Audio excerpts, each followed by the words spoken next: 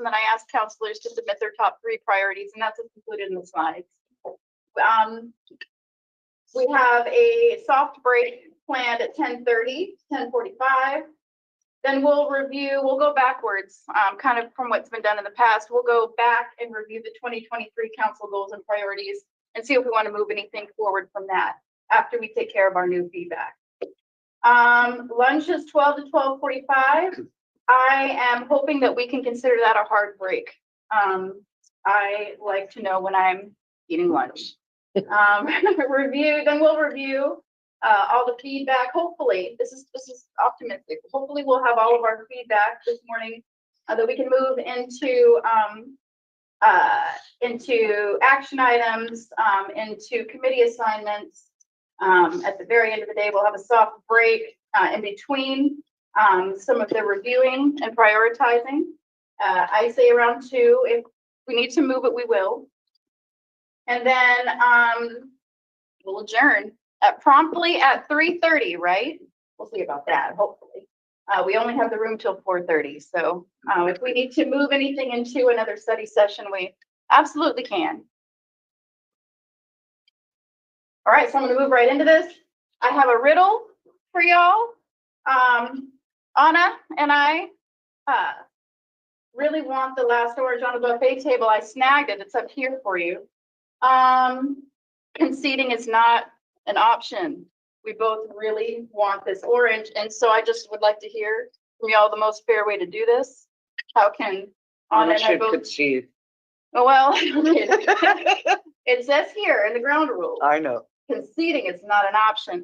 Does anybody have, like, what's the most logical solution for us to solve our dilemma with the orange? We have share the orange. Yes, you can ask questions. Why do you want it? And why does she want it? Oh my gosh, you beat me to it. Yeah.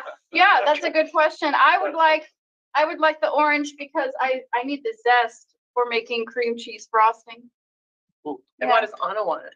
I will die if I do not get it. The vitamins in it are necessary for my very rare condition. So you need the inside and she needs the outside. Yeah, there you go. All right. All right. Well, that is a really, see, leave it to the lawyers. So, yeah. So all we gotta do really, I'm gonna, we're just gonna actually, I'm really zesting it, okay? So And what Kylie has illustrated is creating options for mutual gain, right? So that's what we're gonna work on today. My hope is that we can work together and create creative solutions rather than holding our positions strong. I think I've seen that happen really well in council, that we've created these options for mutual gain between administration, between each other.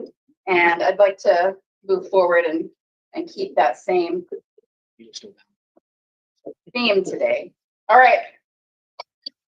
There we go. Now I can do my cream cheese frosting. And if I cut it just right, I can even save the seeds because Mike really wants to grow an orange tree in Western Washington. So, Good job.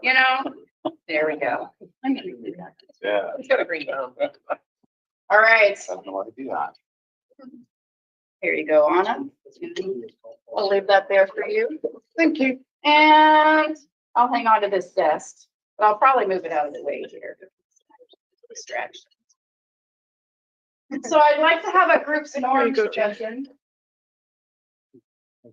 And I want to highlight that in the background is actually the Norm Dick building. So Yeah, there we go. the first thing I thought when I saw that. So one group norm that I'm hoping that we can hold to, is creating options for mutual gain. And I wanted to, check in with y'all. How do I edit while I'm in the context of this? I guess I can't. Okay. So what are some group norms that we can establish in the beginning? Counselors, you can chime in whenever you'd like. Civil discourse. No groaning. Ugh. What about sighing?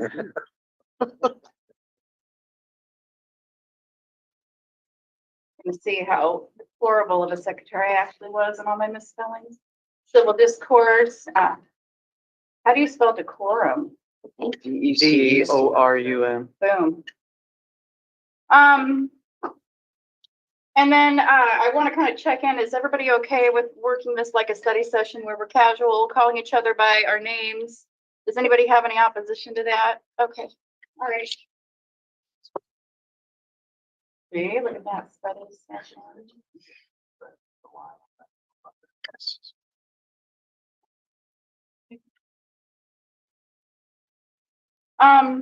Any other suggestions for group norms that we can hold to today? Just keeping everyone gets a chance to speak for second time. So you want to do first rounds rather than if somebody has an idea that they want to share intermittently that they can, like, rather than having discussions with each other. So sometimes there might be situations where I might want to ask for clarification from you on a certain item, and you and I might have a quick clarifying discussion. And in that way, we would, Facilitator, yeah. well, if Anna wanted to ask clarifying questions of you, would you want her to do a round and then wait to ask the other clarifying question? No, just more keeping it generally fair that everyone gets a chance and it doesn't get too jumbled in who's speaking. If So Anna basically- and I are going back and forth for, 5 minutes straight and no one has a chance to get in, then that's not okay.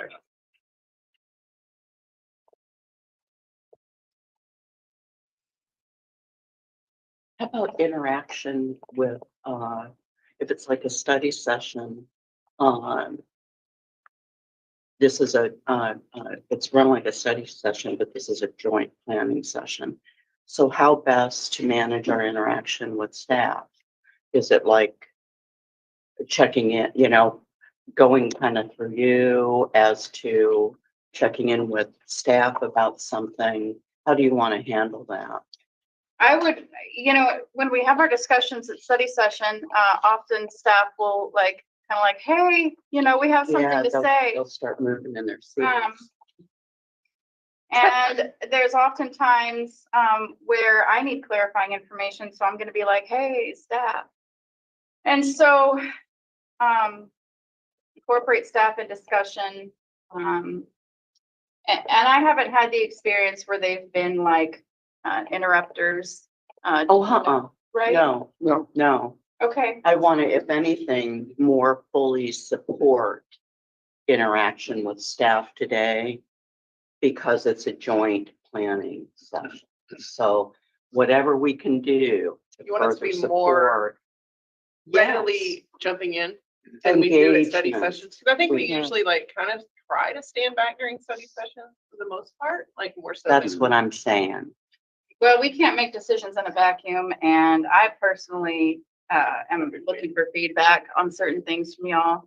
In the end, this is, our council goals and priorities. We're gonna decide what our own goals and priorities are, but the hope is that, we're getting good advice, right? I would welcome that. Okay. Yeah. And I put this on here, personal breaks are encouraged if you're feeling a little heated about something, or you just need to use the restroom. Nobody's going to be calling you out for doing any of those, just taking a step out whenever needed. Yes, Anna. I liked a phrase that Jane used yesterday, which is dream killer. Oh, yeah, let's do that. Yeah. That sounds like fun. No, but let me explain dream killers. It's like, if I came up with this grandiose idea that I want every single street in Bremerton to have sidewalks, curb and gutters within the next 12 months, then Tom Nucky would say, there's no way in hell, Jane. That is like a dream killer statement. So Well, okay, so I'm in education, right? So the expression we use is don't yuck their yum, But I'm gonna They're yum. I have never heard. then don't be a dream killer. Should I put that in there? well, no, It's good feedback. It is good feedback. Sorry, you guys raised. Okay. Yeah. Yeah, Jeff. I like yes and. Yes, and that'll take $2 billion. If you can come up with it, no problem. Yes, Yeah, and, yes, and what will it take to achieve that dream? and solutions. And then I'm gonna throw one more out and then, Yeah. okay, and then we're gonna, so we've got about 1 more minute. We're gonna wrap this slide up. I just quick, and yet need so much more depth to go into that balance between bringing in a dream that everybody knows is not achievable in 1 year. Mhm. That's because we don't have a vision. That's because we aren't aspiring to what you're talking about. Maybe the timetable is. I also believe to balance that, we need to bring understandably reasonable goals to the table, Okay. just to balance that out a little bit. Smart goals. Smart I like goals. smart goals. And then the last one that I'll add to this is that we can revisit groups' norms at any point during our discussion. If something's not working, we can take a pause, come back and add something to this list. This list at any point, that's after the meeting, in time, if something isn't working. Okay. And can we have just kind of like a quick, we've got about 4 minutes for this. The term joint planning session, I'd like to know what joint planning session means in this context so we can establish, just kind of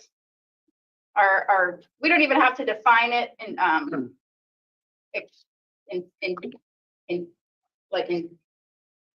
we don't have to have an actual definition. We can just kind of go around and talk about what we think this actually means. Are you laughing at me because I couldn't say the word? Coughing. Laughing. Group norms, no laughing at president. No, just kidding. You can laugh at me whenever you I want. think we can kind of segue from that earlier conversation we just had about how we want to more fully engage with staff today.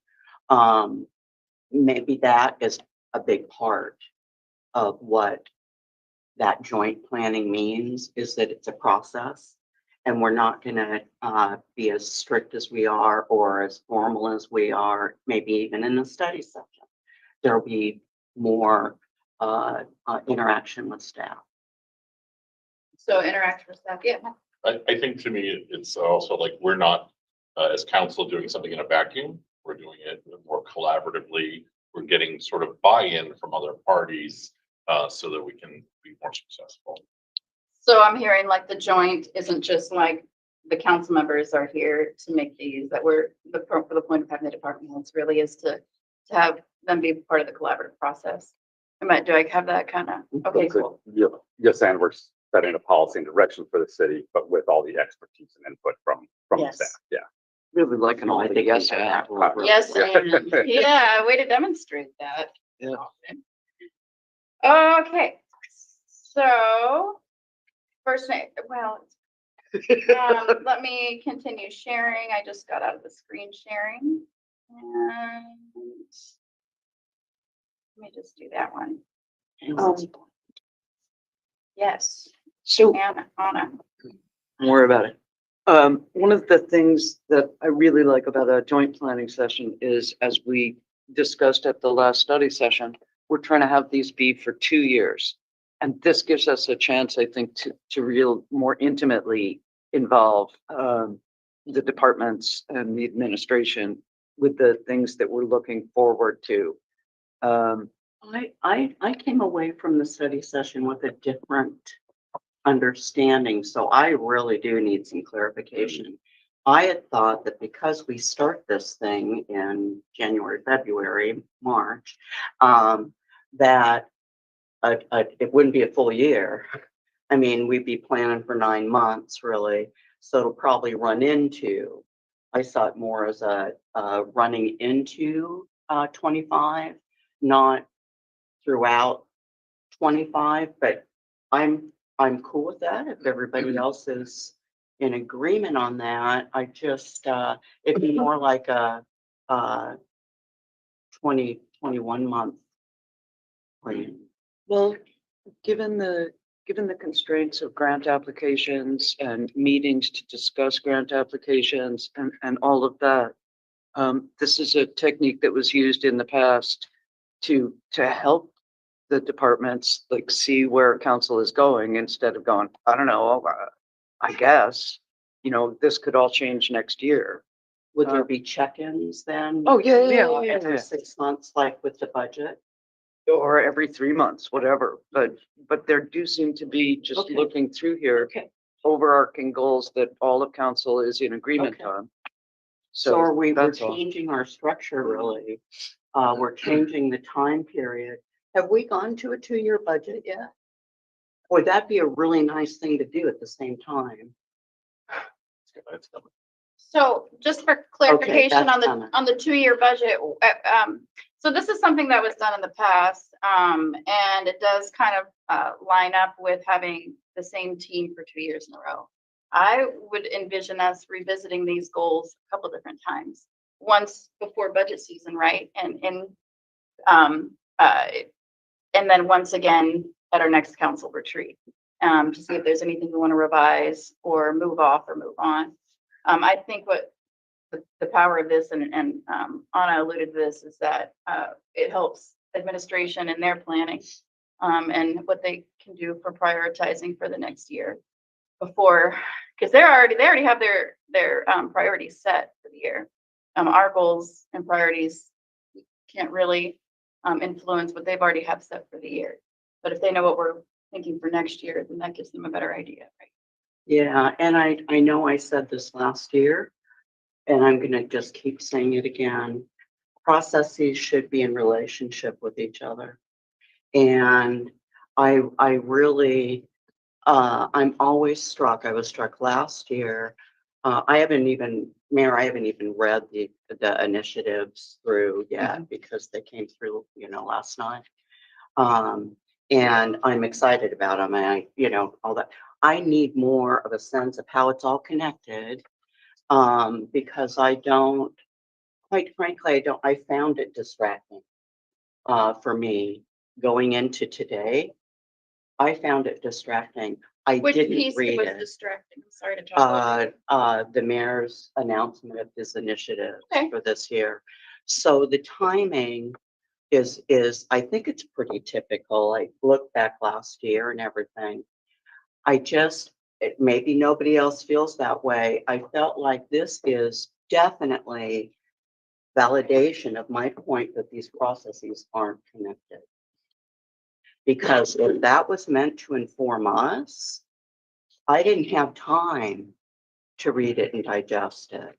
And if we're informing anybody else, it certainly isn't apparent with the way that rolled out. So I said it last year too, I think.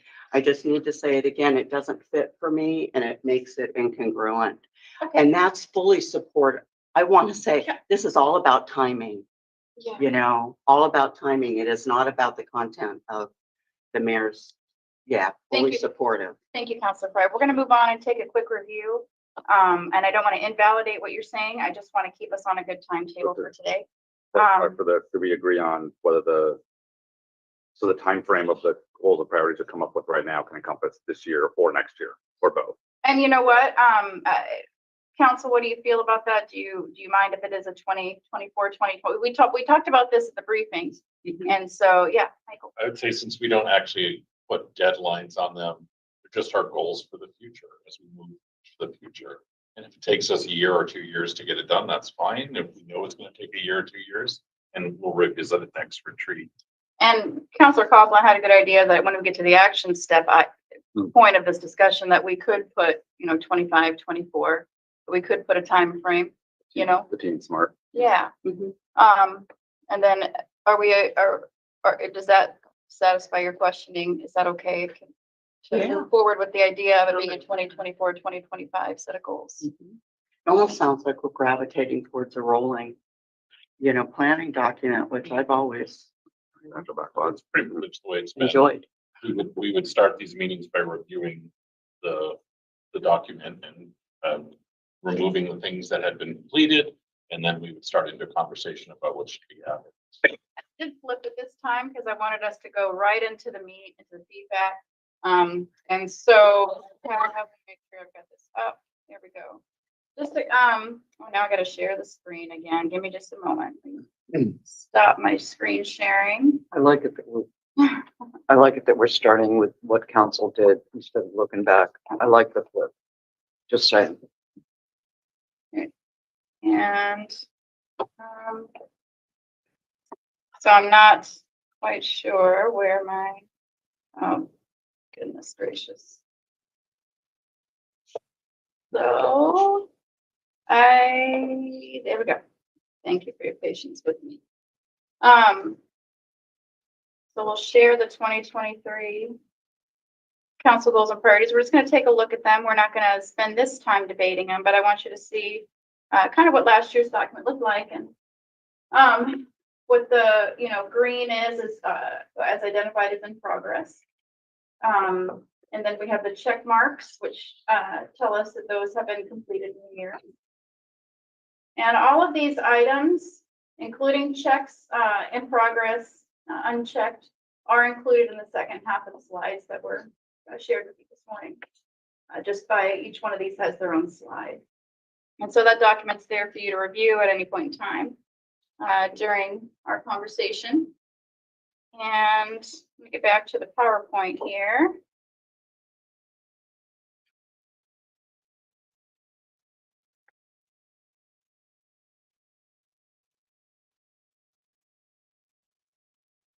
So I want to make sure I understand something. Sure. So like looking at slide 1, some council member proposed this as one of their top priorities.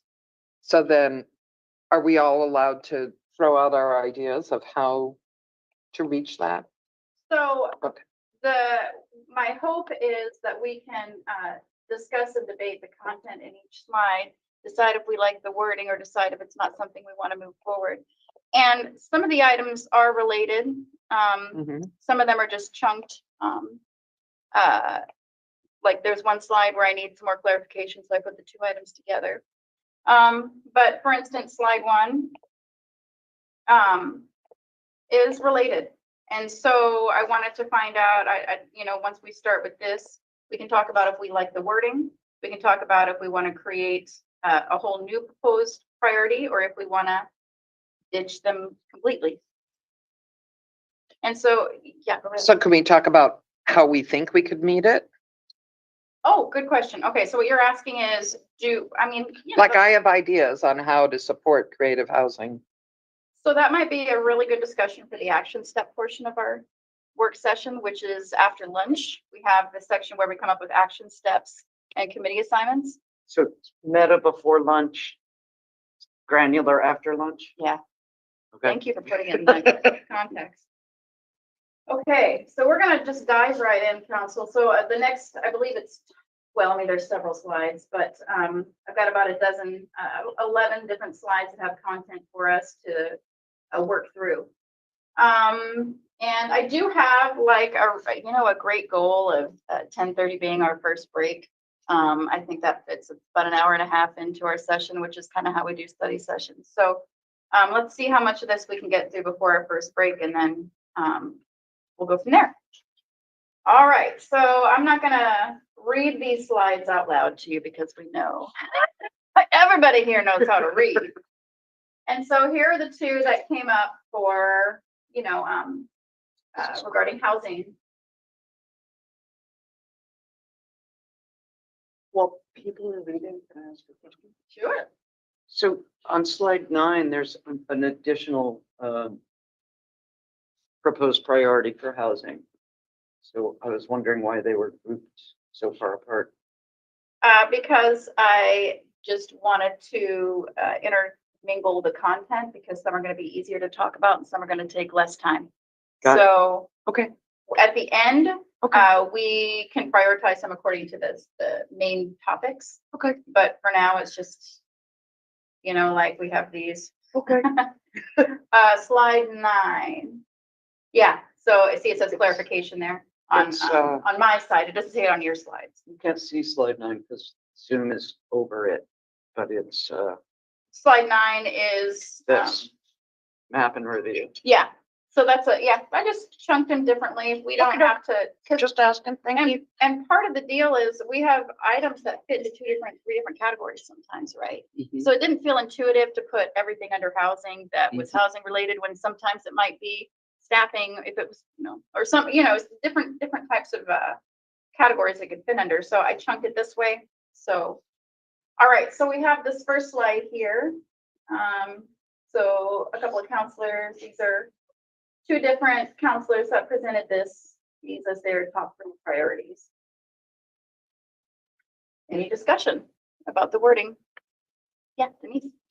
Since I want to not claim, but in the interest of transparency, second one's one that I proposed. The only reason that I got specific with it is because I believe BHA needs some assurance from the city that it will have continued support for its efforts in order to attract funding and so forth. They've made that very clear in public meetings. And so Yeah. that's why I included it specifically. I just wanted to give you some context. And the other one was mine, and this is not a choose one or the other situation, just so you know. So we're gonna have like sometimes 2 or 3 items. This isn't choose one over the other. This is, do we want to keep both of these? Do we want to reword them? Does anybody have any opposition to keeping them both as they are written as our priorities? Anna, Anybody want to go before me? I called Anna. Okay. Go, girl. A wide range of housing types is a phrase that was specifically altered at the suggestion, and Andrea, is it okay if I call you Andrea at the retreat? Andrea. Andrea, I beg your pardon. Anna and See, Osprey. my spirit is broken on that day. My spirit's not broken yet. Okay, then, you carry on. So, Andrea, it's my recollection that a wide range of housing types was a phrase that the planning commission wanted instead of what DCD proposed, which, No, it's part of the new state laws. It's the consistency Okay. throughout the entire state. That's the common language that's used as a variety of housing types. okay, so we would be contravening state law if we said with an emphasis on extremely low income housing. No, there's nothing wrong with that. It's still, you've got humane through policy plans for a wide range of housing types with an emphasis on low income. You're just appending. Yeah, there's no Okay. wrong with that. Cool. Okay. So Well, I'm just, to the rest of you, No, it helps. I'd like to clarify though, that low income or subsidized. It can because be, That's an important. there can be both. I mean, we subsidize by giving tax incentives, right? But we could also, Or Section 8 vouchers. correct. But then we could come up with another solution that would allow a builder to actually construct something that they wouldn't need to demand such a high rent and yet still make a profit. So I'm gonna just kind of pause for a moment because what I think Jane's alluding to is the MFTE, and we have No, okay, we have a No. whole slide for you to talk about that one, by the way. no, it's, Okay. no, there's other ways besides that.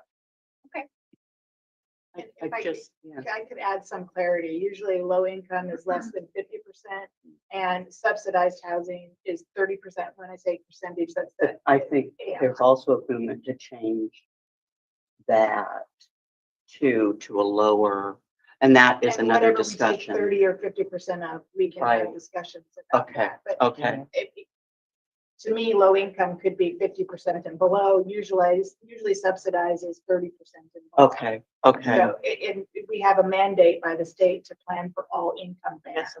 So I don't know if the level of specificity in your council goals is really required. Even Yeah, necessary. because we have a mandate from the state to make sure we've got all those income bands planned for. Jeff's working on something over I there. think echoing that, although of course support low income housing, I worry it may pigeonhole us, and I'm thinking of all the great work everyone at this table has done on creating the cottage housing and duplex triplexes and ADUs. And some of those are smaller housing types, may not be specifically low income, but they're desperately needed to drive prices down.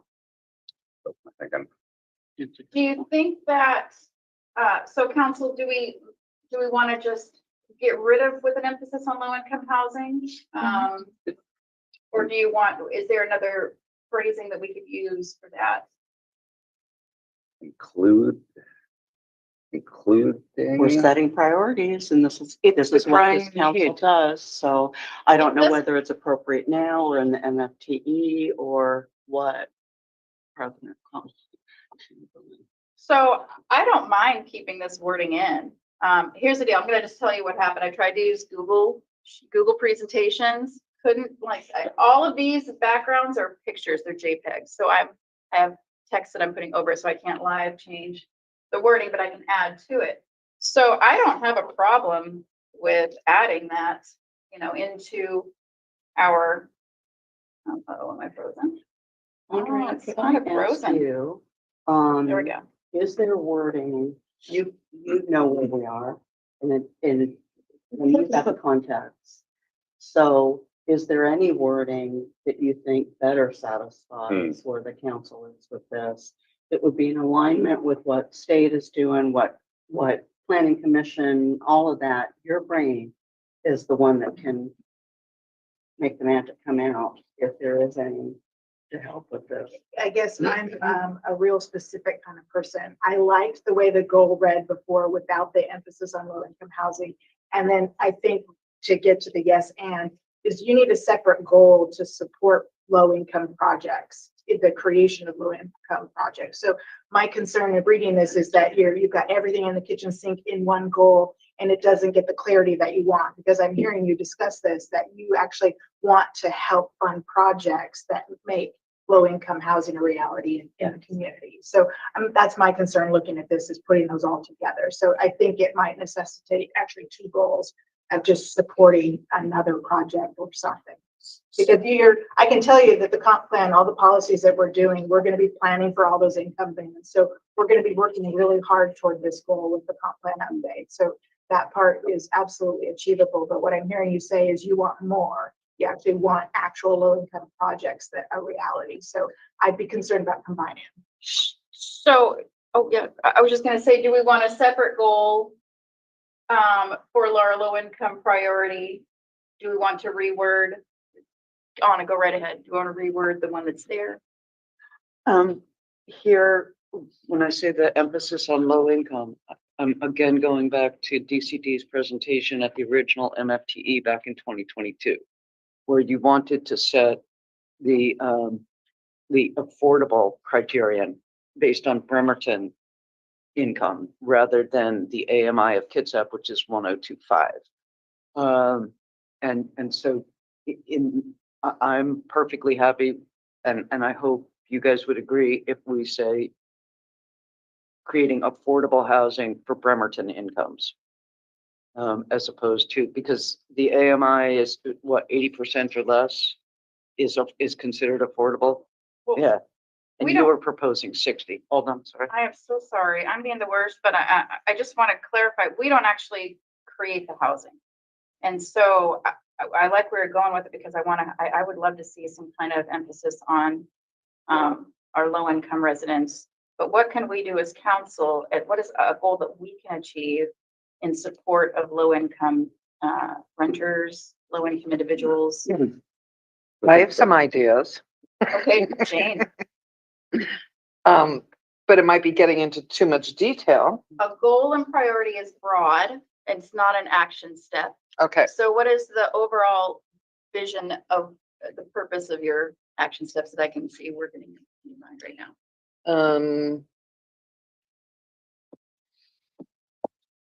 I don't know how to word it without getting specific.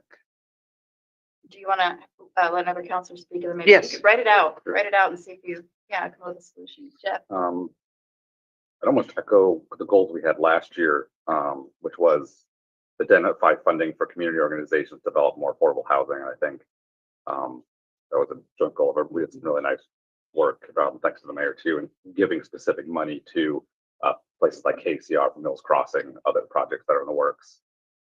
So maybe that's a separate goal, Yeah, fund community organizations for affordable housing. I like just without, can you read the beginning of it again one more time? It was identify funding for community organizations to develop more affordable housing. So that could be refined. Can we identify funding? Maybe it should be Right. allocate Continue funding, funding yeah, community Continue funding. organizations, Yeah. and can you read the rest to me? to develop more affordable housing. What do you think? Should we move on from this slide and just roll with what we have up here? Who will build a cat? What? Oh, okay, continue funding. Sure. Build a cat? Who will build a cat? Because that. identifying funding is what I thought we were going with, and that's, Continue funding community organizations to develop more affordable housing. sounds good. Do we want, okay, we're gonna move on. Michael?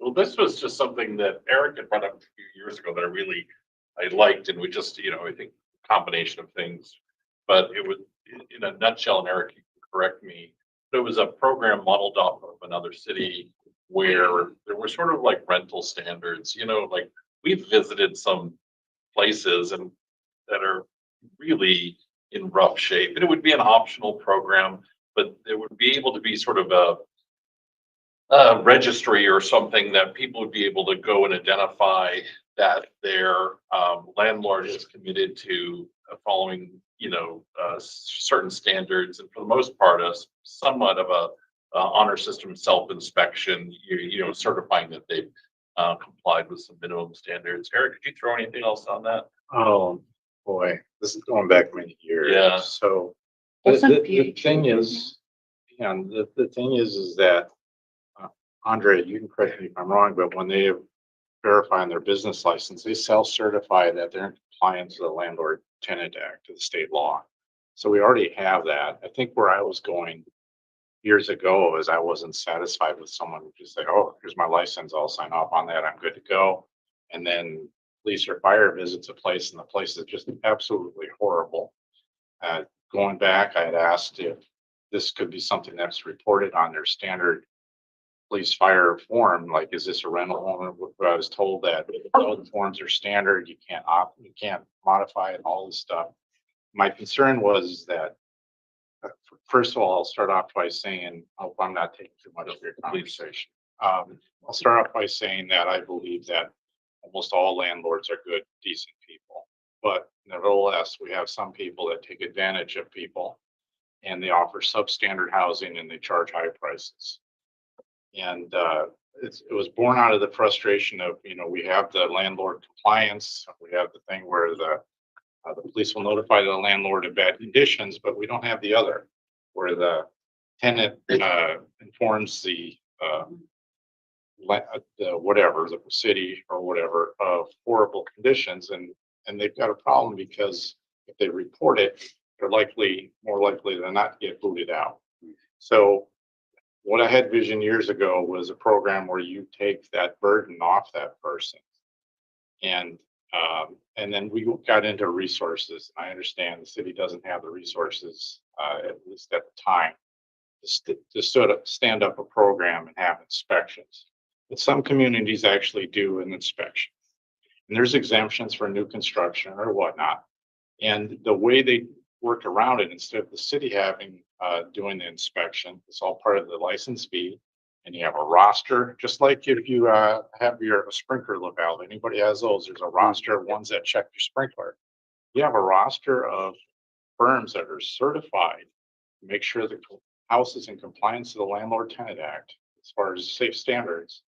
And these landlords got to do that. The argument's going to be, well, then I'm just going to pass the cost on to my tenants, all that stuff. I understand all that. And I think that's where we left it. So I don't believe self-certifying would do us any good because we already have that now. Honestly, if we want to increase our housing stock to address those so-called problem landlords, you have to have an outside certification. And do we have the political will, capital, to go ahead and bite the bullet and do that? I believe the city of Pasco had a similar program that was in our good neighbor handbook, but I could be wrong. But there's other communities that do this. Okay. I just kind of been taking notes. Is there, and it doesn't, I mean, this, okay, but this isn't a program that we can put together. This is something that administration put together. Doesn't BHA have a program where they work with landlords? For their own units and the burden vouchers though. Jane, This probably isn't going to be popular, but seeing as there is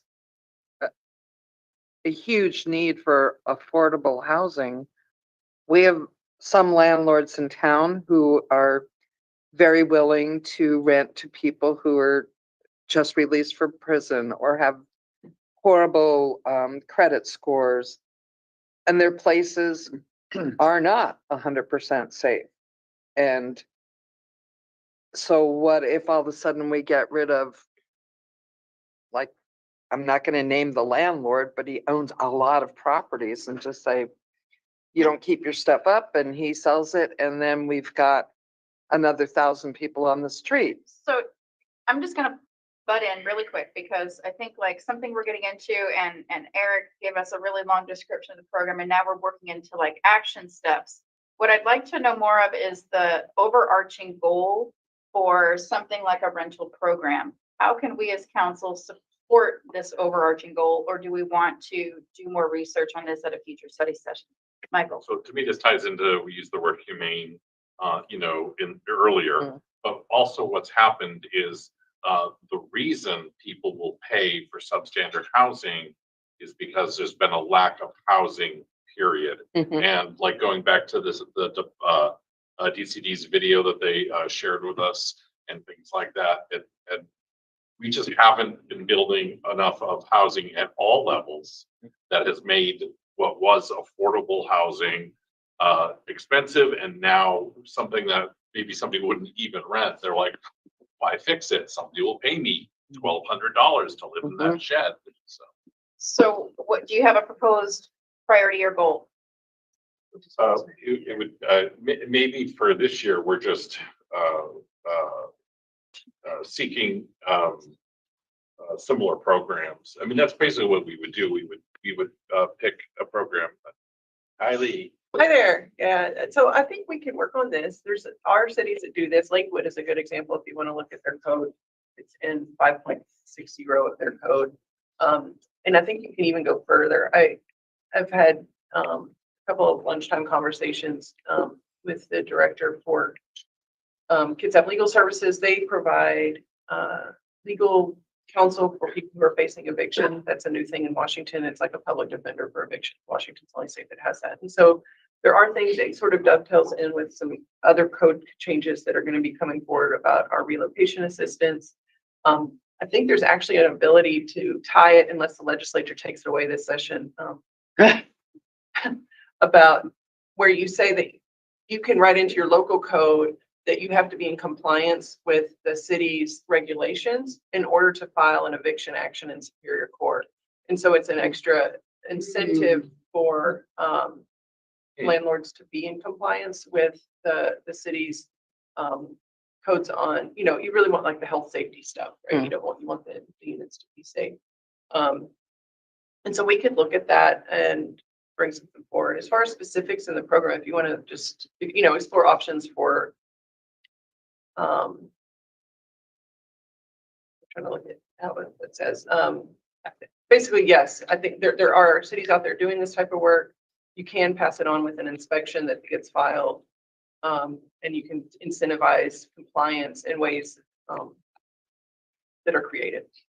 So we have a work program item for development displacement. So there's oftentimes people who are living in these substandard units that you're talking about, and a program to help relocate those people when they're in those bad units. But as Kylie and I have been talking about the development displacement, they've identified even places on our website that we can improve our communication strategy of what makes a legitimate unit. So we have a whole website up there that's for landlords, resources that says this is what your units are supposed to be like. And I think in conjunction with that website, we can update it with this work.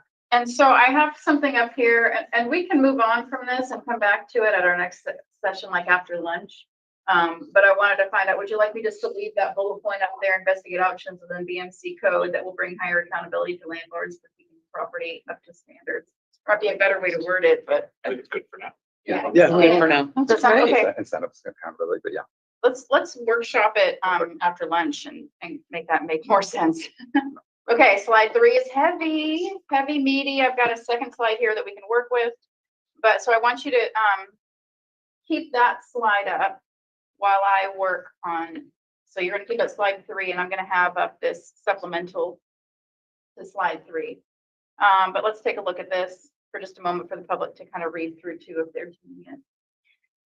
I think that I have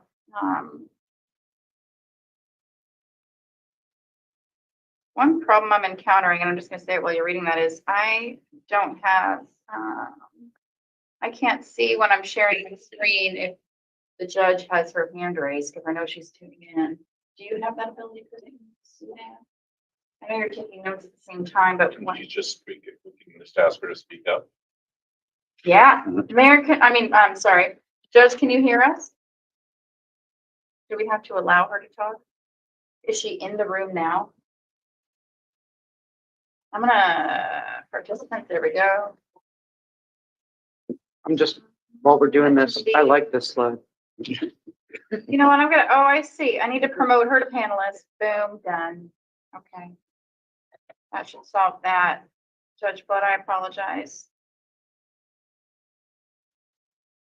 Okay, there she is. Oh, there we go. Judge Flood, can we do a quick mic check on you?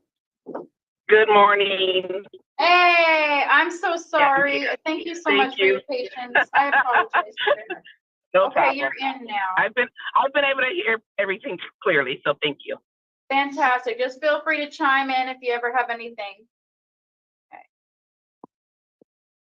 All right, folks. What are your thoughts?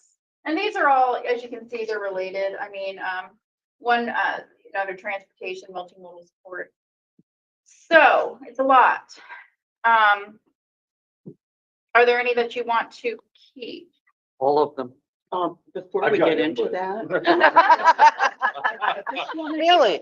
I think the work Number that you're 2. doing around prioritization Yep. that was brought to the Public Works Committee, what was it, last week? I think we all felt was impressive. And so I really want to hear from you as to how we can work with you, because that's obviously in response to council. Yep. You know. Yeah, so let's just go through them one by one and actually, so I'll start with the first one. So how council set priorities for transportation improvements. You do that through the TIP adoption. And we are modifying the makeup of the TIP, the Transportation Improvement Plan this year, to quantitatively evaluate and basically score projects. And so we're just getting started on it. It has to be adopted by it's either the end of June, 1st of July anyway. So like we talked about at the Public Works Committee meeting, we're not going to get it perfect this year for sure, but we're going to be updating it every year with the TIP. And so it will be a way to quantitatively score projects based on criteria that we coordinate with the Public Works Committee. So, and that really kind of speaks to the third bullet where you're talking about prioritizing active transportation elements. That's easy to do, right? Because we'll have, one of the criteria that I think is important is if you're either constructing a component or completing, a segment of like part of the pedestrian priority network or the bicycle priority network, then that can be a scoring criteria, and that'll list that project.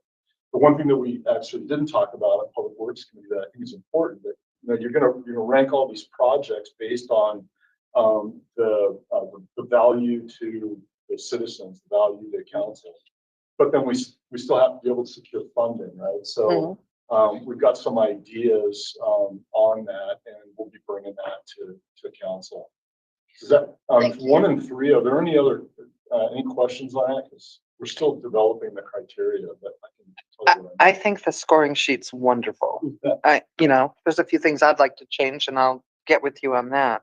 But I think that is gonna help you figure out which grants to go for. But I'd also like it to include our maintenance projects too, because sometimes when we're doing maintenance, that's a good time to like maybe move the center line to get a bike path on one side, a pedestrian path on one side. So I think it's, those goals are already being met. We're working Or towards working it. on. We're working towards it. And I think Yeah. we'll have our, well, it's gonna come to council in July, right?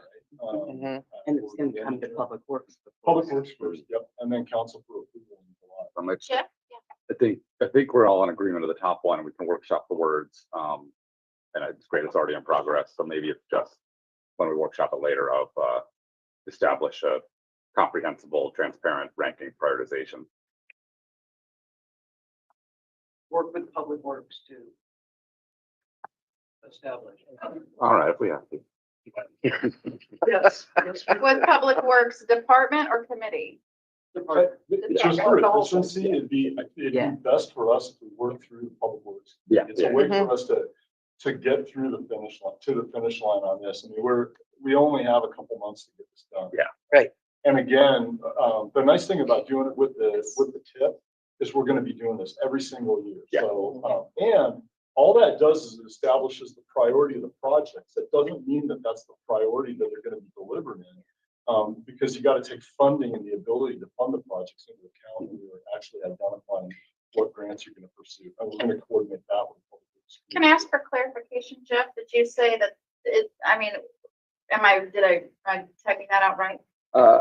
Yeah, I think it's good. I wanted to capture again, the really nice idea from Director Nucky is that, a citizen or council could look at the list and see the ranking, and they may not agree where it's ranked, but we'll always know why. Do I need to take out transportation? No, Project. because it's just for transportation projects. Mhm. All right, how do we feel about the rest of these? They're already being met? I don't understand too. I mean, Let me- traffic calming on all non-arterials. I don't know what you mean. by Let me that. go to council for this, because this is theirs, so. Oh, Speak up. Pat, go right ahead with the clarifying question, but then I'd like to have a discussion with council without department heads, just for a minute so we can understand. What, I think Tom asked, what does the all non-arterials traffic calming, what does that mean? Are Okay, we talking speed humps? Major collectors, local collectors, residential streets, everything that's not an arterial. okay. Council, let's have a discussion on the last two items for about 4 minutes or so we can get clarification. So if this was one of your items, feel free to speak up. This is one of my items. And then it's yours too, right? Denise? No, No? Oh, Jane? No? No, but I think at Public Works Committee the other day, Tom or Gunnar told us that instead of just having a speed bump policy, he's working on an entire traffic calming policy, so they have multiple go. tools to use throughout the city. I like that. Mhm. I think keeping that as a goal of establishing traffic updating, establishing. Yeah, I like without getting into the specifics. I or feel the- like we're taking some things Yeah. departments are doing Yeah. and making it a hard goal to take credit on it. Maybe it needs to, Well, maybe it needs to say Said. support. Support. it's not quite over the line yet. Calming policy, okay, It's not got there it. yet. Good idea, council. Nice. Speaking to my item? Okay, thank Yeah, you. I got a whole bunch of ideas right here. Do you use a middle finger I drawing? know. No, he doesn't, he doesn't. All right, Anna. So obviously, we are not going to get traffic calming on all non-arterials anytime soon. Really, the meat of this is to separate pedestrian cyclist accidents that occur on arterials from those that occur on non-arterials. Okay? Because it's really been our policy for quite a while that for arterials, we are prioritizing the efficient, rapid, smooth flow of traffic, right? Into and out of town. On non-arterials, however, there's been a recurring concern from Public Works, from the mayor, from many, many people, that if we slow traffic on arterials, that people will be driven to the residential streets, the local collectors, the major collectors. So this is an attempt to prioritize the pedestrians and the cyclists on areas that are not arterials, and to begin with those areas using the Bremerton Police Department heat maps that have the greatest number of pedestrian cyclist accidents. Can I ask if that sounds okay for us and we can workshop it after lunch? That prioritizes safety of pedestrians and cyclists, That sure. prioritizes. Yep. Yes, you got it. That's How does it. that sound? That's fine. Okay. Oh, geez, no. Okay. Oh, what did I do? Good gracious, Chamberlin. Prioritize. Yeah. Okay. And then Denise, do you want to speak to your item? It's not there anymore. It's right there. Oh, okay. Sorry, this was my this is my working slide because this is a JPEG.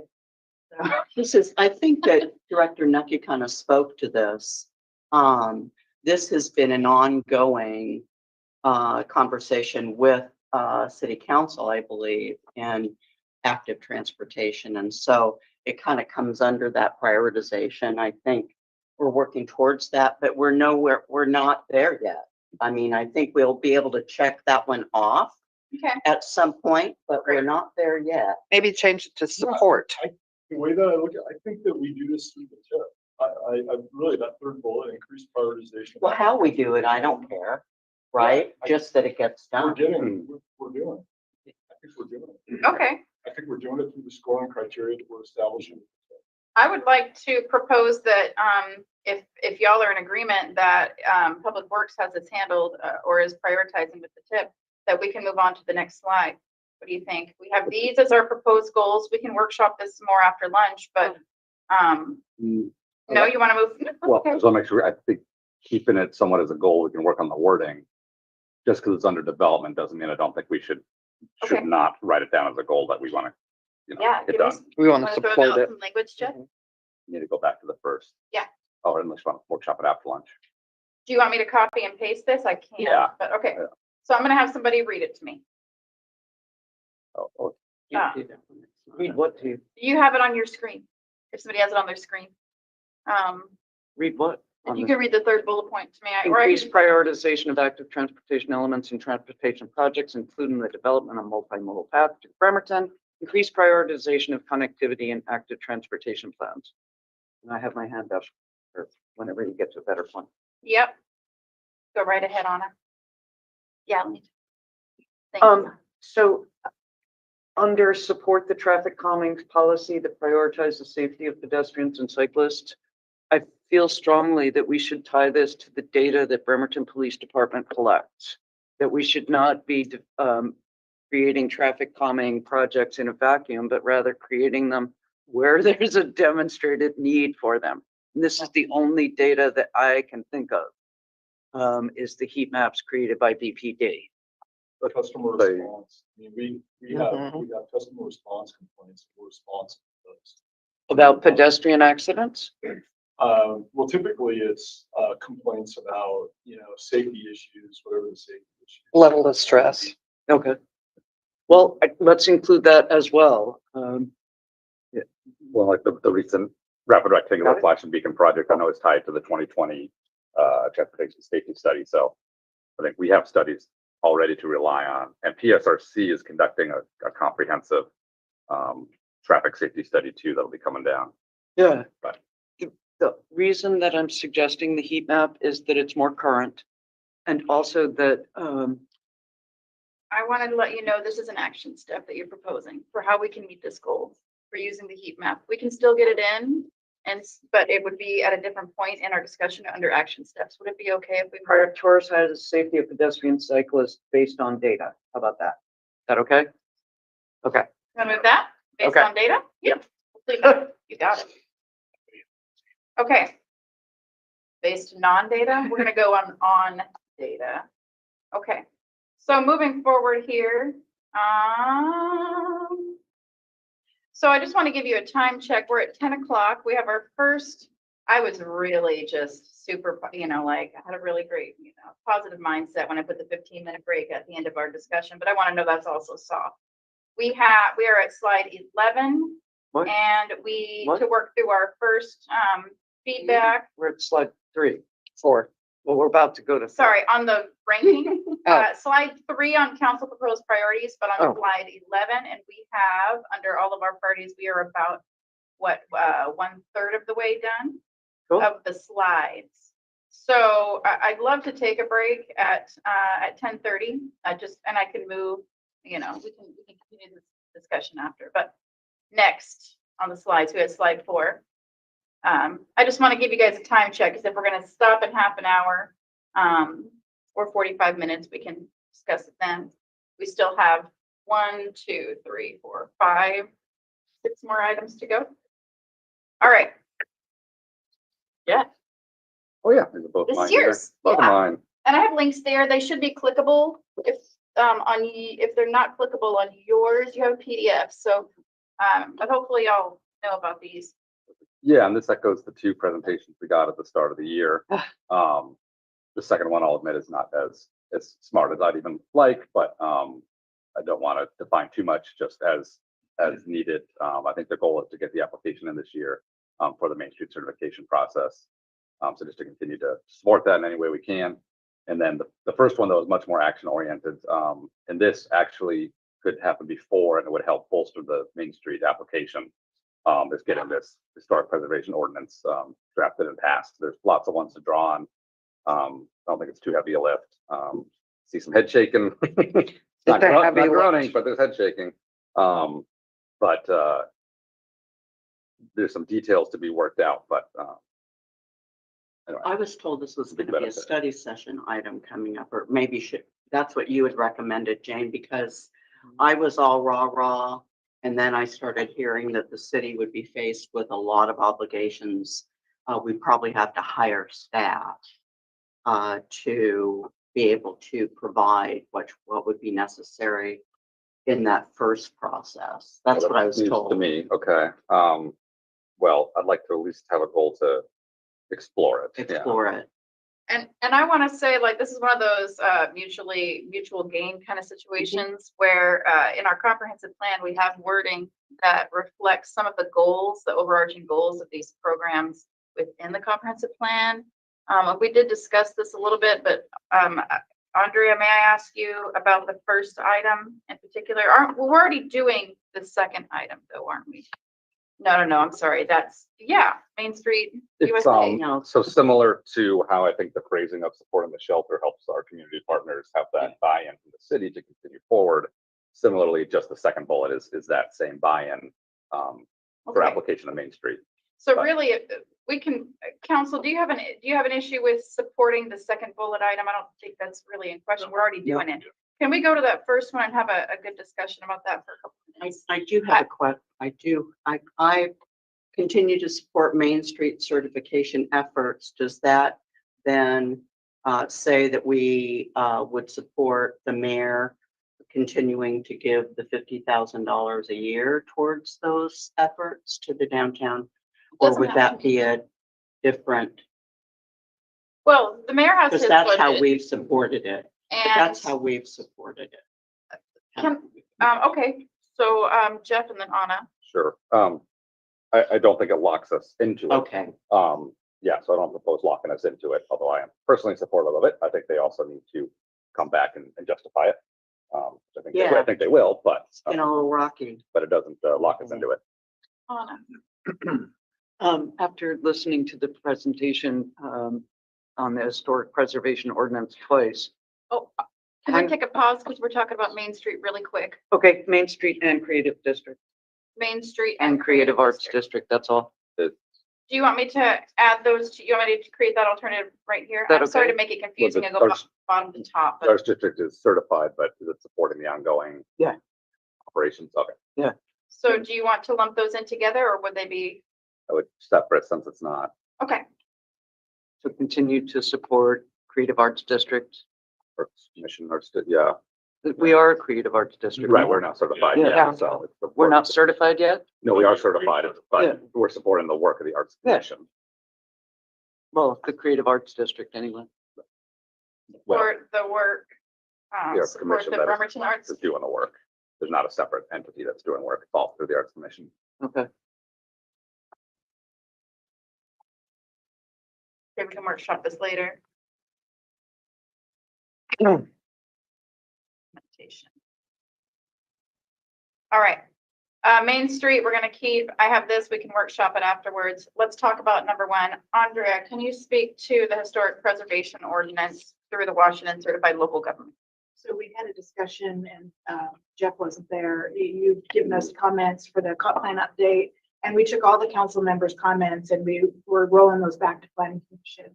And what we did with this one is write it much more broadly, encourage historic preservation through such programs as this, because we wanted to leave options open that may, or it doesn't preclude us Yeah. from establishing Washington certified local government, but it sets the standard that we have a goal for historic preservation. We're not quite sure at this point how we're going to get there. It doesn't preclude us from establishing a certified local government. My concern with that, it's going to have impacts on my operation and permitting process. And is that the biggest priority of the city right now when you haven't considered that there are impacts to our permits right now, for example, in the fire marshal's office, where they probably need more resources for permit processing. And instead of putting resources into historic preservation and that kind of work, perhaps the city would be better served with getting resources over to the fire department and the fire marshal's office for permit review. So I think you really can't consider these things individually without kind of the bigger concept of this. So I think it's a really big, it has to just jump right to the conclusion of CLG rather than considering how that has impacts on our operation as a whole. And we are putting the policies in there. So I do want that message heard that we're writing the policies in the comment for encouragement of historic preservation. We can just go home because y'all are just doing. Thank you, Michael. Thank you very I like much, Andrea. the Language that Andrea just kind of used. I don't like us like using in a goal to like look at the possibility of something and it's just way too soon to like Yeah. put that into writing.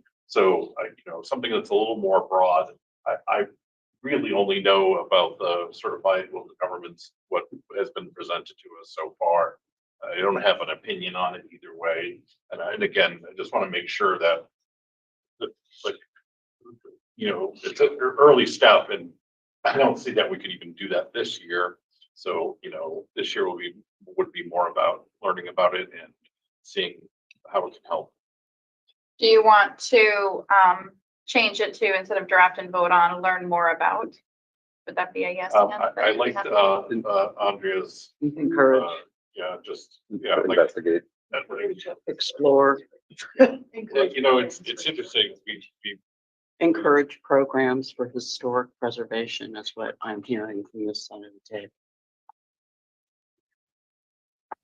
I like that. It's a little vague for a council goal and priority. I know it makes sense in the comp plan, but Explore programs for historic preservation is even really in our purview. Is it?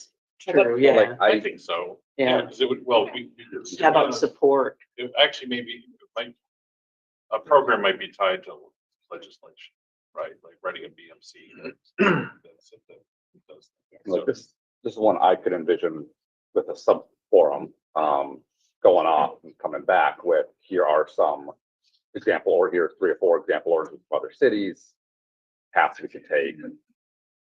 Okay, so that sounds like an action step, right? Yeah, So, bring. I'm just bring gonna write ad options. hoc question mark. And what do you think about, so if I were to like, I hate to do this to you, but if I were to like whoosh, just kind of do that and then keep this one down below, would that be okay? Yeah, we'll workshop it later. If there's council consensus for being open to setting aside a little time just to explore these in a study session or looking at options. And then if one is quick, easy lift, no impact to staff, could vote on it. If it turns out, nope, this is all really burdensome. We're not gonna have a committee though, right? Right, and so No. what I'm saying is removing this specific goal and then replacing it with, we can workshop it later with action steps, et cetera. Explore programs for historic preservation. I put ad hoc in there. Ready to move? Are we okay to move on to the next one? Yeah. Okay, awesome. All right. Jane, you are up. Well, it's been a goal of mine for years. Eliminate the 8-year multifamily tax exemption and consider modifying the income limits for the 12-year MFTE to more closely reflect Bremerton incomes. I just got a new list from DCD of all the active MFTEs and people who have done the paperwork, so they're proposed.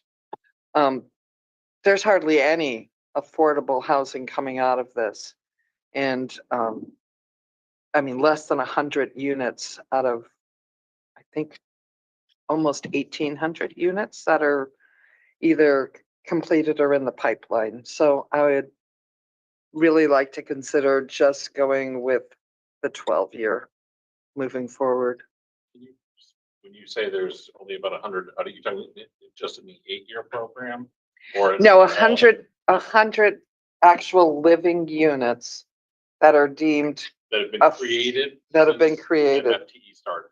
And there's out of 1,800. And that's with the 80% of AMI? Yes, I'm sorry, individual or apartment buildings? Individual. units? individual units. Because So the great majority are all going with the 8-year that at, could be looked at as a success.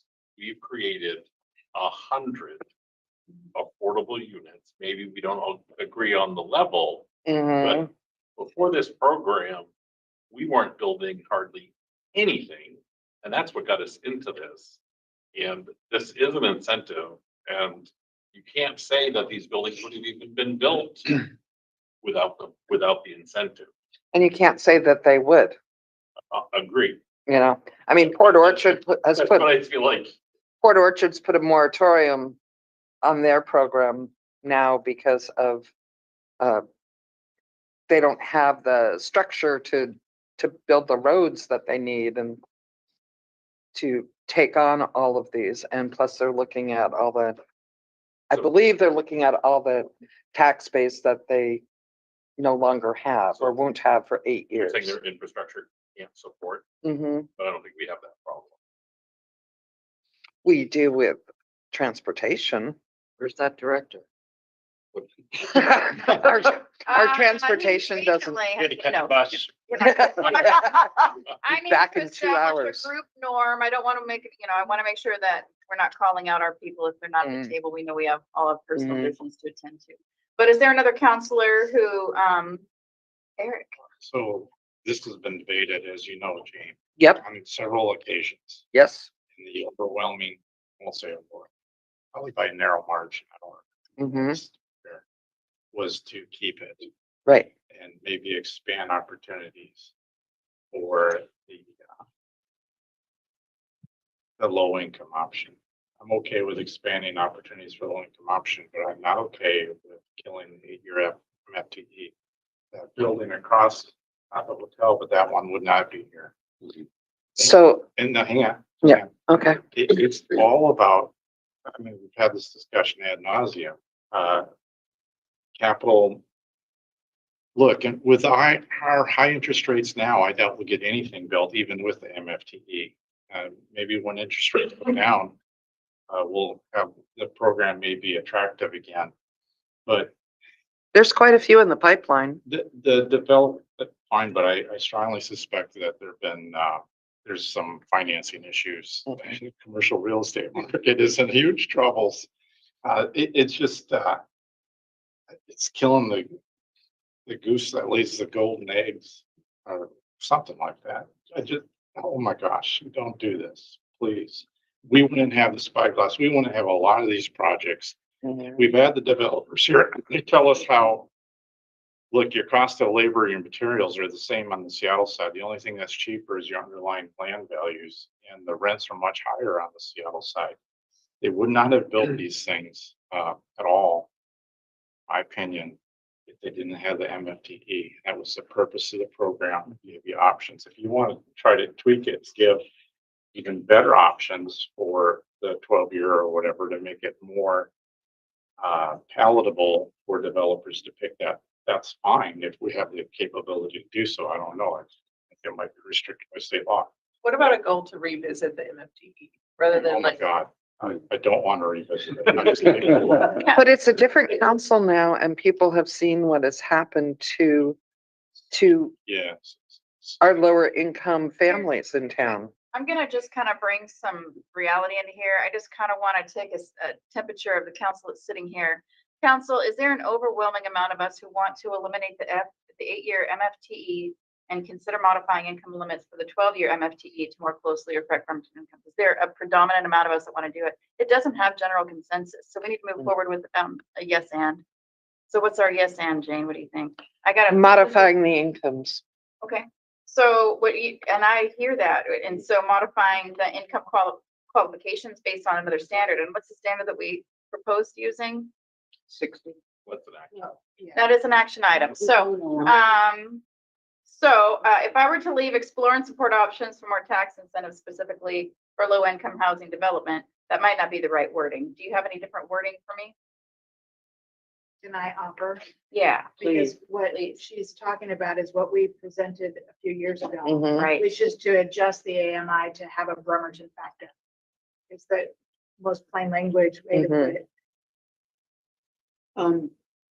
Comment, sure. for more funding, and tax incentives, because one thing that's happening with the recent legislature is that there's a great deal of money available for for multifamily, specifically for low income. So that may change the equation as far as developers go. That's it. Andrea, can you tell me the wording that you, when you presented it to us my first year, right? Yes, it Modifying. was, so it's adjusting the income levels to have a Bremerton factor instead of a Kitsap County factor. It was 60%. It ends up being about 60% AMI. So but I also want to wrap in what Eric just said. Eric just said, if you want to make tweaks so that more people use the 12-year program, if you start to use 60% AMI, I can probably tell you most projects will just flip to the 8 and not do any affordable housing doing this change. A couple of data points I just want to interject. One is that I have heard people, and I will say who it was. It was Marianne at Sound West, who was responsible for penciling out the evergreen apartments or condos that are in the process. And she told me point blank it wouldn't have penciled out without the MFTE consideration. They would not be moving forward with it without that. That sticks in my mind. I know Sound West. I trust Sound West. They're a local company. We might not like all of the developments that they do, but they're local people that do good local work. And then the other aspect of this is that we've got affordable housing like Mills Crossing that was build or grade. It was for sale for a while, then they were renting them out, and they weren't getting renters even at the amount of rent they needed to charge in order to make that pencil out for the business. That's why Kitsap Community Resources got that development at such a some may not say it's a bargain, but Do you have some recommended language change to what's up there now? Because I do need some clarification. I'm getting a lot of different ideas, so I need council to weigh in on refining what language I have up there rather than, I mean, I think let's we do have a general consider support with income something, levels. Let's right? consider adjusting. On what? That's not making a commitment to it. It's considering it. Okay, on what?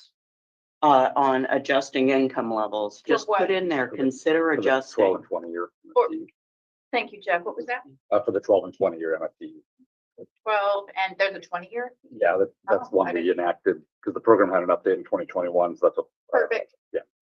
Okay, And then get rid of this one, right? I just threw that up there. But do we need we don't really need this language in there because what we're really getting to the heart of is, Um, Anna, I like that one. Mhm. Yeah, for more tax incentives specifically for low-income housing development. Do you want to leave that up there? I like funding and tax incentives, but I'll take what's up there. I don't know if they exist. I was gonna ask that. My question, I'm not sure that, what programs it's. Department of Commerce, it keeps sending us Well, newsletters. they have grants. Yeah. Funding, but they're not tax incentives, so that's why. Right, that's why I want to add funding. Let's change it to I funding. don't know that you might replace tax incentive with funding. There you go. Boom, done, moving on. Mess with them. Slide 6. Slide 6. I don't know any time this has ever happened in the city of Bremerton, so this is just a for instance if it ever happens. But just, we know we faced these issues. This is my item.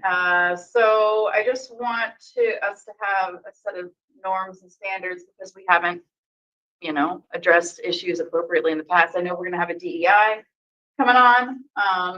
Last year we had a lot of language related to DEI, a couple different items, advancing equity.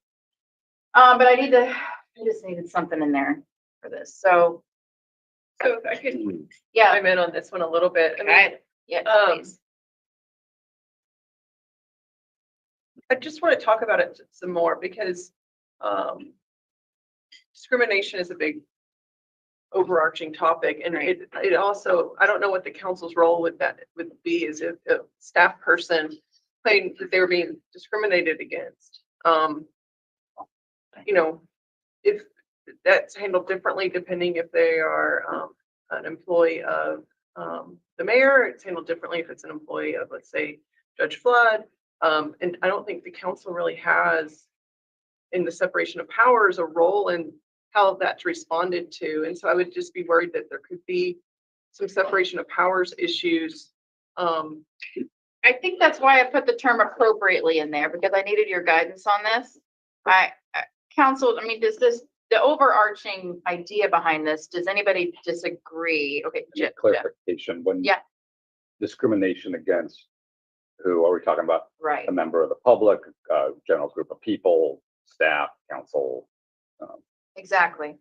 So it might be, and that's the part that I couldn't reconcile because I don't have a definition. We don't have the definition of discrimination. It's so subjective based on sometimes on your political leaning, right? We're a nonpartisan group. And Michael. Well, I was, at first, when I read this, I thought you were referring to sort of our instance of hate speech.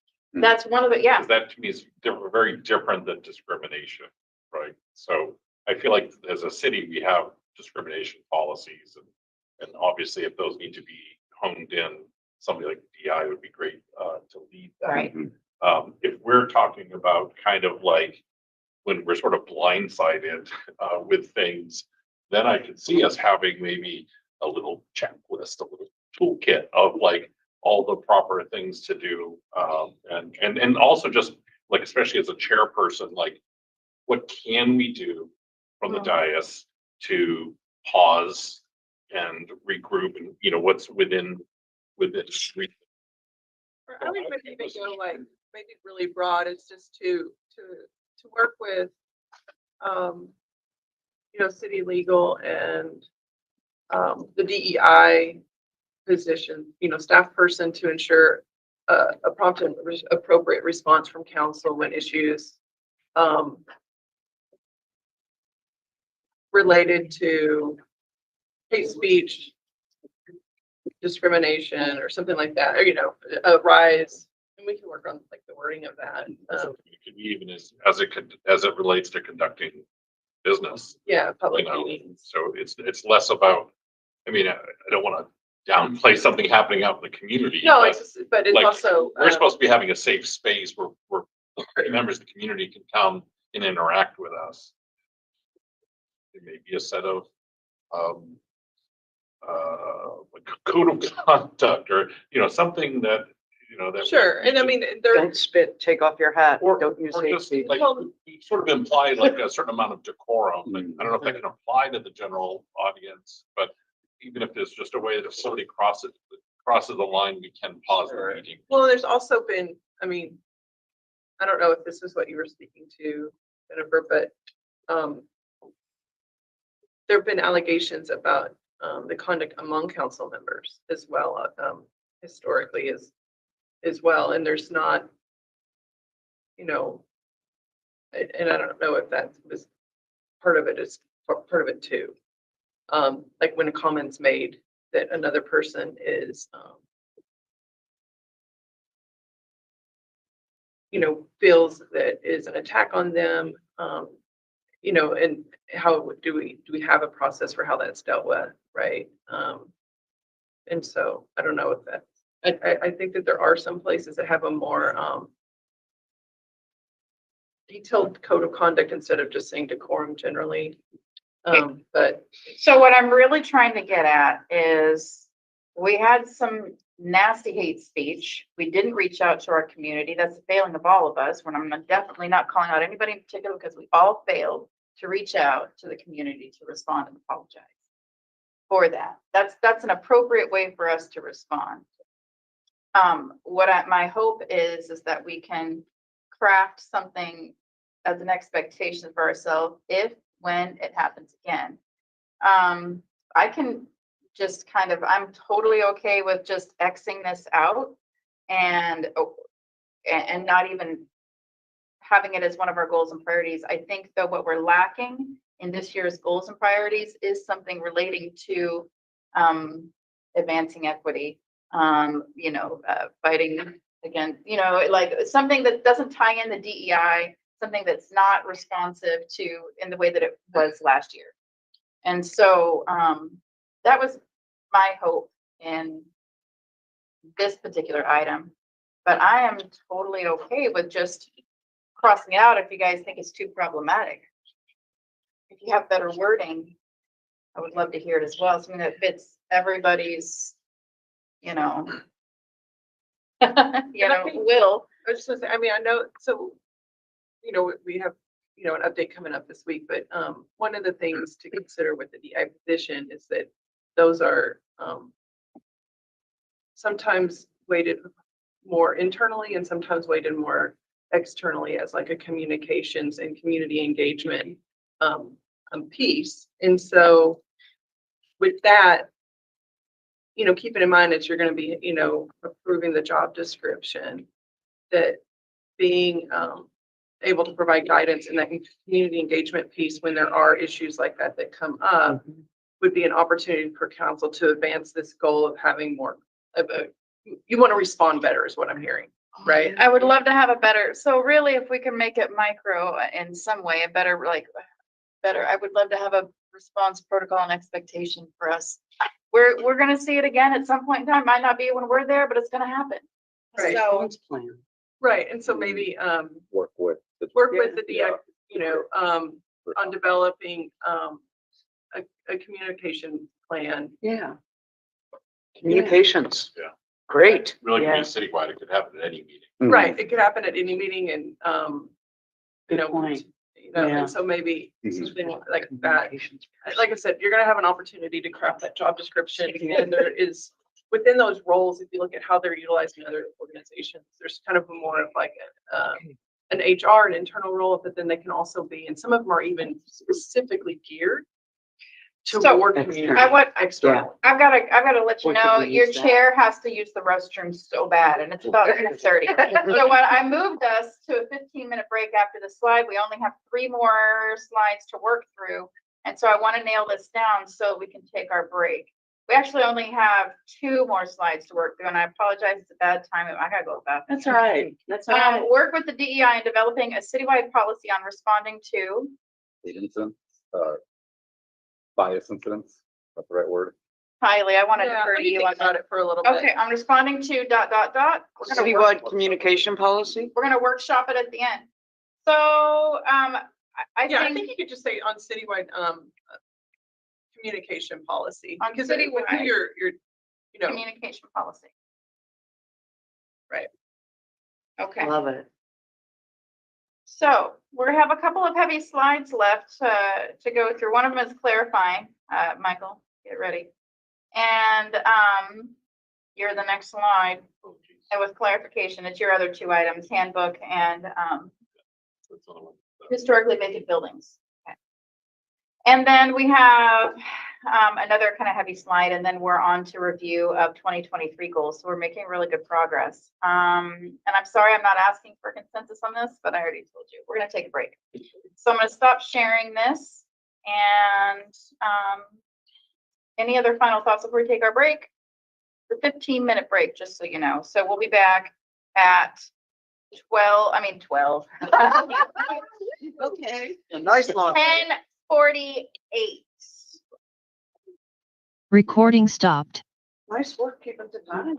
Thank you guys for keeping this on time. Yay. Yeah. I really did. Oh, we You gotta doing? pause, we gotta pause this. Yeah, this is What's that? very exciting.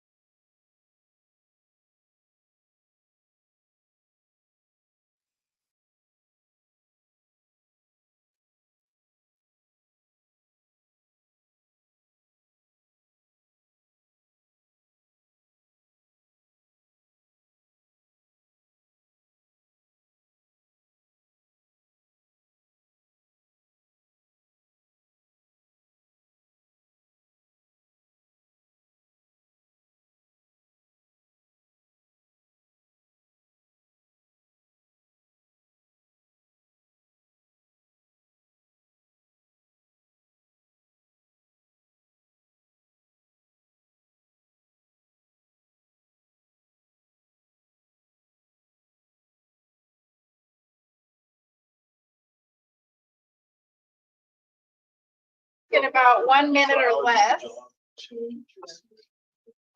Yeah.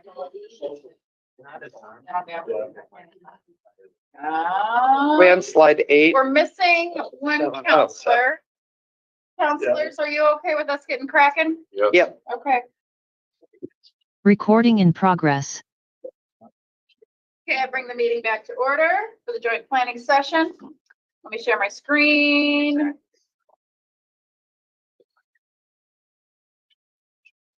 Okay, we got our people. 15-minute break accomplished. Next up, we have slide 7, number 15 on mine, but it's probably less than yours. Michael.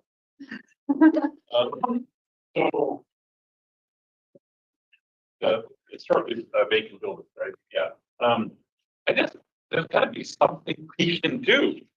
That's all I have to say. There have I been- vote for Michael. There have been vacant buildings the entire 20-something years that I've lived in Bremerton that have been vacant the entire time. And I've run into like folks off the ferry. This is a few years ago, but some stranger, you can see people that are looking for things, and I often will interact and ask them if they need anything. And somebody once said, "What's wrong with this place?" like it's this waterfront place, and it's in the beautiful Pacific Northwest, and it's got this rich heritage, and then like these all buildings are empty, and Can I ask you if you want to reword your proposed priority? what?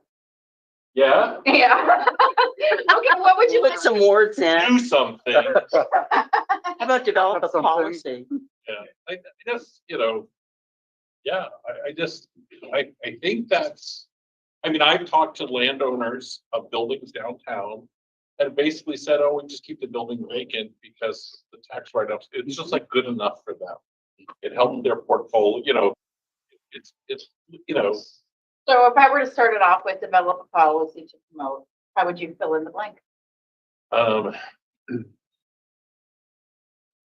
Really, to be honest, I hate to say this out loud, but almost thinking more of a punitive thing, like Okay. something that's, a blight tax, if that's a thing. To discord, Yeah. develop a policy Yeah, to let's- discourage. let's- Yeah, yeah. go right ahead. I'm so excited about this one, because I've dived into it, I 100% agree with Michael. So from my understanding, it's Eric, schooled me in debate 2 years ago.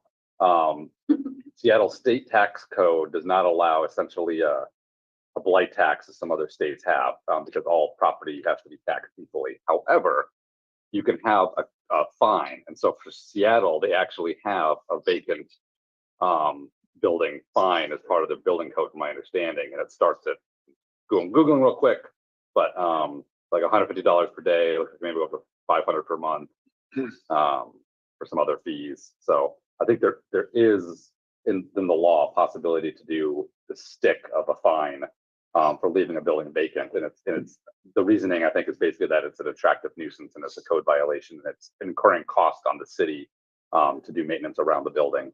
So I think there's an option there for sticks in addition to the carrots we have. I think that's.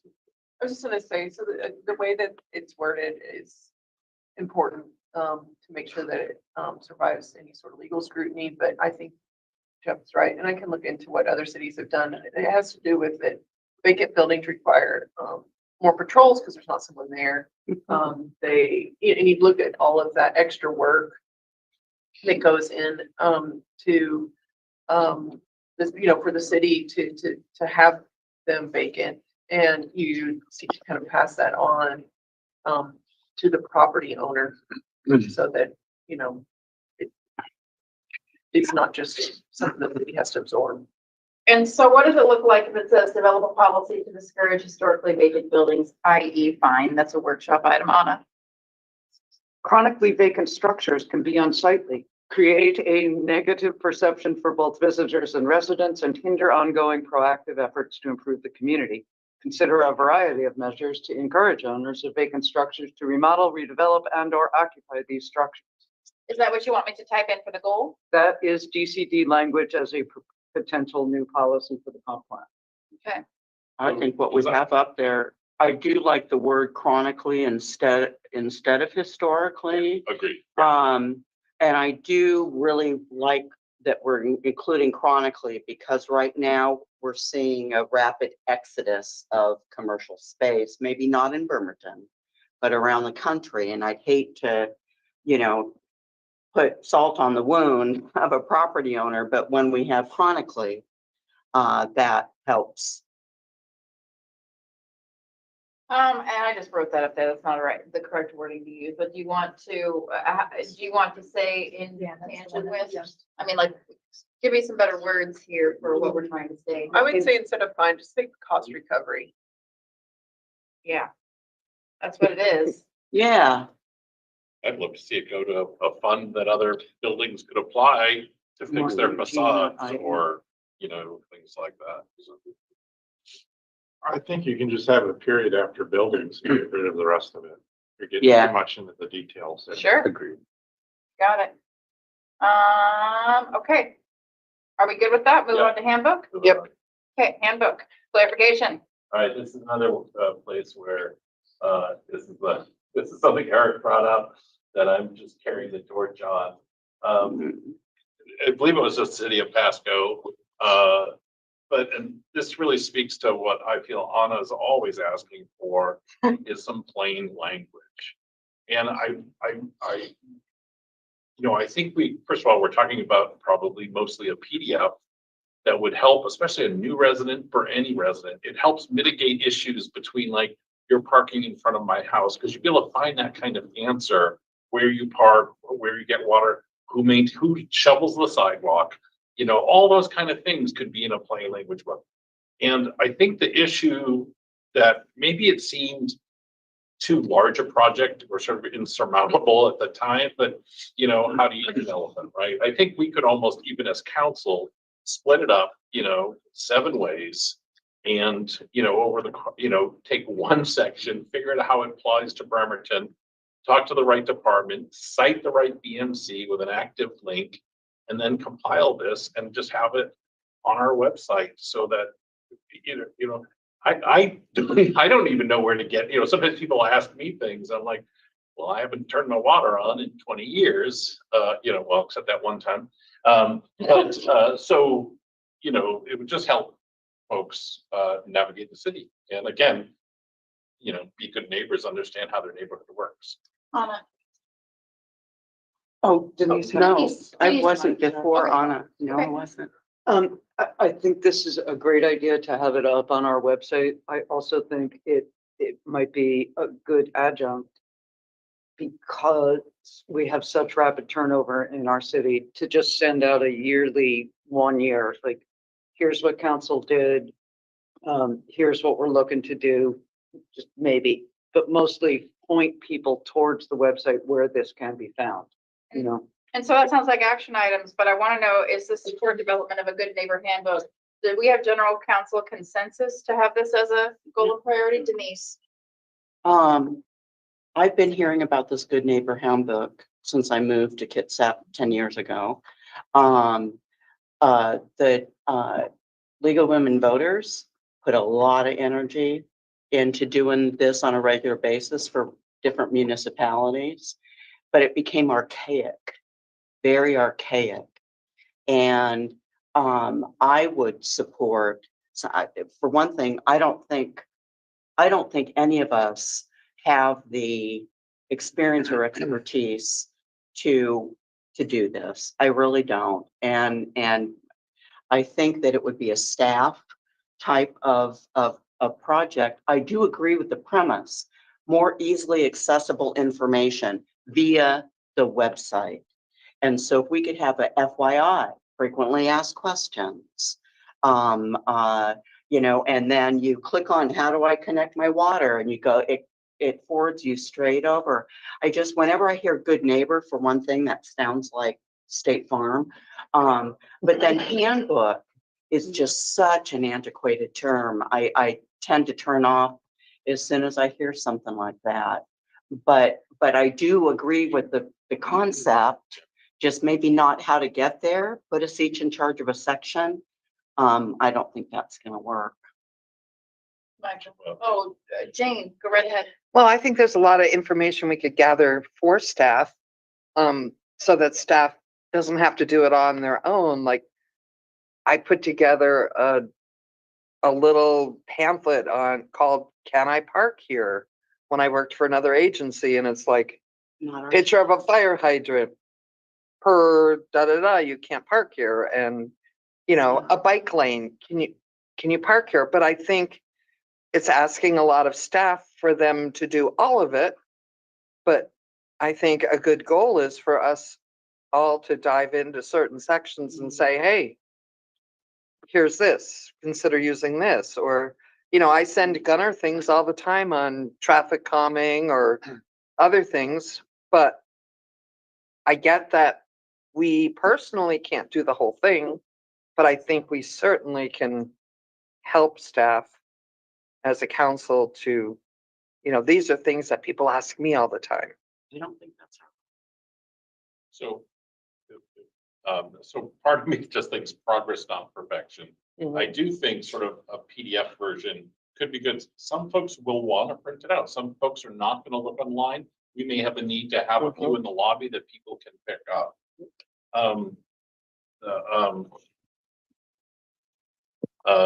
The other thing too is it might be good for some of us to go research an area that we don't know. But the stuff's out there. It's just about pulling it together. And yes, we would probably ask a staff person to format it all and make it look presentable. I want to do a check-in.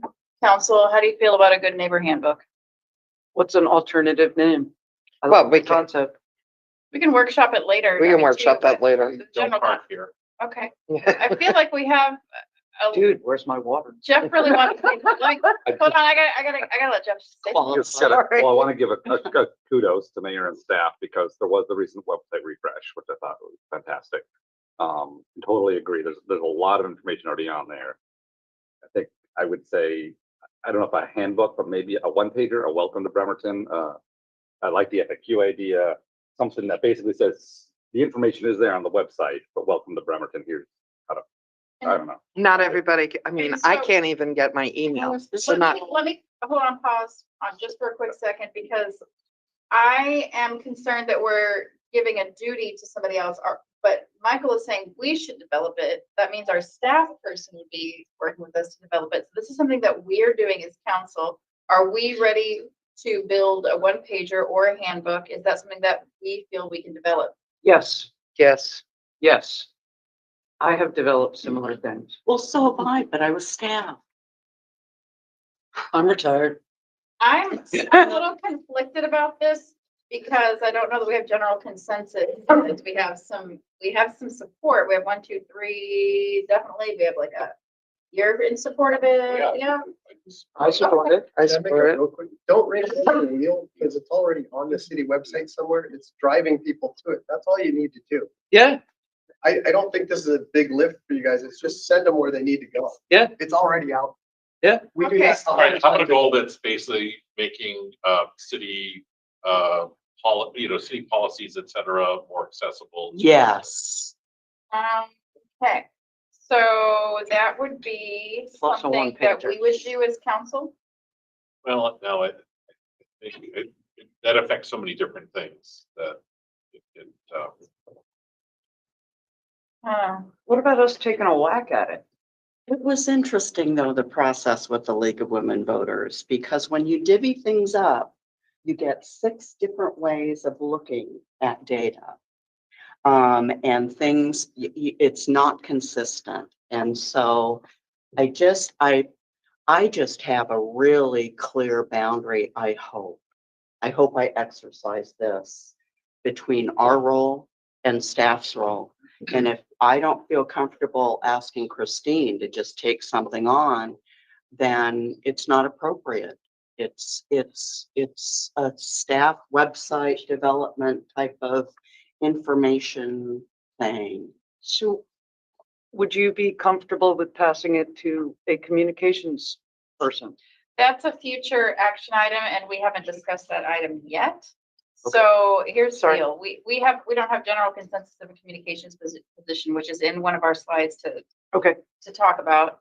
I feel like, we can do this. We can do explore, like, this is council driven. So what is one way that we as council can take on this work and help direct people to the resources that they're looking for?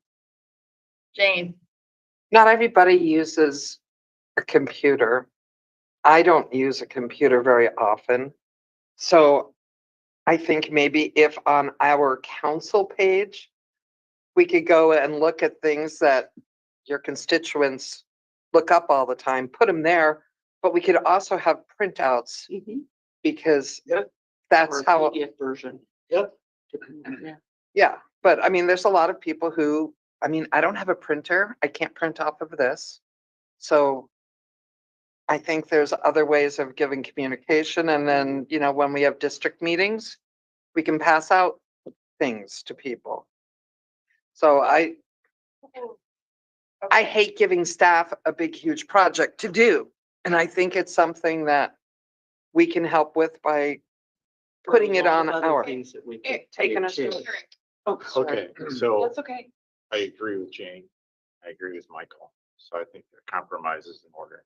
Yeah. So historically, the handbook idea, councils have said, yes, this is great. But reality is it's administration. Andrea's got a busy shop. And she has told us, and she can correct me if I'm wrong, she doesn't have staff capacity to do that. It is a big Herculean effort. He wanted the detail of the city of Pasco, which is what I wanted when I came up with the goal a long time ago. I like Jane's idea. I like Michael's idea of revisiting. I like Jane's idea of reimagining, reinventing this. So I would call it develop a council FAQ.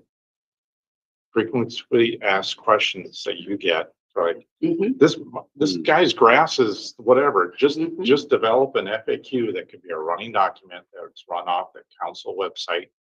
And that would, as Chief said, if you want the actual detailed information, now you're going to go ahead and link it to the DCD page or the police page or whatnot. So just have it as our portal, council FAQ. Frequently, and then if we get more questions coming up, hey, I get this one asked quite a bit. Throw it in.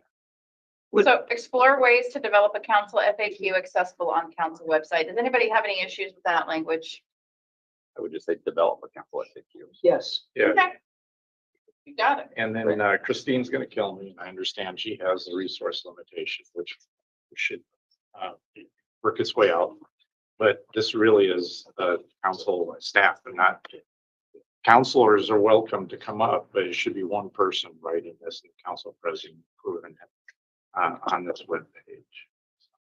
All right, so I'm gonna move forward to the next slide, but I also need to stop sharing for a minute because I feel like there's one slide I forgot to share. So while I'm checking, can counselors, can you read, and anybody else who has it up in front of them, can you read slide 8 for council proposed priorities?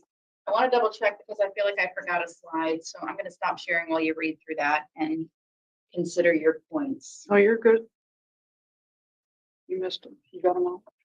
I feel like I forgot one and I'm looking at my data and I have one counselor goal that I haven't put in.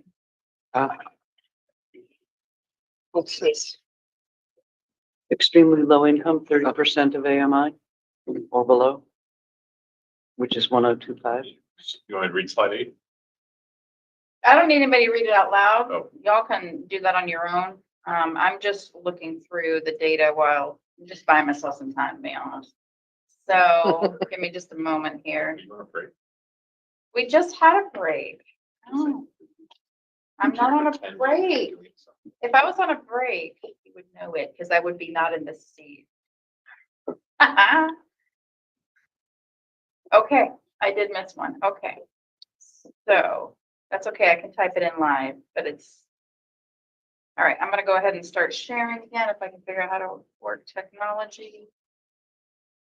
And when we get to the blank slide, I'll tell you what it is. But for now, let's talk about these guys. This is a heavy slide. Show.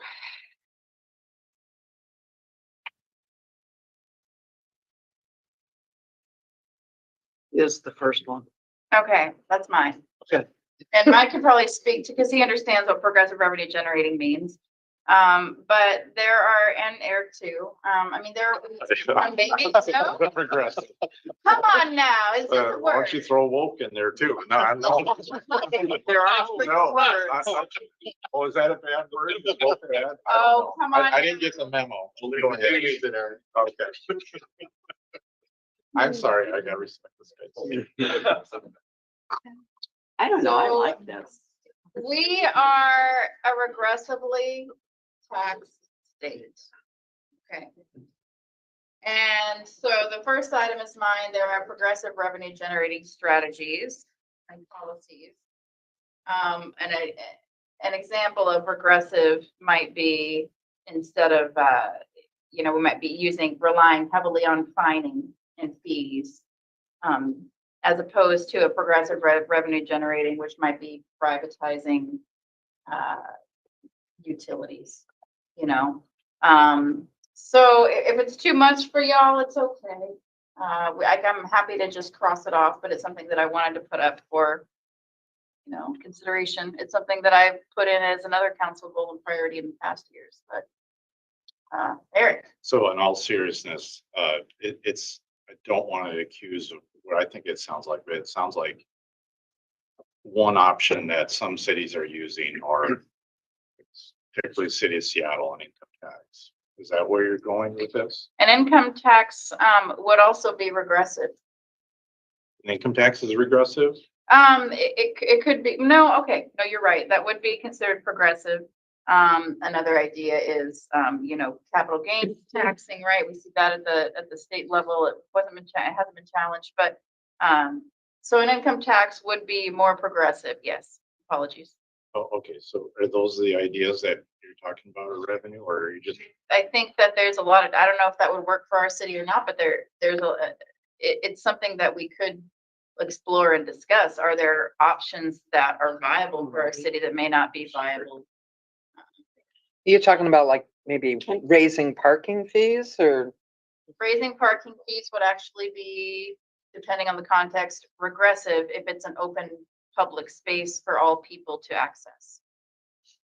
An idea of progressive revenue generating might, and I mean, there's RCWs, this is what I mean by explore. There's RCWs that control how we, fine and fee people at the municipal level, for instance, but having a sliding scale is also an option as well at the municipal level, rather than just community service or a fine. I mean, there's a lot of different. Well, I don't know if you're much abreast on the idea of progressive revenue generating Did you add any strategies. clarification to what's being proposed? At this point, no, I think, you're looking at some really kind of unique items, and so I'm just kind of listening right now. Okay. It sounds like you're pretty well versed in how we tax and what we utilize, so. All right, I'll listen, I'll weigh in a minute, if you need me to. So. I'd feel really good if that came through finance. And legal. Yeah. I mean, it's not something I'm opposed to, but it's putting a stake out there when I'm not really sure what it is and where it is, And to be fair, that's why I did use the term explore, Okay. because I'm not suggesting any specific strategies, but if there are ways that we can add revenue in a progressive way, this isn't even necessarily excluding the ways that we're already doing. This is just exploration, if there's something that's Would it- viable for the Like, city. rather than using, what about just explore strategies for increasing revenue? Let's see, I- it's more specific, yeah. Okay, you do want it more specific. Jeff, you have something to add? Without a definition, I would support, exploring revenue generation. But So, and I'm just gonna make my last pitch, there is a difference between blanket revenue generating and progressive versus regressive revenue. It's a specific, I mean, I'm not gonna It's die on this preference. hill. It's preference. So, I mean, what we're really talking about is people paying for whatever, whether it's a tax or I guess it's mostly taxes or fees, based on their ability to pay. right? So, right now, we have a system where, you know, everybody pays, you know, 9.1% sales tax, or they all pay the property tax, whatever the rates are and whatever the levies are at. It's very fair and equitable. And most people like that, but what's not fair is, right, a mom in a, I shouldn't say that, but a parent in a $500,000 a year income level goes and buys a pack of diapers for the exact same price that somebody living below the poverty level is paying, you know, in tax and things like that. So you could, any item or service could be put in that. But, you know, to be honest, this makes me think that MFTE, we don't talk about those 100 households that are getting affordable rent. We talk about the developers somehow ripping off the system. It's kind of the language that we're talking about. So. That's okay, and that's a fair critique, that basically the idea is revenue generating strategies that don't hurt our most lower income folks in ways that they, you know, that they affect the lower income folks greater than they affect higher income folks. Push back on the term equitable, equal, Yeah, as opposed to equitable, right? Yeah, And I knew what you're you right. meant. All right, line through or keep it or reword. I would line through it. I would like to. Okay, all right. For now. I'm not against I'm reading it. the room. It's just, I'm okay. I'm okay. we have to Do you choose wanna where we spend our Bring time. that to finance committee. If it's not on our goals and priorities, we really shouldn't bring it to a finance committee. I mean, that's, I just gotta say it loud, I really see it more at the state level for those systematic changes, if that's, yeah, I know. I've shared a document in the past and y'all can go back to it and I'll reshare it again for progressive revenue generating strategies, Okay. strategies at the municipal level.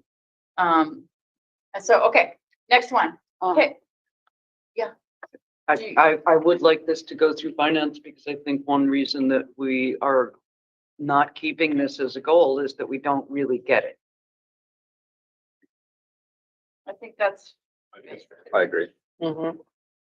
Eric seems like he gets it. I get it. He does not I like get it. it. Sorry. Yeah, no, yeah. It sounds like I'm the minority here. No, Well, your, no. your knowledge is in this is way above the rest of us. We can have a deeper conversation. Really though, that means, and I'm not putting him on, the mayor controls, that's the administration bringing up ideas in finance. You could bring that up, but Mike works for the mayor. I'm sorry, it's, oh my goodness, I just want to go here. But whatever, if you want it in finance, put it in finance. explore revenue generating ideas. No, I just cross it. You want to just get rid of it? We do that every day. I think that's I guess it's I'm good with just crossing it out. cross it out and whoever's chair of the finance can bring it up with Mr. Riley and they can discuss it, whether they want to talk about that. Okay, next up, we have pay off Gold Mountain debt and allocate that annual cost savings to parks and recreation development. Clarifying question. Yes. Would this be for operations or for capital? It would have to be capital, wouldn't it? Yeah, it'd have to be capital. Well, But it could be a fund, couldn't it? Couldn't it grow? Couldn't it? It's gonna go into parks capital that exists now. There's a fund already established for it. That's Yeah, what it there's is. a fund already. This is something we talk about all the time. I know Eric reminds me that I had my one chance when I first joined council. But I'm not gonna give up, because I think this is too easily put aside. Time and time again, seems to be, including me, you know, don't put affordable housing against parks for me. Don't put children against, you know, it gets into that. We've got to say once and for all, parks is important to us. And budget reflects that. And whether there's an opportunity that happens this year, I don't know. You know, I don't check in with Mike all the time about that. And but- so we've had this discussion, and a huge chunk of it had to do with, we were gonna reallocate our REIT funds, Mhm. which we have already, and we have agreed to it through, I mean, you know, we've moved projects forward that Mhm. encumber the REIT funds. Mhm. And so, This plan is for a 2-year plan. Okay, Should, if the opportunity would present itself, there's still federal funds coming down the pike. Who knows? I like to leave that option open. I like to leave it on there that if there is an opportunity that comes, we use it. We make a commitment to using it, paying off that debt, and then just channeling that into parks. let me go ahead. I'm gonna call on Jane, but then Jane, do you want to defer to Mr. Riley or do you want to go ahead and speak before? Mr. He Riley? can talk first. I was gonna provide a little perspective as we talk about the debt. Right now, the balance is $2.3 million at 3% interest. It's paid off in 4 years. So just want to give you an idea where we're at with it. And then the annual payment on that, which again, the golf course is paying, 24 is $396,000. Are they going to be coming back to us with another ask at the end of that? They continue to come back with capital asks as part of their program. They have a significant fund balance that they maintain their course, they pay their debt, they're self-sufficient. They I do not know, require I know. any funding. So part of that is their fund balance to change replace irrigation. We just had some equipment failures we need to replace. So they're using those fund balances for that, but there is excess. We're just monitoring that where it's at. Jane, Well, that's good and fine for the golf course, that the majority of the people who use the golf course don't live in Bremerton. So That's why I it's an I economic- think, but I think what we're looking at is trying to figure out how to fund our existing parks. And why does that money have to go, after we pay it off, back into the golf course? It doesn't. Once there's excess fund balance, there's a policy out there that the funds can be transferred into Parks Capital to help fund the other parts of parks. Because for capital needs, and that's what we're looking at. Originally, if I remember this correctly, they took money from our parks that was supporting our actual in the city proper parks to develop Gold Mountain. So how'd you get the money to develop Gold Mountain? It was a bond. The whole thing? Both phases. So of we've the never been project. taking money out of the rest of the parks funds? I think we could look back in the, 2008, 2009, see if there's any, but no, it's been It's been self-sustaining. an enterprise fund from day one, so. Okay, Just to add, the golf course does pay its way. It also pays the debt service. But I'll tell you that the amount of, cost after expenses isn't high enough to where it's actually jacking the fund balance up year over year. They do have part of the contract, 4% of their gross goes into a capital improvement fund. So that's how they fund the capital. And that's where we're getting funding out of that particular golf fund, particularly from that source. So that at a tune of $6.5 to $7 million of revenue, that generates close to $300,000 or $400,000 of capital improvements that they can then use to go back. I'll just say that if we don't reinvest in the course, that revenue level will not continue. We have to continue to reinvest in the course. It's an old course in some cases. So, and there is an ordinance in place. It's called the Golf Fund Ordinance that says that any dollars above and beyond operating the course can be used for park capital, and that's where we get our funding into our park capital fund. We haven't drawn that for many years because we got into a situation where we built a second course and a clubhouse and had debt service that we had to pay. So I think that the concept is pay that off early, start taking those additional funds and put them into the capital fund. We have concerns about that, and Mike will speak to the REIT obligations. And if you do draw a REIT down quickly, then there's already obligated projects that we would have concerns because that money is used for matching grants. so the $2.3 million divided by 4 is over $500,000 a year. The debt service is around $400,000 through 28 So per year. that doesn't add up to 2.3 million. 2.295. Oh, we can get back to looking at the debt service schedule right now. It's 396,000 this year, 405 next year, 408 following year, 421 and 27 and 428 in 2028. So it's at 2,059,000. So we might not have a debt payment that's been updated. So I thought there was one proposal, and I think it was Eric, We're taking LTAC money instead of doing That definitely could happen. and using a huge portion of that to more quickly pay off the debt service at the golf course instead of 5,000 here, 10,000 there, you I know? would like to make a proposal. Okay, we'll go ahead and call on Eric and then I'll see if I still want to say what I want to say. No, I think you may like what I'm gonna say. So, Mike, what is, if we have excess cash and you park it in treasuries or whatever, what interest rate does the city get now? On treasuries, I think our portfolio is averaging about 4.5 on those. Okay, that answers my question. So, I mean. Yeah. When I proposed this, we were right at the break even point. Now we're at 4.5%.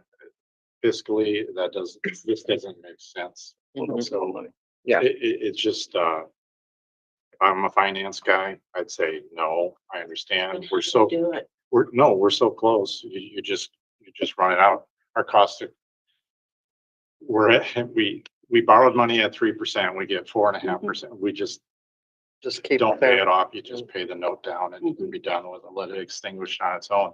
Like mortgage interest. Yeah, at this point, that doesn't make sense. But we did it, to your question, we did agree in budget season last year that financially we weren't comfortable with the projected about 400, if I remember right, about projected 400K excess from the golf course this year. We were not comfortable committing those funds ahead of time until we saw if that actually shook out. But I believe we agreed mid-year budget adjustment time, we'd take a look, and if that was a healthy balance, we could at that time transfer some portion of that to Parks Capital. Okay, I'm gonna give us a little time check. It's 11:24. Our lunch is a hard noon. So there were 2 slides that I missed for 2 other items. So even though we thought we were the last one, I apologize. We have 2 more. Council, what is the consensus on pay off Gold Mountain debt to allocate the annual cost savings? to support No, parks and no. recreation? Okay, identify and dedicated. That's a whole nother term. Dedicated sources of revenue for increased operations of parks, public works, and public safety. I have a suggestion, and I do like this, except I wanted to change perhaps the beginning of it, because we don't necessarily do all the identifying of dedicated sources, but maybe is there some way, Jeff, that we can say support, continue to, is there another way that you would like to phrase that? Yeah, I'm happy tweaking it. I think I had these kind of separate items and I combined them to sneak into the 3 limit. You did a good You job. noticed that. But I think we should re-examine the public safety levy again. I know it's been a priority of trying to find parks operational funding. What's the third? Public works. That's right. We're talking about street maintenance. So it was just this ties into kind of your goal too of the revenue side. So yeah, I just wanted to make that as a goal of like throughout the year, we're going to look at how to possibly find sources of revenue to do all these things. I have re-examined public safety levy and funding. Do we want to leave that as a goal, council? Yeah, Sure. Yeah. yeah. Cause Public safety is, you're finally. it's just whispers, but I've heard whispers the county and in November may be looking at public safety levy. And so there may be a possibility to run a concurrent city one. They are doing. They are Okay. running All right. 0.2%. Re-examine and support. So what that really means is, I mean, if it's coming out in November, we need to have a resolution We supporting. want to get it How about all reconsider? lined up. Are you talking about running a 0.1% sales tax here too, If it's, concurrently with that? Mike, are we getting money would we get money from the? Yes. I'm not Everyone? mistaken, we would We get get money money from Oh, the county. okay. That's what we need to look at. We believe so, that they run a 2/10. We'd actually receive funds here in the Oh, city, okay. but we do have the ability to run the extra 1/10 for ourselves. Well, So now we have an action item. Instead of going for 3, they're. Okay. they're leaving us So whatever yeah. Does this wording look right to everybody, or do you want me to reword it? Looks good. Okay. Council, does it look good? I just want to get head nods. I don't want to just, Good enough, yeah. Yeah. Anna? So however we do it, dedicated sources of revenue for increased operations, a focus on maintenance is, I think, hugely, hugely needed. Both for parks and for public works. Is there dedicated funding, is there dedicated funding source, for just maintenance that we can support and approve? Transportation benefit district increase. Transportation benefit district increases council-matic. There's Yeah, also- City of Port Orchard ran the 1.1% for TBD for the project that they're constructing. It's in planning phase right now. That's how they funded that project. Well, council-matic means we could raise license fees $20 to pay off specific transportation improvements. These actually need to be goals. These are action items. So I think the No. focus, Yeah. I think the focus on maintenance and operations as opposed to giant capital projects is a goal. I do. I support that, yeah, that goal, Mhm. the way Okay, you stated it. I so love. focus on supporting what? Or, Maintenance and operations, Yeah, okay, funding funding for for maintenance and operations, an operation, boom. parks and public works. yeah, I Okay. like that. Support funding for maintenance and operations of parks And public works. public works. Okay, are we good to move on from this? Yep. Okay, so here are the two that I forgot. And you guys, then we'll be at our 2023 review. So map and review 295 city-owned parcels, auditors map for suitable locations for affordable housing like ELI rentals, affordable home ownership, et cetera. Council, actually, Anna, if you have a quick spiel. Okay, ELI extreme, can you guys hang on one second, please? Thank you. Extremely low, ELI is extremely low income, 30% of AMI. We had as a goal last year to explore certain surplus city-owned property. The auditor came up with 295 city-owned parcels. I'd like to see a map of them, and I'd like us to review them and consider doing a number of things. For example, selling properties that are outside of Bremerton city limits in order to fund affordable housing. Working with community partners to basically give them the land for $1 for them to develop affordable housing options. This would be a subsidy of the city. And it's something I consider we should at least map and review, at least be moving forward. All done. I need to just clarify, you want council to map and review? I want somebody to map and review. Okay. What is a council specific way that we can support this initiative? Because We could support the development of affordable housing, blah, blah, blah, blah, on city-owned parcels. I'm just gonna add that in the charter, we do have we were tasked by the voters with like being able to sell property. This is within our purview. Obviously, this is something we'd have to work very closely with administration because if there were a mayor's mansion, for example, we would not want to sell it. I've been to the mansion. I would like to say that selling city-owned property is actually progressive revenue generating, just see. So anyway, support the development. Yeah, you see what I did, but yeah, with you did it too. Well, All right, support the development of. Is this an auditor's project? the auditor completed this in, I believe, July or August of last year. So is the next step to then, I mean, does a map Come up with exist a- now? Because I have think not it was seen one. Distributed. Must be in GIS. It's not because or that's what the auditor says, is that the city-owned parcels on the GIS layer are different from what she created in, 5-6 months of going through property records at the county level and et cetera. Didn't we get a map? We got a map, but it was just Well, that gave potential. me enough trauma never to want to go back to a map. okay, I'm- But You don't even talk to me about trauma in that. mess. I know, I'm so sorry, it's empathy, believe me. Well, review, for example, would exclude properties that are underwater at ordinary high tide. Mhm. All right, so let's develop some wording to assist Anna with this, because I do like the idea of us exploring, but there is a fine line we can't direct administration to do anything. Right, I with mean- it. Yeah, Michael, Something that until it was brought up, I never really thought about, but I guess, you know, as a council member, I'm somewhat interested in what properties we hold and for how long, you know, like, some of these I'm sure have just been sitting around for a long time. And if there's no identifiable future purchase, purpose, you know, maybe we should, I just don't know how often we look through them and pay attention to them. Or they just kind of, you know, out of mind. So I'd like to hear something. I don't know who controls that. Is that Public Works? I don't know is it just an administrative function? You know, it feels like it's no man's land.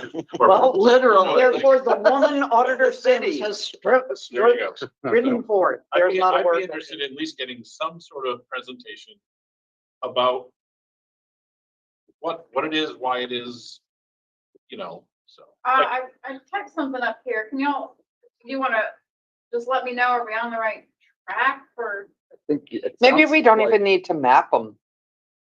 It sounds like we need to take what the list that has already been produced and turn that into a like a recommended or a breakdown of these are the properties that should be considered to be sold. These are the ones that could be considered to be like, you know, sold to $1 to you know, with the BHA for developments. Is that? Is that us? Do you want to take this? Go ahead, Anna, you first. So excuse me, gentlemen.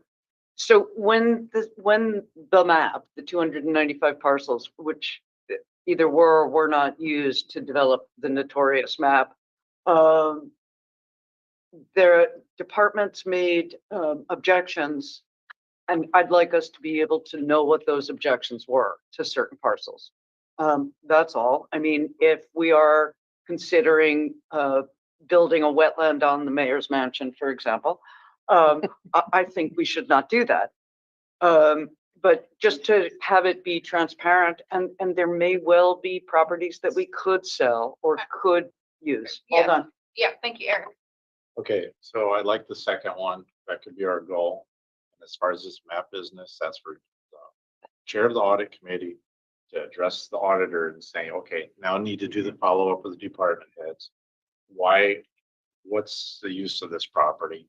She combs through it, so the city council is not going through 295 properties. She comes up with a list where there's no objections. She You did. guys- and that's fine. You guys use your discretion to present whatever properties to the council for our discussion. Okay, That would well, be as so- the chair of the audit committee, I can Understand. easily persuade her Yeah, to do that. so just keep the second bullet. Agreed. So, okay, just go ahead. Okay. A lot of people. All I was gonna say is just a reminder that, you know, there's 295 properties, okay? A lot of them are owned by the utilities, right? So, Right. anyway. So, there's an RCW so historically, the city had to receive fair market value for the sale of surplus real property. That was state law. I can't hear you, Kylie, I'm sorry. Historically, the city would have to, receive fair market value for, the sale of properties. That was state law. However, there has been code enacted that allows, a transfer, lease, or disposal, for public, private, or non-governmental body for affordable housing, but there's a governing statute that the city would have to comply with. So I'm just letting you know, it's not something where, if we undertake this, there's state requirements we have to comply with that involves enacting, basically the rules for how this gets done. And it might not necessarily be as, I think we would need to look at that statute to see, like, I think that the statute might have the income requirements embedded into them instead of, maybe extremely low income. I'd have to look Kylie, at can it. I ask, is there anything problematic about the wording of this item up here? Explore the list of city-owned parcels and discuss potential use in supporting expansion of affordable housing projects. That's fine. Okay, It was so a- let's move on to the next one. Great. The next one is place J I'm to sorry, Oh, yes, yes, just, go ahead. just one quick comment. Sure. Some of these properties, particularly park properties, are obligated and have grants associated with them. So they're restricted as to whether they can be, what they can be done with. They may only be used for additional recreational use. but there is a process, so we can go through that process and we have some to identify. So thank you. Yeah, do you So have can- any recommended changes in the language to what's up there then, Director Alvarado? Or is this all Um, good? You're identifying all of these city properties as being used for affordable housing only. No, I Like- said and discuss potential use in supporting expansion. But and their restrictions, so, Use and- parcels. okay. Yeah, and their that's my only- restrictions, Okay. Including restrictions and discuss. potential. And restrictions is good. Thank you so much. Thank you. Perfect. Well, I mean, what's ever Probably perfect, you but, two, Tom. okay, I'm gonna move on to the last one, which is Jane. And then I think somebody else, who else had this on theirs? It wasn't on the prioritized. I did originally. but I Okay, took it so, off my so the list, two of you have this, on, you're in the raw data, but, Jane had it as one of her top 3 priorities, so take it away for us. Well, we did have a discussion about this in the Public Works Committee meeting. The JDK Trail was proposed, I don't know, let's say 2010. There was a feasibility study done at that time. It needs to be updated.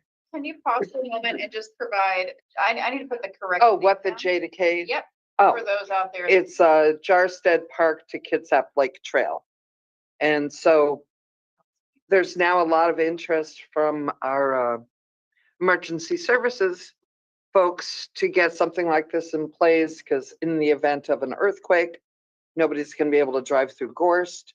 So if this trail is built robustly enough, it could be used for emergency services to make it towards the north end of our county. Very much would help the Navy, so they could be a partner. So anyway, I realize this isn't something that we're gonna fund in 2 years, but I want it looked at and So my only critique of this is that we had an opportunity to provide feedback. Did you provide this as feedback to our DCD when they asked for feedback on the comp plan? as a council member, can only Well, give them so much.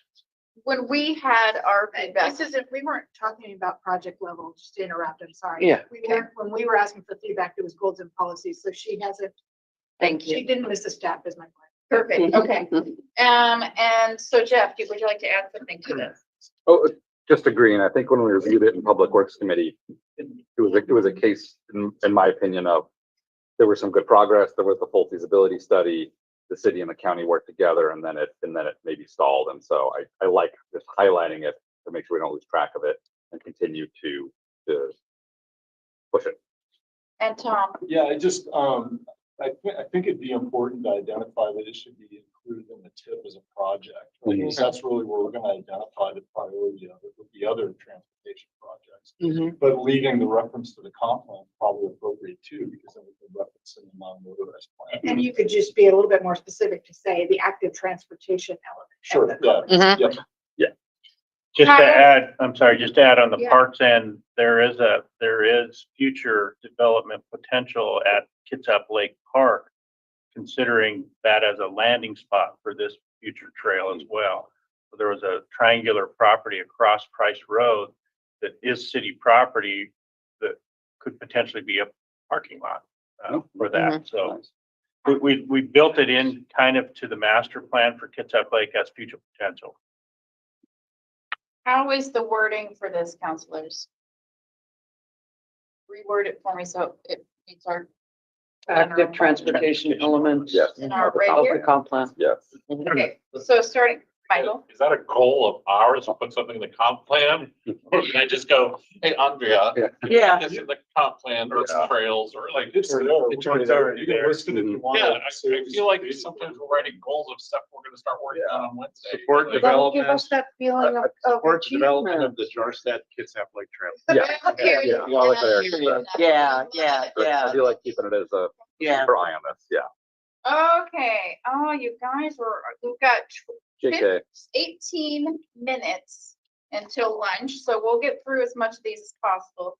These are our 2023 council goals and priorities. And I did not highlight what was in. Slide 11. What about slide 11? What's slide 11? Oh, crap, you guys. Oh, my, this is what happens. Okay.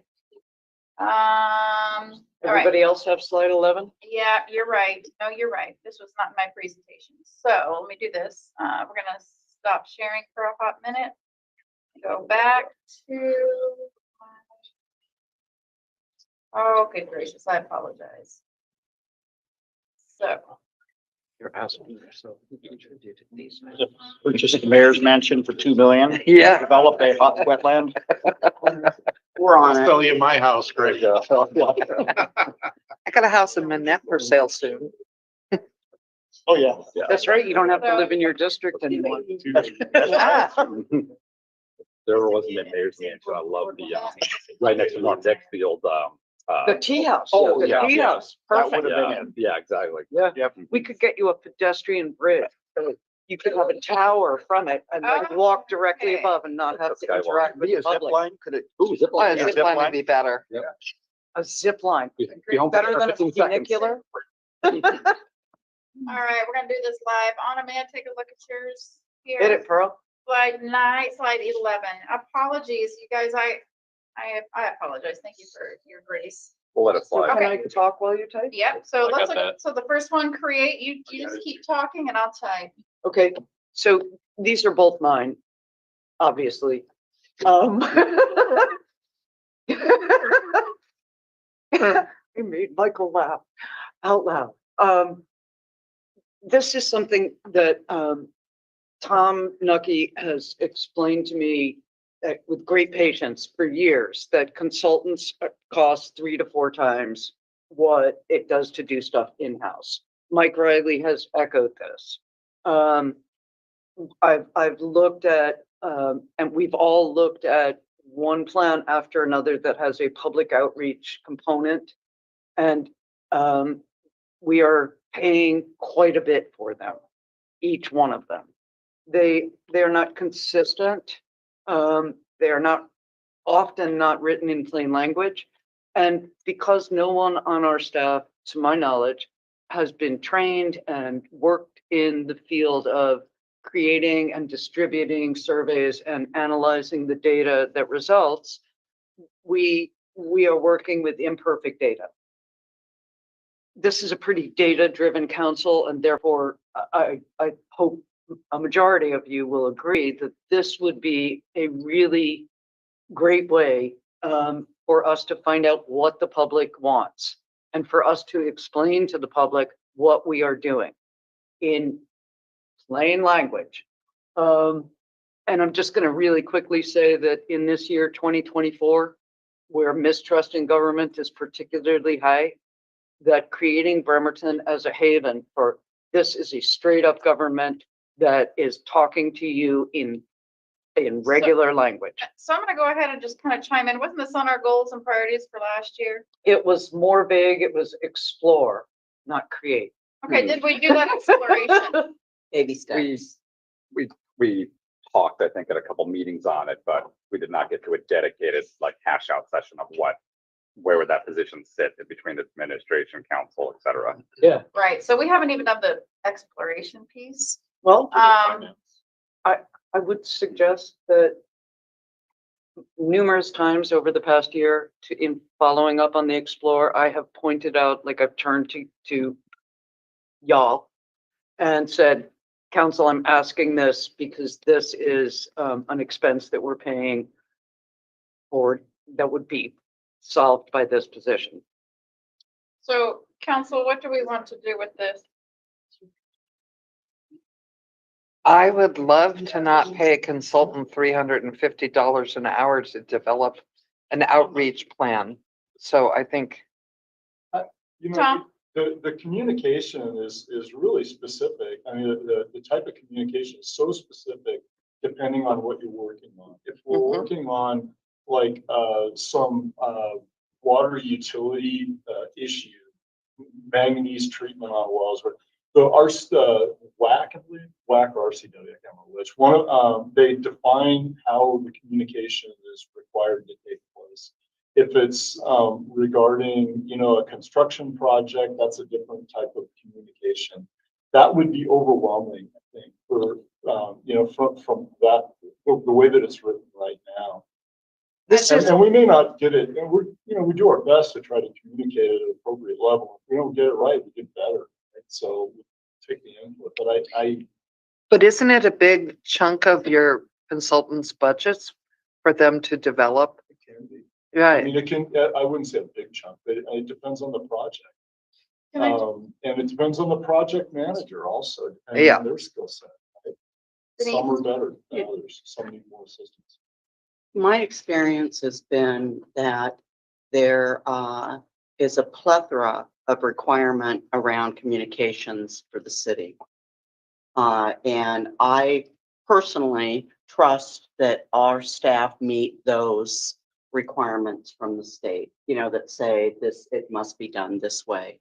I think what we're talking about is that that communication has not been impactful in the way with the community that maybe a less formal public meeting or whatever might be. I do believe that these consultants have staff for whom communications is in their background. And the presentations, the communication that I've seen, especially from parametrics, probably others, has been great. And so I think y'all are doing your job really, really well. What I think we're talking about maybe is a little bit more, for lack of a better word, organic. Mike taught me that word this morning. A little bit more organic, savvy in the same way your consultants are, but in the city, like from the city's perspective. What kind of communication should we do to impact, to engage with our community the most? And so I just have a question. We've never explored it. Do you want to put it back on to our goals and priorities as an exploration, maybe in finance, or we can figure out which. Continue to explore. So I, in big picture, think this is a good idea. But it's also weird to me that when we're creating jobs that the administration and the departments aren't asking us for, I would almost like them to take a look at what they think they could do with a position like this. And like where the position rights, because maybe it's somebody who helps with some day-to-day stuff. I know there's Kelsey who does sends the emails and does some of the website, but that's not, is that her primary stuff? No, Yeah. that's 20%. So, and then that even brings just, if there were some more things in that, do we even need a full-time person? Do we just need, some support in that area? So, I think that we would be well served for this, but I think that needs to be sort of a, from the administration to us. And we've kind of green lighted the idea that we're open to it, and maybe how would each department work with that person? And would they kind of fall under sort of finance and admin, or they be the direct report to the mayor? And who's, there's a lot to do. And I feel that you would put the cart before the horse by sort of us starting it. And so I think that the department heads and the mayor would be better served to explore this. I don't know. I threw some words up there, but y'all figure this out with me. I think part of it is really looking, and maybe this is something that we could ask administration to work with Public Works. How many dollars did we spend in the past 3 years on our contracts with the public outreach portion? And maybe when we see that number, because, whenever I look and it's like, oh my God, it's 450,000 for this, we could do it in-house cheaper. And maybe the way the contracts are written, you're putting a bigger percentage into communication than you really need, and maybe you only need 10% of it. So I think it's looking at those huge dollar numbers in some of the contracts that have just kind of raised awareness with a few of us. So So James, can you give me some wording that can help us with a proposed priority?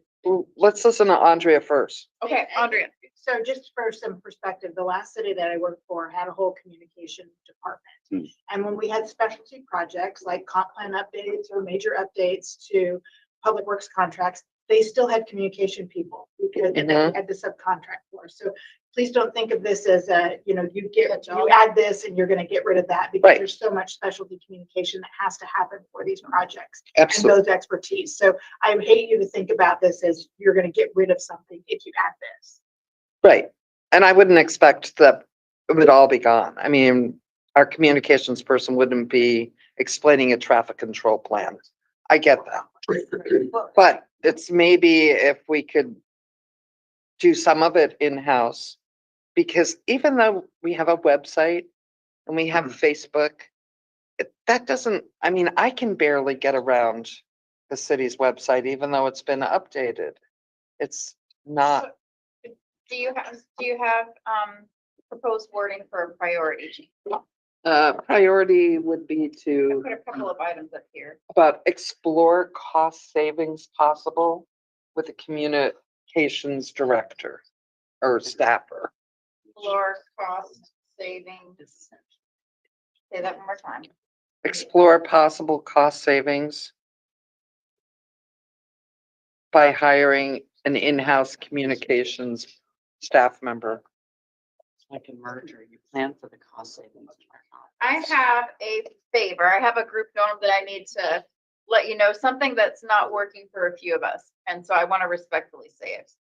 Because I need for the department heads to be able to discuss all of this stuff, but I also know that the chatter is being caught on there and it's also a little distracting to us. And I don't want to be rude, but if there was a solution that we could work on that where you can still do your conversing that you need to do, and they've already kind of segregated themselves down at the end of the table for it, but is there a better way that we can manage that? Because I know it's a little distracting to us even over here. If there's I don't even need you to actually say anything. I just. Break down room. Loud and clear. Yeah, break down. So, Added break. I want to, I just am a little lost with all the options here. I think Anna has her- Anna has her hand up. Yes. So I've tried really hard not to speak anymore about this, but it was my understanding that a number of people in the administration were in favor of this last year and that it was explored through informal meetings. My second thing is, yes, no communication staffer is going to be able to fully explain the flocculent properties that as they apply to eutrophic clustering locations. Exactly. What is lost? Okay, Like- Anna, do you have? Hang on. one story for us? So I'll so explain. Can you guys just let me finish? I'm almost done. The thing is, we are talking a great deal about public comment and the need for public comment and that we are seeking public comment. But if we are not giving people some information in some form that they can understand, we are robbing them of that ability to provide public comment. And I will close with Albert Einstein's famous No, saying, I really- you never explain, you never understand anything until you can explain it to your grandmother. That's So, it. thank you very much. I really just need words to put onto this for a solution. I have three options here, and I need council to give me what their solution might be. Go for guys. this. I'm gonna suggest we keep our wording from last year because I think it's encompassing on exploring the position, and I apologize, we didn't get to it in the top priorities. Can you read that word to me, the words to me? Thank you. Let's move one of these tabs. Yeah. Hold on. Council Bremerton priorities. There we go. Craft proposal of a city communications position. That was actually the exact wording. Draft proposal of city But I might, communications. yeah, I just gotta say, my own 2 cents is, I do think there are potentially existing positions in the city that are already funded that could do this work. So yeah, so we may not be able to create a new position, but, and I'll just, one of them is there's a full-time person assistant to the mayor. that could be somebody that handles social media and does a lot of other outreach and communications. Just one thing to explore. Craft proposal for city communications. Role. Posting, yeah. Oh, it was position was the word from last year. Explore. We keep using the word explore, but there might be a better way to say what we're saying. Explore says it's not our very highest priority, and that seems okay. about That seems to develop? be the consensus. Develop a city communications position. Yeah, it is 12, isn't it? Develop city communications, develop a proposal for city communications position. And you could put in there either using existing staff or. Yeah, I think it. Or You could just simply say 3 words, increase, Either restructure. increase communication Yeah. efforts. increase communication efforts. And then that's a broad encompassing thing. And it really depends on the council people Well, that are behind this, find out a way to craft ideas and present to the rest of the council. I don't know what, this could go all different directions. And as far as, we have to look at our budget when we look at, I want to create this position, I want to create this position. We had a failure for a levy lift for increased police and fire. And I prefer to do this in-house, finding efficiencies in-house and hiring another police or fire personnel versus creating another position in the city. If a position's going to be created, I think that it's up to the mayor to say, I need this position. I can't handle it on my own with my existing resources, and I'm going to put it in the budget. It's not for the council to create a position. We don't have the subject matter expertise to know that all the needs of the cities and then rank them in priorities, and that's up to the mayor to do. So that brings us to increased communications effort. How do y'all feel about that word, the wording? Do you want to workshop it later? We can workshop it later, I think. But we know we want to have an emphasis on improving our communications, and in an efficient way. So that's where we can all find common ground on that. I put a strike through that, and I just put increased communications You could effort. say increase citywide communication efforts. That's a little more specific, but But it's, okay, we'll workshop it later. Yeah. All right. I don't even see our lunch yet, y'all, and I really. It's next Oh, door. it's next door. It'd Is be it the next door? Okay. So let's go on to this next one. Hire a consultant to create a budget template for participatory budgeting, plain language accessible to non-experts. This one's really quick. This was something that after the 22 budget, several people really wanted to work on participatory budgeting. We didn't get anywhere with it last year. One of the auditor's suggestions in winter 2023 was, instead of like hiring a person to do this, hiring a consultant to create a template that would make the budget, that would create a plain language version of the budget. That's it. I asked maybe for Mike, is there a template from another city that would be easy to replicate? I feel like I did see. A number of them. We were watching that stuff Yeah. similar. There were a number of them in the auditor's memo, but we never picked up on it. So maybe if it's, instead of hiring a consultant to draft a new one, I don't know if it could be done where finance just takes a look at some other cities and says maybe there's an easy one to copy paste. Yeah, we did take some steps this year to add some things to the budget. I think that was recognized in the budget workshop at the beginning of the introduction, gave more perspective, tried to soften some language. So we continue to work on that, but that's all we've got. I think that's, so that was the language part, but the participatory is, from my, correct me if I'm wrong, you go to the community and you said, hey, if you had $100 to spend, and on city, would you put $20 in parks and 80 on police, or would you do this and this, right? So I've got here support participatory budget strategies. Do you want, we can workshop this later, but it sounds like that's something you can discuss in finance as a way for public outreach. Because we can, as council, we can develop that. We can find better ways to reach out to the public, right? Michael. Well, I guess the concern here is the budget process is already pretty clunky and it's a lot. Like, I feel that we enter the budget process with the knowledge of what constituents and people have asked us to prioritize. So maybe we need to do maybe a little bit, maybe there's something more of a session where we just ask for input. But like, once we're like looking at the things, like, It's way too late. it's a little late, yeah, so, it's kind of like just inviting folks to throw like a wrench in.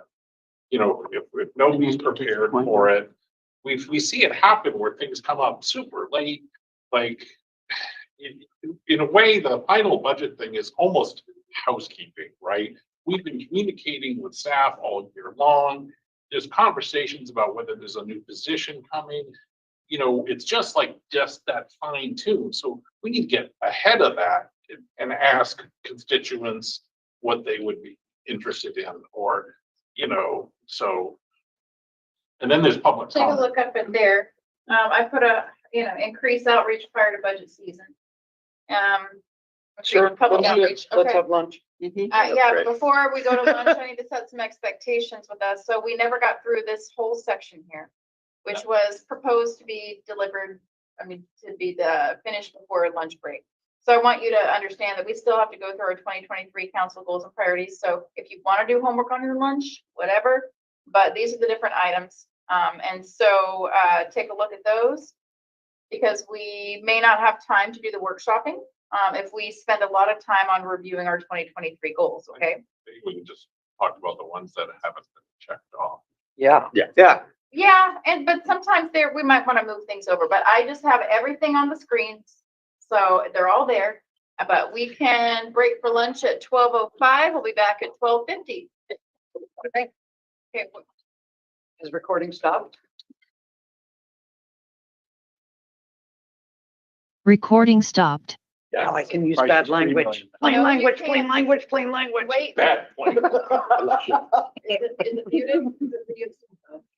It said before. I guess. That's the what means. I'm not moving. multifamily I'm not- taxes yeah. stay on the- I'm not moving.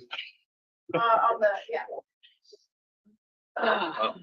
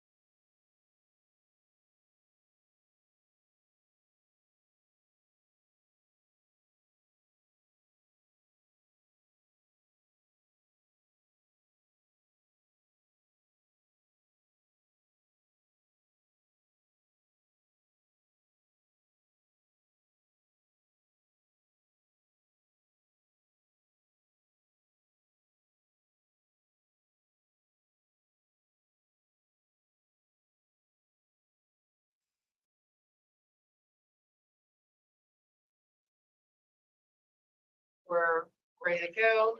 If you unmute the video. Okay, we're gonna. Recording in progress. Okay, I'll bring our joint planning session back to order. We are now on.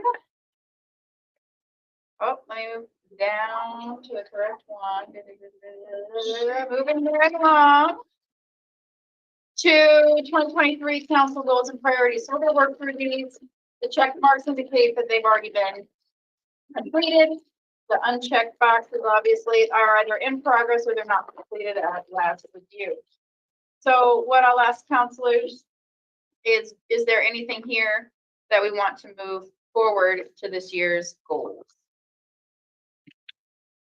Okay. Identify additional funding for residential street maintenance. Yes. Okay.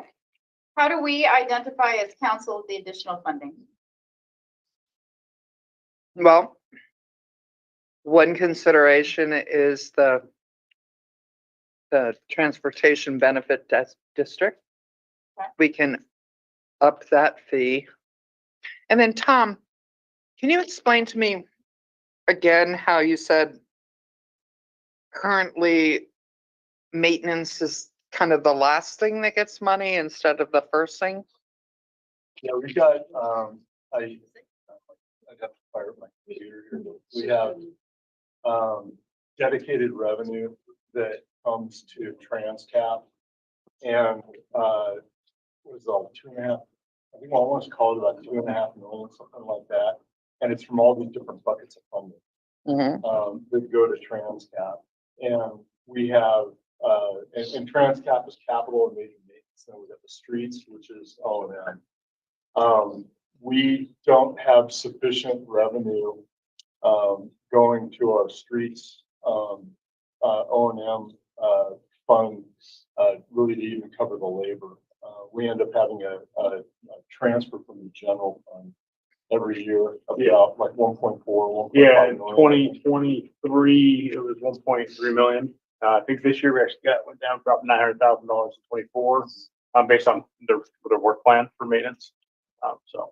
So is there some way that we can word this to be something that council will actually, we have purview over one identified source of additional funding, but how can we word this so that we How can? about prioritize funding for residential street maintenance?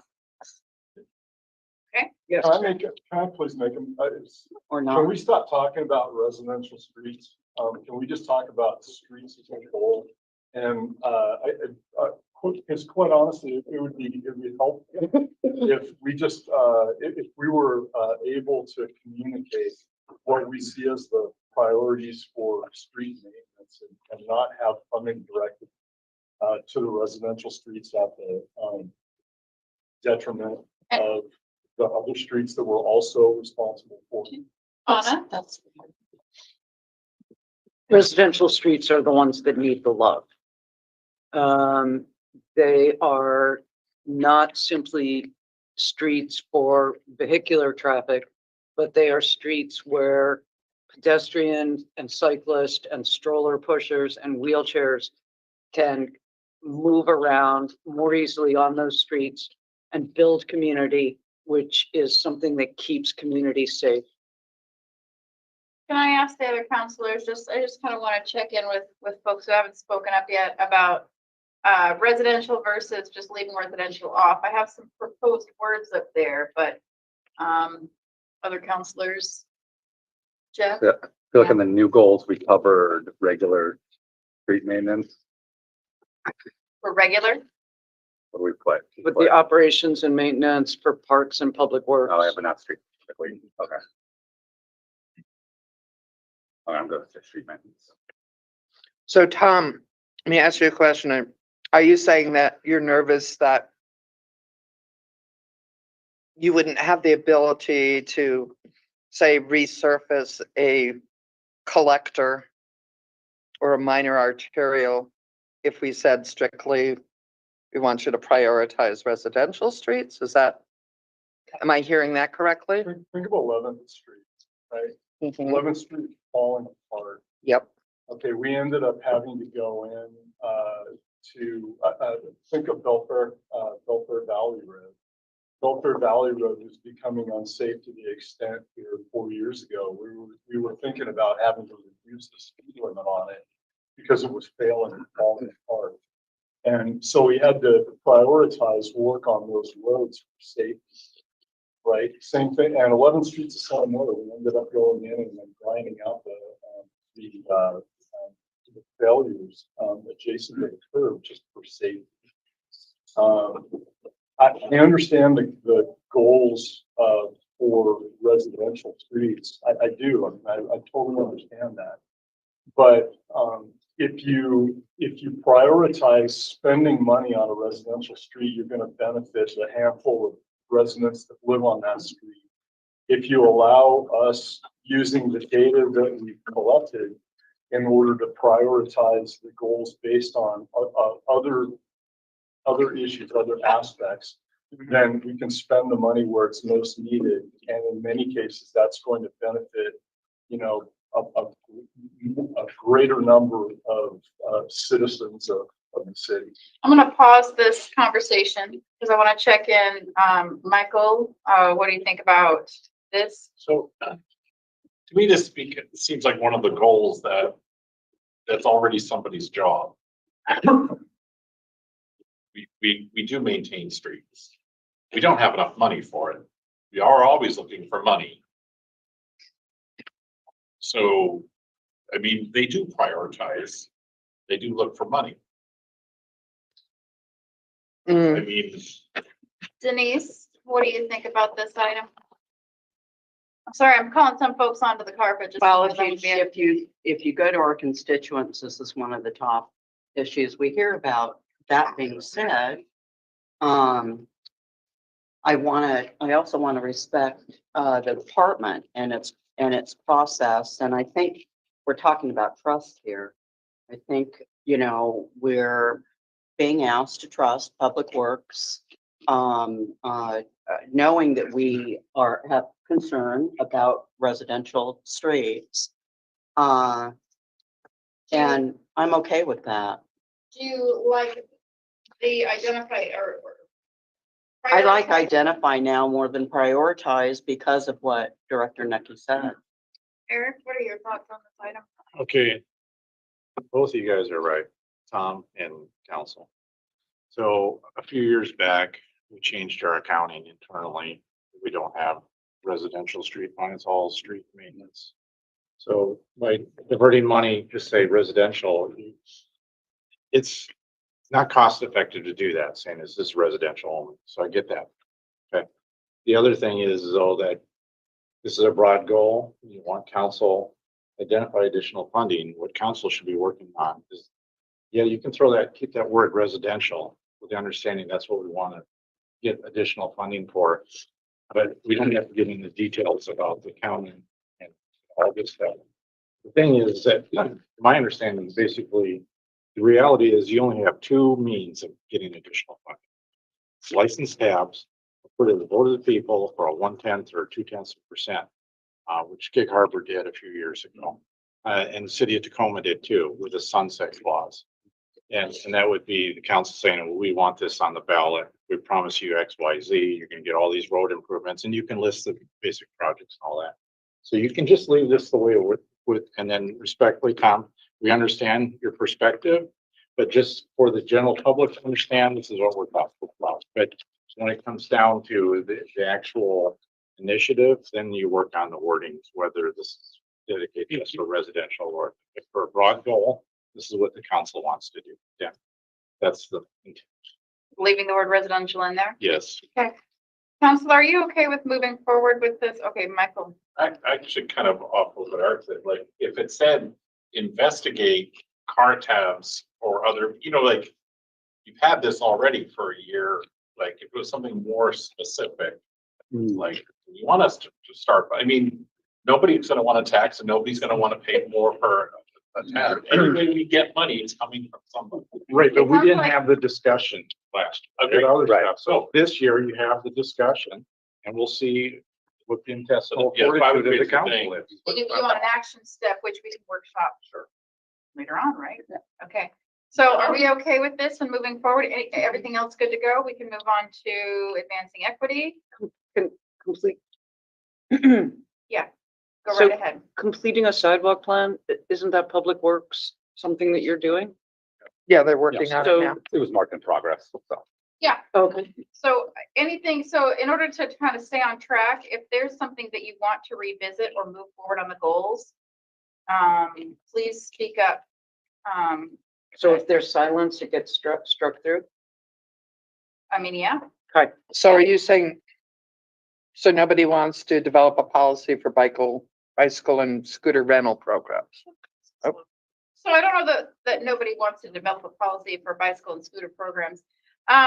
So with this one, we don't have a bicycle or scooter program in place in that way yet. So Jeff, go ahead and speak to that. Yeah, the discussion, because this came up past 2 years ago, was we wanted it in place so that when and if, and the city had been reached out to, I think, a couple times, so it hasn't been for when this company decided not to do it.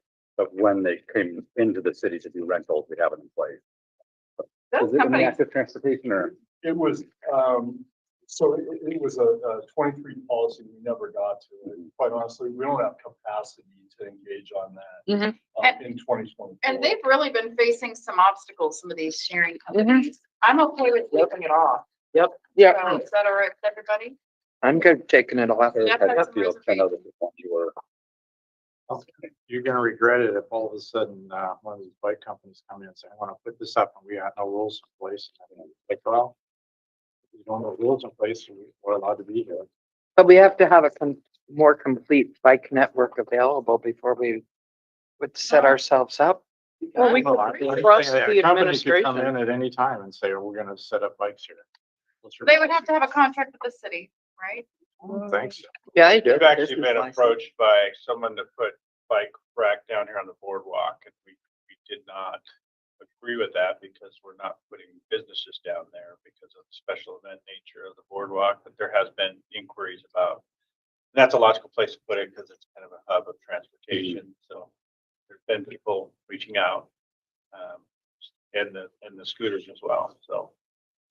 I'd rather focus on larger transportation for the, that Lebo, Manette, downtown Charleston area. But that's under tourism and economic development. If you take it out, doesn't mean we can't do it. Right. It's just identifying it not as a goal, so. Right. Advancing equity is the next one. So we have completed these two items. Are we good to move on to the next slide? Yep. Okay, sorry, I gotta go back 1 second though. Is it Sure. the administration's policy that no rentals will be basically allowed in the city? Or is it case by case basis? Is there something, clarity on that would be helpful. Proposal, Okay, whatever the proposal is. so if they have a good, clean proposal where they would look after the bikes, it wouldn't clutter, but it wouldn't. Would So you far, insurance, so good. so far so good. Yeah. This was a specific request for a specific location. Okay. Wasn't citywide. Oh, gotcha, okay, all right, thanks, appreciate it. Yeah. Okay. Advancing equity. Are we good to move on to the next slide? These two items were done. Yes. Drafted the ordinance for the DEI Commission, Race Equity Advisory Commission, and we have a plan in place to craft the DEI position. Do we need Okay. to- Go ahead. do we need to add that in specifically for this year? I know it's in the works. Hire a consultant to assist in defining the rules and that has been done. I was gonna say, I meant, maybe for we're this going year, for make hire. it to be define the roles and responsibility. Just take that Yeah. last phrase after in. We haven't actually crafted the position yet. We're waiting on the feedback. Define the roles and responsibilities of the city DEI position. Isn't the mayor's commission to develop a consultant doing that? They are, I mean, but ultimately it will come to council for approval, so it'll be a recommendation from the consultant, but they don't have, of course, the authority to. I don't know, Support make the their will be done. process It'll be up to council. of the consultant. How do you want me to word it? 'Cause I think wanna it's be- fine how it language was, is important. define. It was fine how it was? We're crafting it, we're just We don't have to do it from scratch. We'll get a recommendation. Yeah, you're already get, that, the consultant's been hired, you're gonna be getting recommendations, and then for the council, your goal, priority is gonna be to define the role and responsibility. Or you could, if you wanna just have the consultant still in that, I would just say, based on input from, consultant.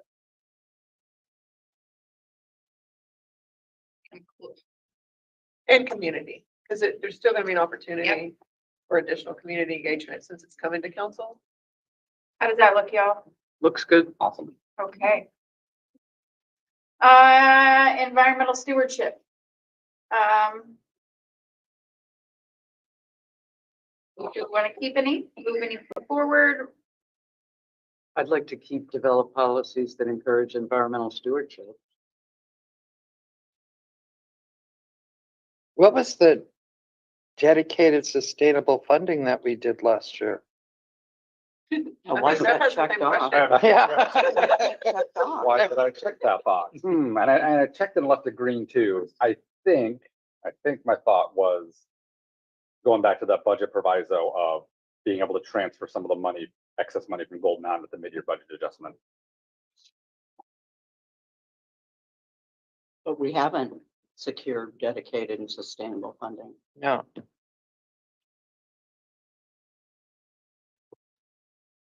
And it's not just capital improvements that needs it, it's maintenance as well. And operations. Maintenance in a, It's Yeah. just period. I mean, again, I just have to keep saying it. We have been kicking this can down the road for too long with parks and, it's gotta stay somehow in our goals and priorities, even if we're not gonna be able to do it this year. If we want to recraft it to the mid-year budget adjustment of pulling over Gold Mountain. I have here discuss sustainable funding strategies for parks capital improvements. It's not just capital improvement. it's capital and operations. We Yeah. have operations. In fact, also. operations more than capital. For parks. Operations.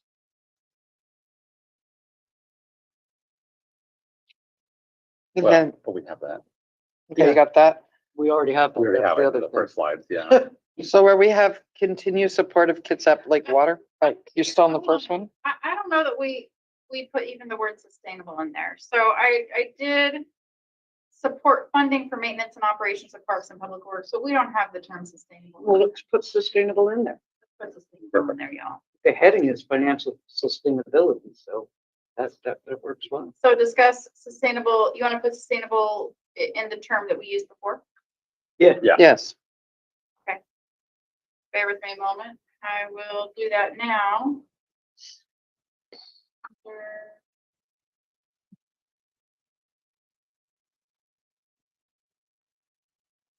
Okay, So the next one, so, Kitsap Lake Water Quality Program. Yeah. I was very sad to hear the Navy hasn't been financially supporting that. And they have a park on Kitsap Lake that it sure looks like they're using fertilizer on it. And we should encourage the Navy to help us pay to keep that lake clean. so what is your, My goal is to get money from the Navy for Kitsap Lake. okay, how will council do it? We will shame them. Shame them. Stem them so they can see their publicly. Pockets and coffers. What is our role in that? We could write a resolution.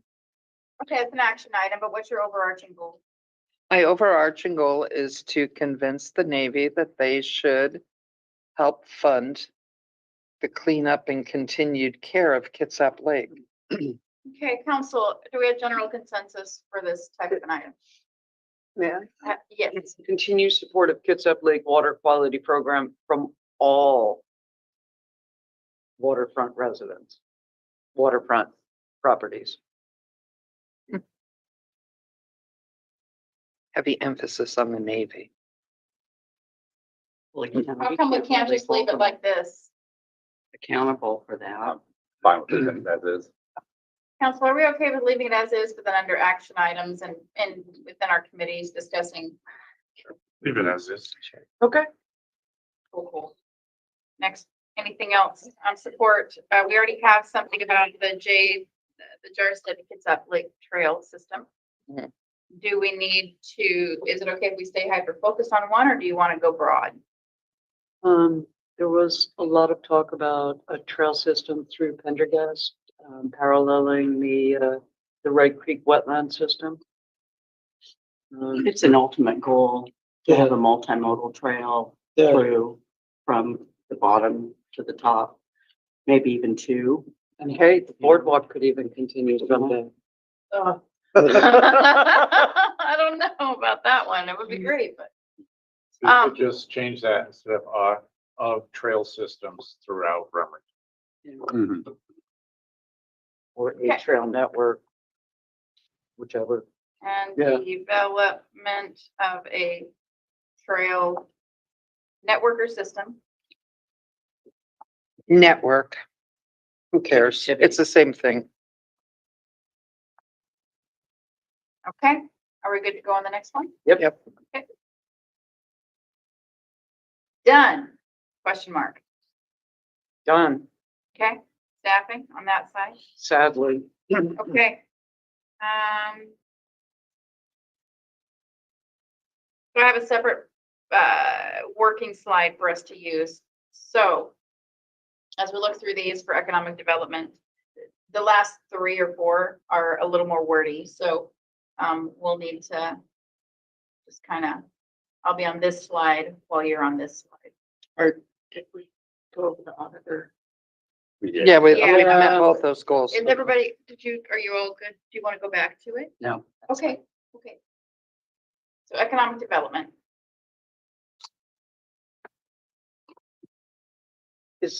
Don't we have the Creative Arts District designation? Yes. We supported it. We're done. Check it off. Yeah. No. Good. I will give a shout out though for, since Michael beats me to it, for Charleston, Callow, There it is. and keeping that on the radar. Yeah.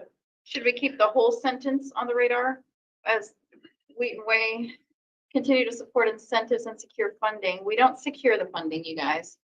Y'all, I'm sorry, not everybody here is a guy. Use. We don't secure the funding. We approve the funding. Well, prior. How about we can continue to direct support grants. incentives for redevelopment? Mhm. Doesn't get That's- scared without us. And securing fair. funding. Yeah, How about if we say securing funding? We support securing funding.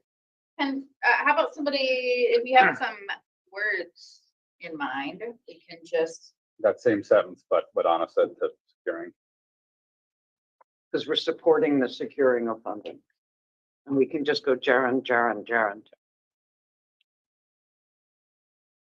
So, District 3's got a lot of construction love the past few years. Yes, I have. They're literally getting, Michael, you're getting my hand-me-downs at the moment in terms of some trash cans and planters and light poles and all That's that, right. so. Yeah. Like vultures, I've been around. I know, and I feel, I'm like, yeah. One person's trash, right? Yeah. if only they still had the fountain. Yeah. Remember the fountain? Yeah, who got the lion? I don't know. I thought that it was, well, Chief, you're interested in big cats. let's talk about this outside of this joint planning session, because I want to know more about it, but right now, fix my words, Leo, And securing funding. and securing. We don't secure funding. But we're But supporting this. Securing. Okay. Administration, you see a grant that can go towards Cal or Charleston? In Yes, support of please, go for it. Redevelopment, okay? All right, Or tip comes up later on, we go, that's a high priority for the tip. okay, something else, anything else in here that we really need to? What was the survey supposed to be? Yeah, I Technically, I would rather continue our work with GKC and KEDA to support economic development efforts. I mean, we kind of, Made a pretty big investment. yeah, Yeah. especially with KEDA, Yep, but with also KEDA. with the chamber. So, Yep. and their economic development organizations. So maybe it's just continue, maybe not, it's specific, not Collaboration, yeah. specific to the survey. Yeah, I think that's fine. Technically, I think I need to follow up on an email and they're still willing to send out the survey. But there's just gonna be like a one sentence in their newsletter. They could do a one sentence like, what's one thing you'd like to see improved? Okay, so, continue work with Greater Kitsap Chamber and KEDA, et cetera. DBA, Yeah, DBA. which is Downtown Bremerton Yeah, Association. not business, Bremerton. Ah. But then there is Manette Business Association, Manette there's Charleston. Business. Are there, District. should I write et cetera, or do we want to focus on these three?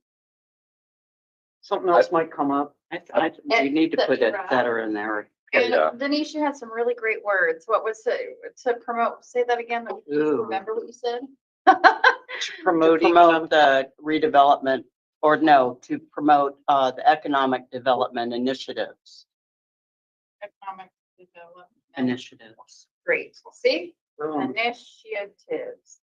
All right, Well, go ahead, sorry, yeah. I'm worried if we don't list Callow, Charleston District, and if we don't list Manette, one of those of like, Charleston's there. is it? Right here. Yeah. Okay, fair enough. The organizations, I guess, well, Charleston's not Who have we It's not given money to? identifying. it's not an incorporated, okay. The Naval Navy Museum. I mean, these are the organizations that we've talked The about a main lot. areas, We're yeah. not excluding other organizations, but these Okay. are, I mean, these are the big, Okay. these are the top three. Yeah. And it says et cetera, so that doesn't preclude us from working with other entities. Are we, yeah? Thank Great. you. I can Yeah, jump in real quick. We've yes, made, please, Mayor. thank you. We've made some pretty significant advancements and partnerships with sewering the Puget Sound Industrial Center. So both with the Port of Bremerton and Mason County. Sewering, you don't think of that for economic development, providing sewer, but it's a huge benefit to have that in place for future development and job creation. Do you have any recommended, I mean, is Send there, Ned Lever back again. Put PSLC in there. Yes. is the council, do you think that we should have a goal related to this on our 2023 goals priorities or modify our wording? Public Works, aren't you actively pursuing this, the sewer and the intralocal with Mason County and all? Yeah, we're fire council investments, Mm-hmm. we're just Um, going. We could go alphabet soup on that second one and add in PSIC. I don't know, Ford to Bremerton, there's so many. Yeah, Port of I Bremerton think et sounds cetera good to is me. good enough. Yeah.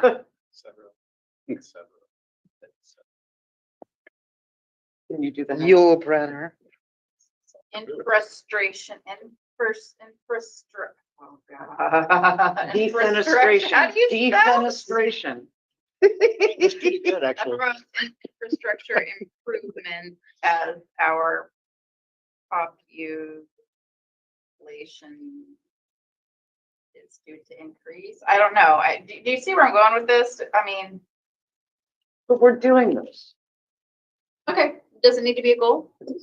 No, because. No, we're already doing it. Yeah. Okay. The administration. I mean, we're not doing The it. administration is doing it. Staff's doing it. Okay, shall we move on?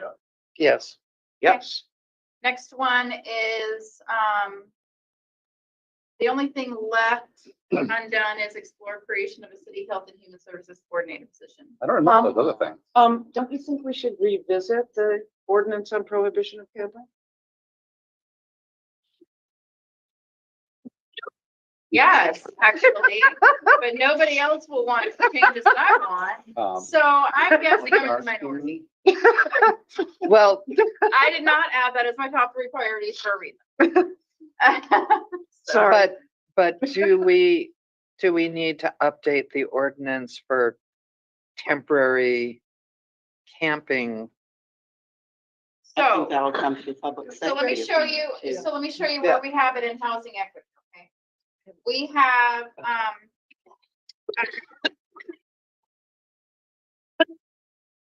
right up here, continue to support creative and humane housing solutions through policy and funding decisions for a variety of housing types. That seems great. That would be where that would be in. So I know what we're talking about. I think she had a more specific comment and I could provide context if you like. Or I can. You can, the Kitsap Real Estate Group would like us to, We're still on public safety and support? no, we're in housing equity. No, Well, because we were we were updating. right here. We're here. So, you had a clarifying Oh, question. vision. which But was- yeah, you can talk about that, Andrea. So I don't think you need to make it a goal about zoning code temporary encampment changes because we expect to receive an application from the outside and just process it. So you don't need to establish a council goal Okay. for temporary encampment change. Doesn't mean we can't discuss it.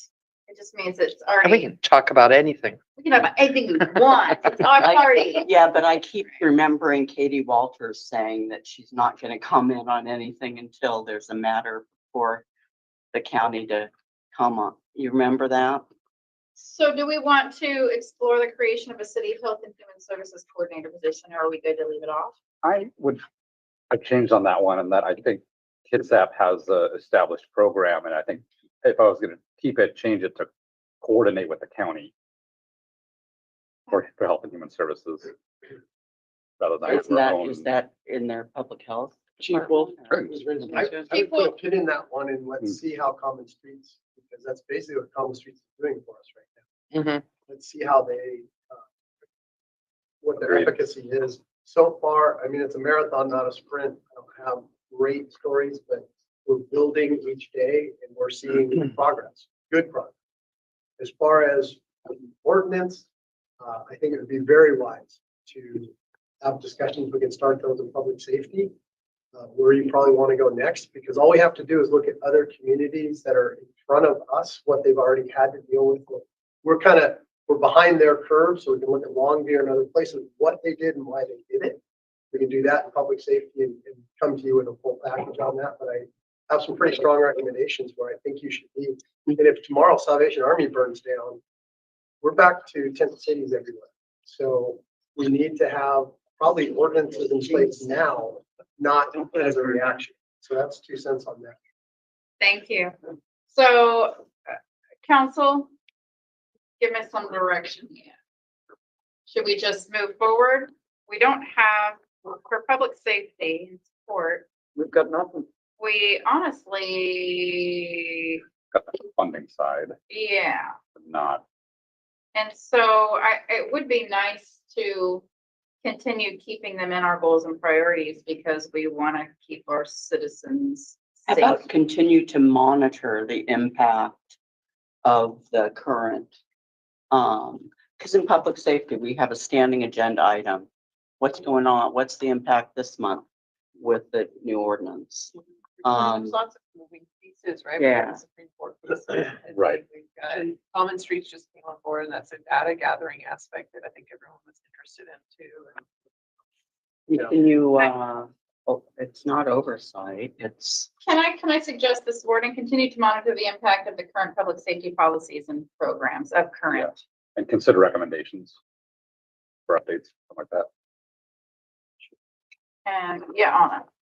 So did any counselor submit anything that could be under the heading of public safety and support? Yeah, there was some random stuff, but that was the one area that, and I was surprised we didn't really have much for the bridge. So this was one area that was seriously lacking. So as much as we've made about the bridge, y'all, you left it off on your priorities. I'm just saying. maybe. Because we already did have it. Pretty darn well. No. Maybe we did all the heavy lifting on this last year with the ordinance. So identify and secure funding for it. continue to, okay, anyway, staying on topic, public safety and support. Continue to monitor the impact of current public safety policies and programs. And consider recommendations for, this is a really long, I mean, like come on, it's gotta be driving me crazy too. with all the run-ons. Wordsmith it later, you got to Just know. stop at programs. Programs, period, I love it.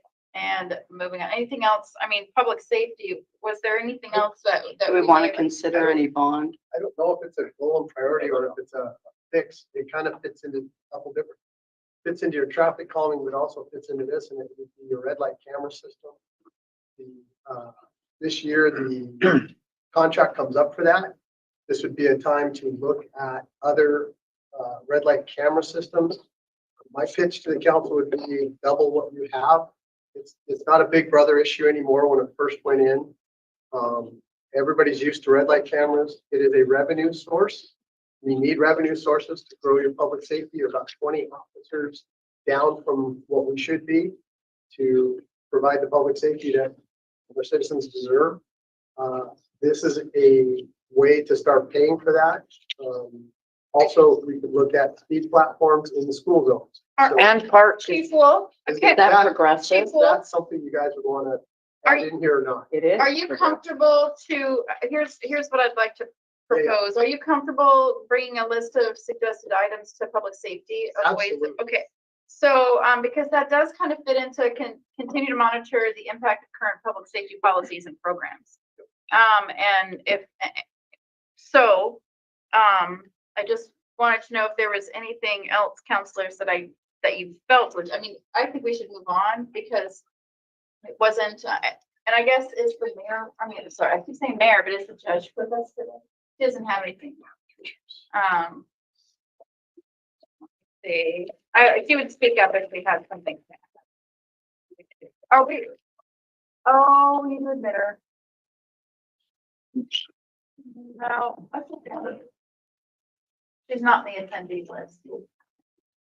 Okay. She said she might come in person. I think she got through the first part and it's okay. Let's move forward to, is it okay if we move forward from public? Yes. Do I have to- okay. Yep. Okey dokey. Affordable housing. So we've got just a few more to go here, but affordable housing. So we've got two more sections, this and communications. I'm sorry. I said Yeah. I was ready and I wasn't really.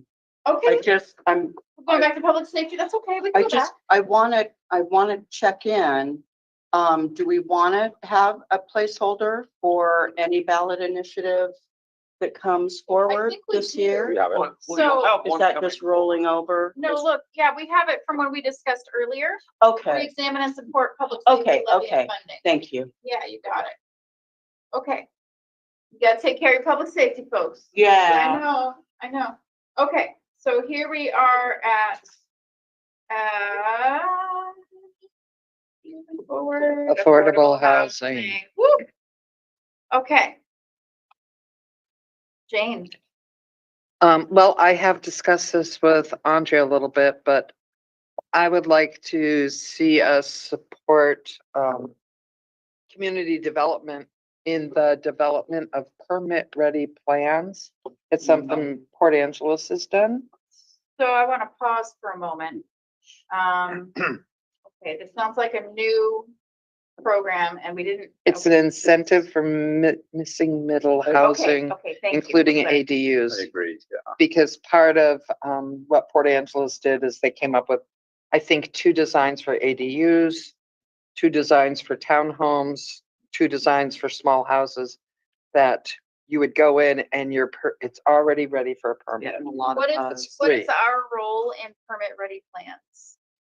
Our role is supporting community development, and Kitsap Real Estate Board has come and talked to us about it, so. How do we We support? set the policy, Okay, the Yeah. administration, we would like you to have these streamlined plans. support If able, policies with time and budget and people and all the constraints. that promote permit-ready plans. Can you do it without us? Can you do it without us? I guess I have some. There's some grants to contacts. apply Let for. me defer to Andrea here and then to you, Anna. These are something that we're starting to work on. We're working on at the KRCC level. So we as planning directors and all of Kitsap have just started talking about how do we implement this and make it even easier for people across Kitsap. So the same permit-ready plans in Bremerton would be applicable in Port Orchard as well as in Kitsap County. So we've just started that conversation at the what's called the LUTAC, which is all the planning directors come together, and then we're going to be proposing things to the KRCC board that will be considering this, and we're even talking about going after some of the funding strategies about how we can develop these plans collectively. So I'd say, How about continue to work with KRCC? yeah, I would, I guess I would caution you because I don't know how it's going to turn out. planning director made a recommendation to the executive committee, and I was going to the mayor.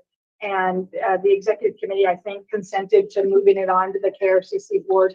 I don't know how it's gonna go, because as the planning directors came together and said we should do this, and I don't know how it's gonna turn out. Yeah, but you all are gonna be the ones that are doing it. So I have, So we're gonna try, but now I don't have the capacity in my department with the comp plan update to run a process to do this right now on my own. I can't do it.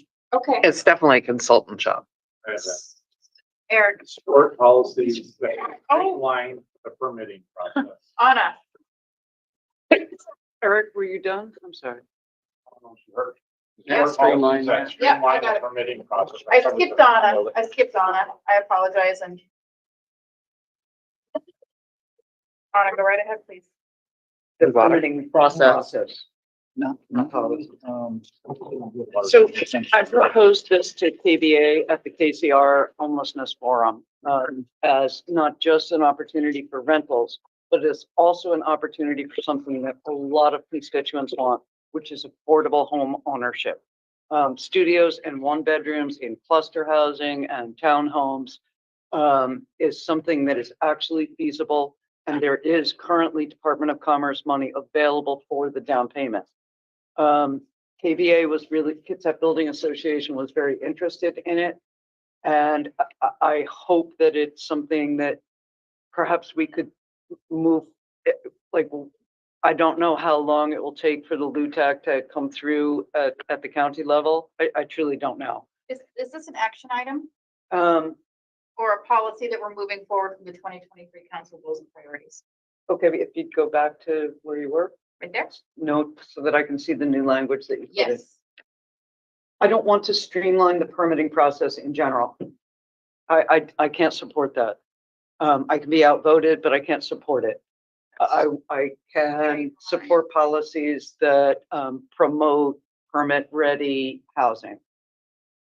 But I think streamlining all permitting is a very dangerous road to go down. And I can talk more about this if You can anybody. roll backward a slide, because I think the Yeah. words might already be there. So create incentives for middle housing creations. You've got cottages, duplex, triplex. You could just say permit-ready plans. You could just add. There you go. your parentheses. There you go. Oh, procrastinate. That wheel was reinvented very well. Finance side, finance that needs to come on the state.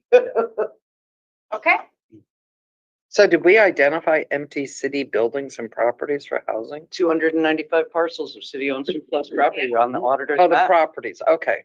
I was Yeah. thinking city buildings. I'm sorry. Well, it identifies them have everything. buildings. I mean, including the Admiral, the mayor's mansion. Mhm. Sure, well, okay. That's where you want to put a wetland at the top of a hill. challenge. It is a challenge. Called a swimming pool. Permits. So is that what we're looking for? Permit ready plans? Is that Yep. more like, okay. All right, anything else moving forward? Yep. Or is everything else? We're good to go? We've been implementing the recommended actions of the March 2020 Affordable Housing Recommendations Yeah. Report. Yeah, okay. Speak to me, brother. What is that? Continue implementing recommended actions of March 2024. Wow. That's the report that we were looking at before. Yeah, that's one I know you highlighted that has been really helpful. I'll just point it back up. Yeah, you brought that up in early 22. I'm not sure what we've actually, there's some pretty complex ones in that report. Mhm. You know, it has to do a lot of, with, Okay, I mean, I don't think we need to keep it as a goal. I think we pretty clearly, any affordable housing incentives were. there's some that are really out of our reach. Some of them were like, diversifying our, Mhm. our, like a loan program that we can implement that we just don't have infrastructure for that, so.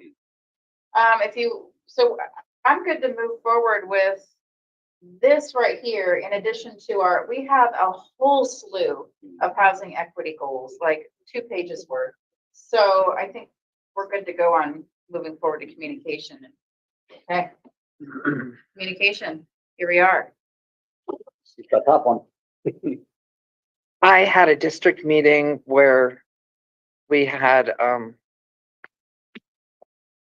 Now I can't think, Garrett, come and talk about the comprehensive plan. It was awesome.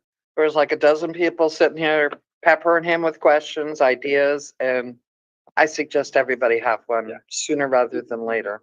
I had one in early 23. So anything else? So are you good with holding district meetings on the comprehensive plan? Absolutely. Okay. I just. Uh, Yeah, do we want to, here's one that I did see, a couple of y'all mentioned this one, and I can't remember who it was. I know it was Denise. But, and you also included Olympic College. But Yeah.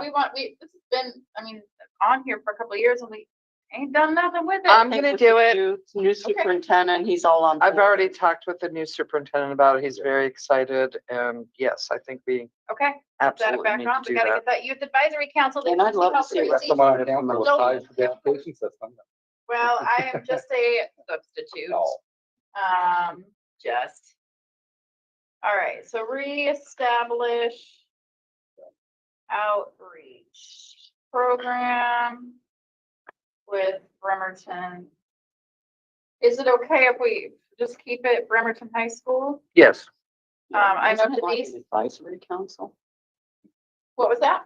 It was an advisory council, wasn't it? It's not Yeah, just here, an and I'll outreach tell you, the- program. yeah, I'll tell you the history behind it. We used to have a teacher at the high school who would lead that. She moved to the middle school, so our civics teacher, the next one is somebody different. And so, but it all happened during COVID, that she moved over right before COVID, and then COVID happened. And so if we have a new teacher, sometimes it takes just getting in touch with the right. Mhm. Well, Dr. Crawford said that he's gonna reinstitute a leadership class next fall. And that's where he would want to draw students to be a part of our council. So reestablish outreach program at Bremerton High School to recruit for a city council youth advisory.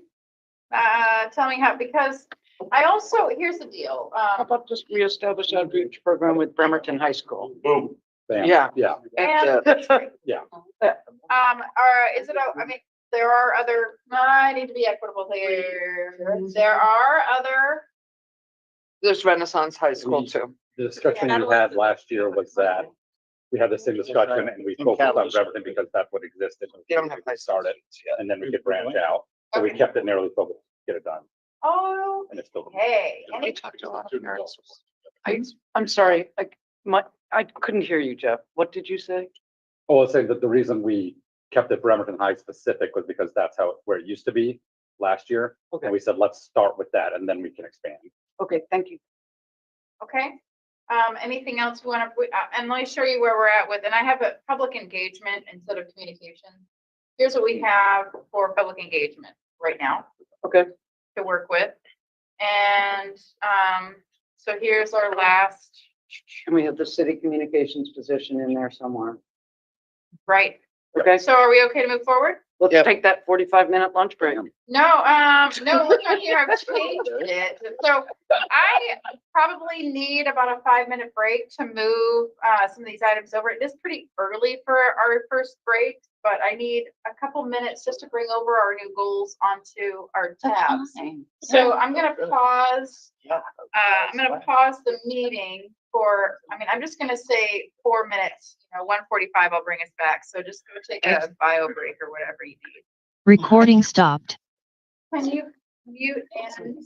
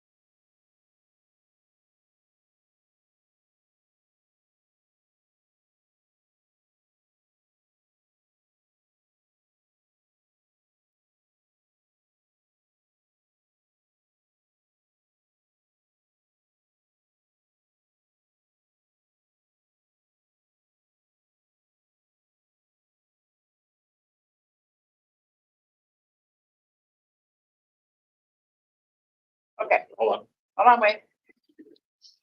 Do we have an incentive program for our workers that have to work 5 days a week for commute shift reductions? Me, on. I gotta, Recording in progress. okay, bringing us back to order, and I'm unmuted and everything's good to go there. So- I'll wait. I'll wait. I'm just kidding. Sorry. They don't know. They have no idea. We don't give them I'm incentives to do. gonna go ahead and start us off again on our presentation. So I think I brought everything out and over, but counselors, please help me stay accountable if I have forgotten something. Here are the proposed subcategories. I think everything fits into here. I did reword a few things. I brought back some old terms. But I felt like these titles encompass what we were doing. And I just want to make sure we're okay with these as subheadings for our goals. Jane, how do you feel about it? I'm sorry, I was speaking. You know what you were doing. I'm sorry. It's been a long time since I got in trouble. Yeah, it hasn't been a long time. So these are our subheadings. Does anybody have any like really just strong feelings that these are horrible subcategories? No, just. Mike, yes. I'd like to break out environmental stewardship. And so here's what we're left with,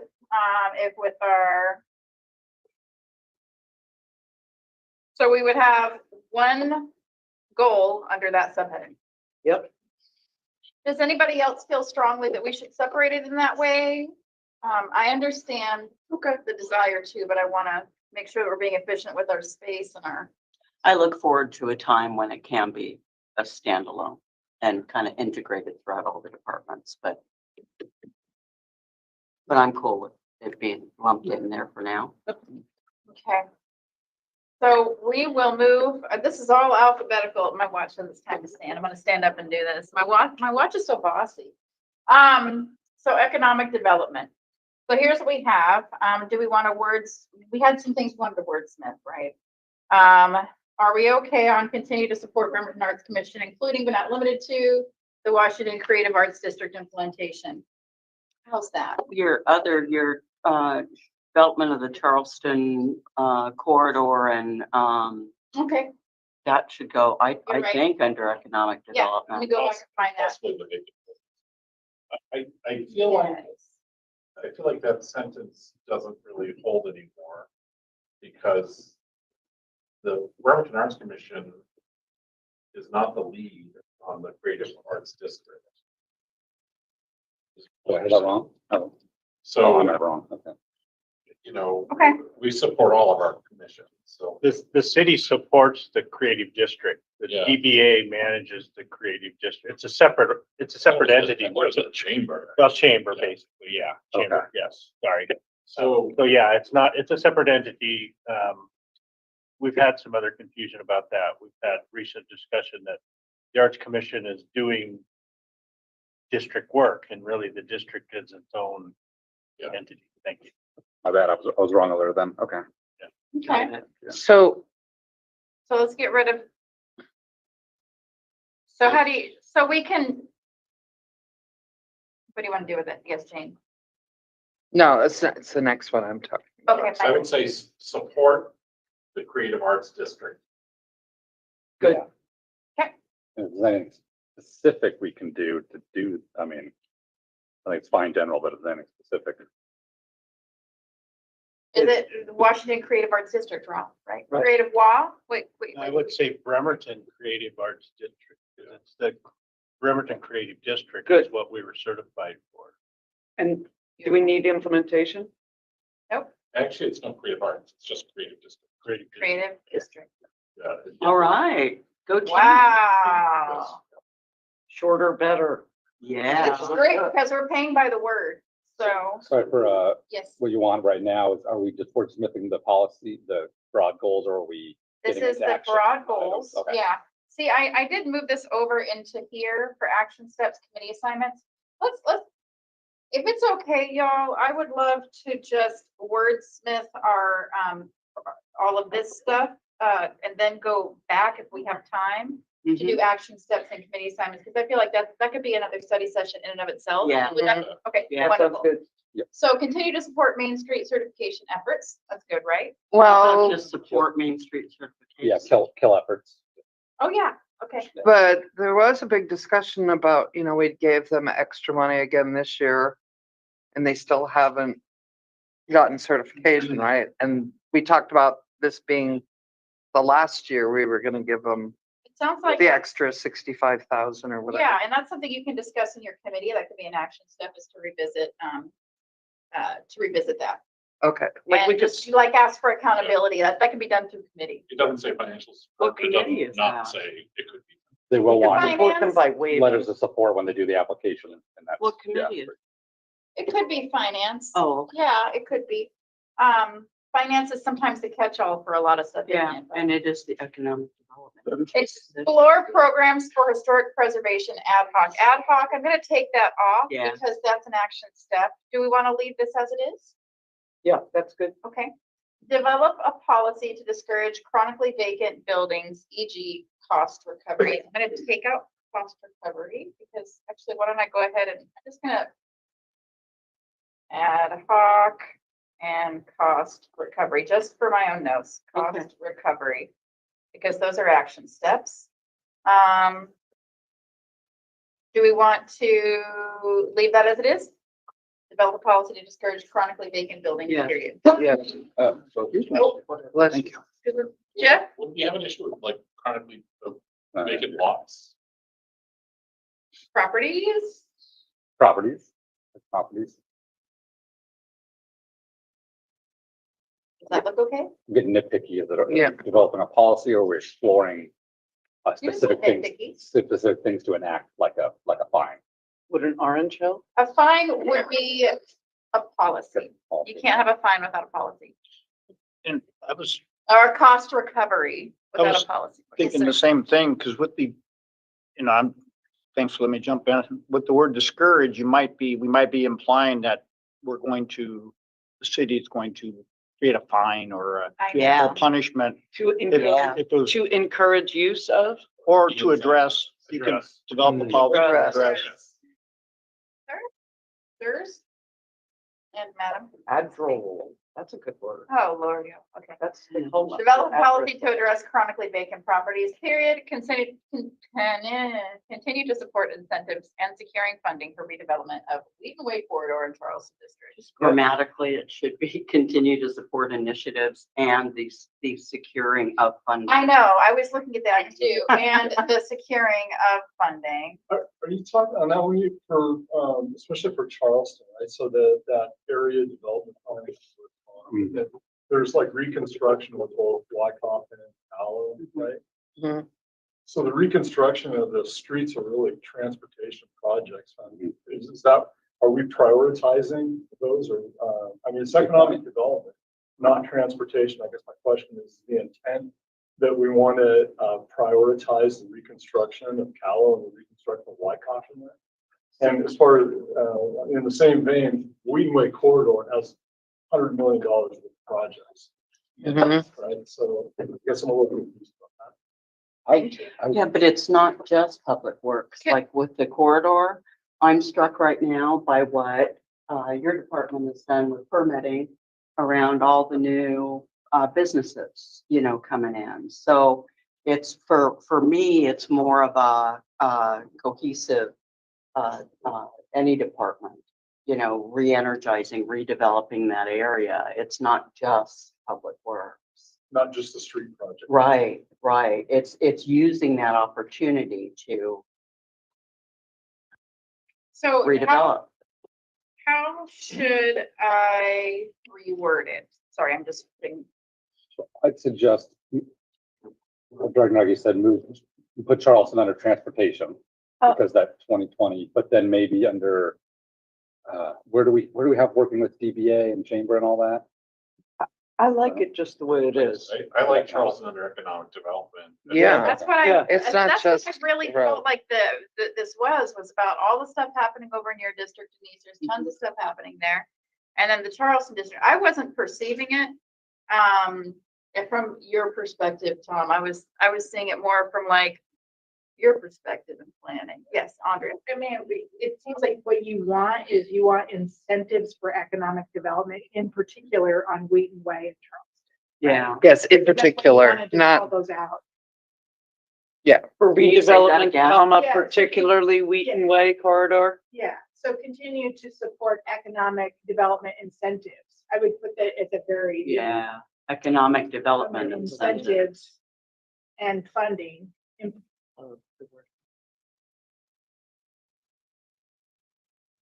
How does that read, y'all? Sure. Up between support and incentives, put economic. They don't have to be, Yeah. I mean, it's under economic development, but okay. I like it better, support incentives without economic. Okay.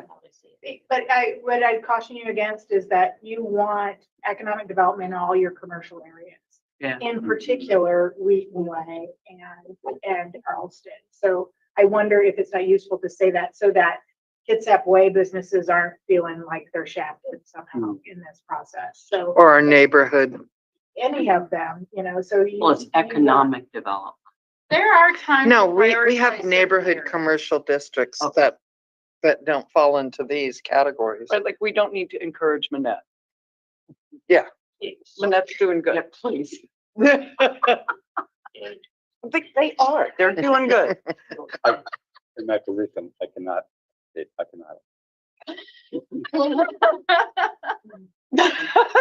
Yeah, it give me, okay, let me skip that for a minute. Continue to work with GKC, KEDA, DBA, et cetera, to promote economic development initiatives. Great. Is that one okay? Okay. So revisiting this, I don't understand. I guess there's a lot of conversation that y'all are under. You're getting on the same vibe and I'm still over here. So bring me back to where you're at so that it's in the vein of all of us. I like this continue to support exactly as it is. Okay, so for instance, I have a very small neighborhood commercial area.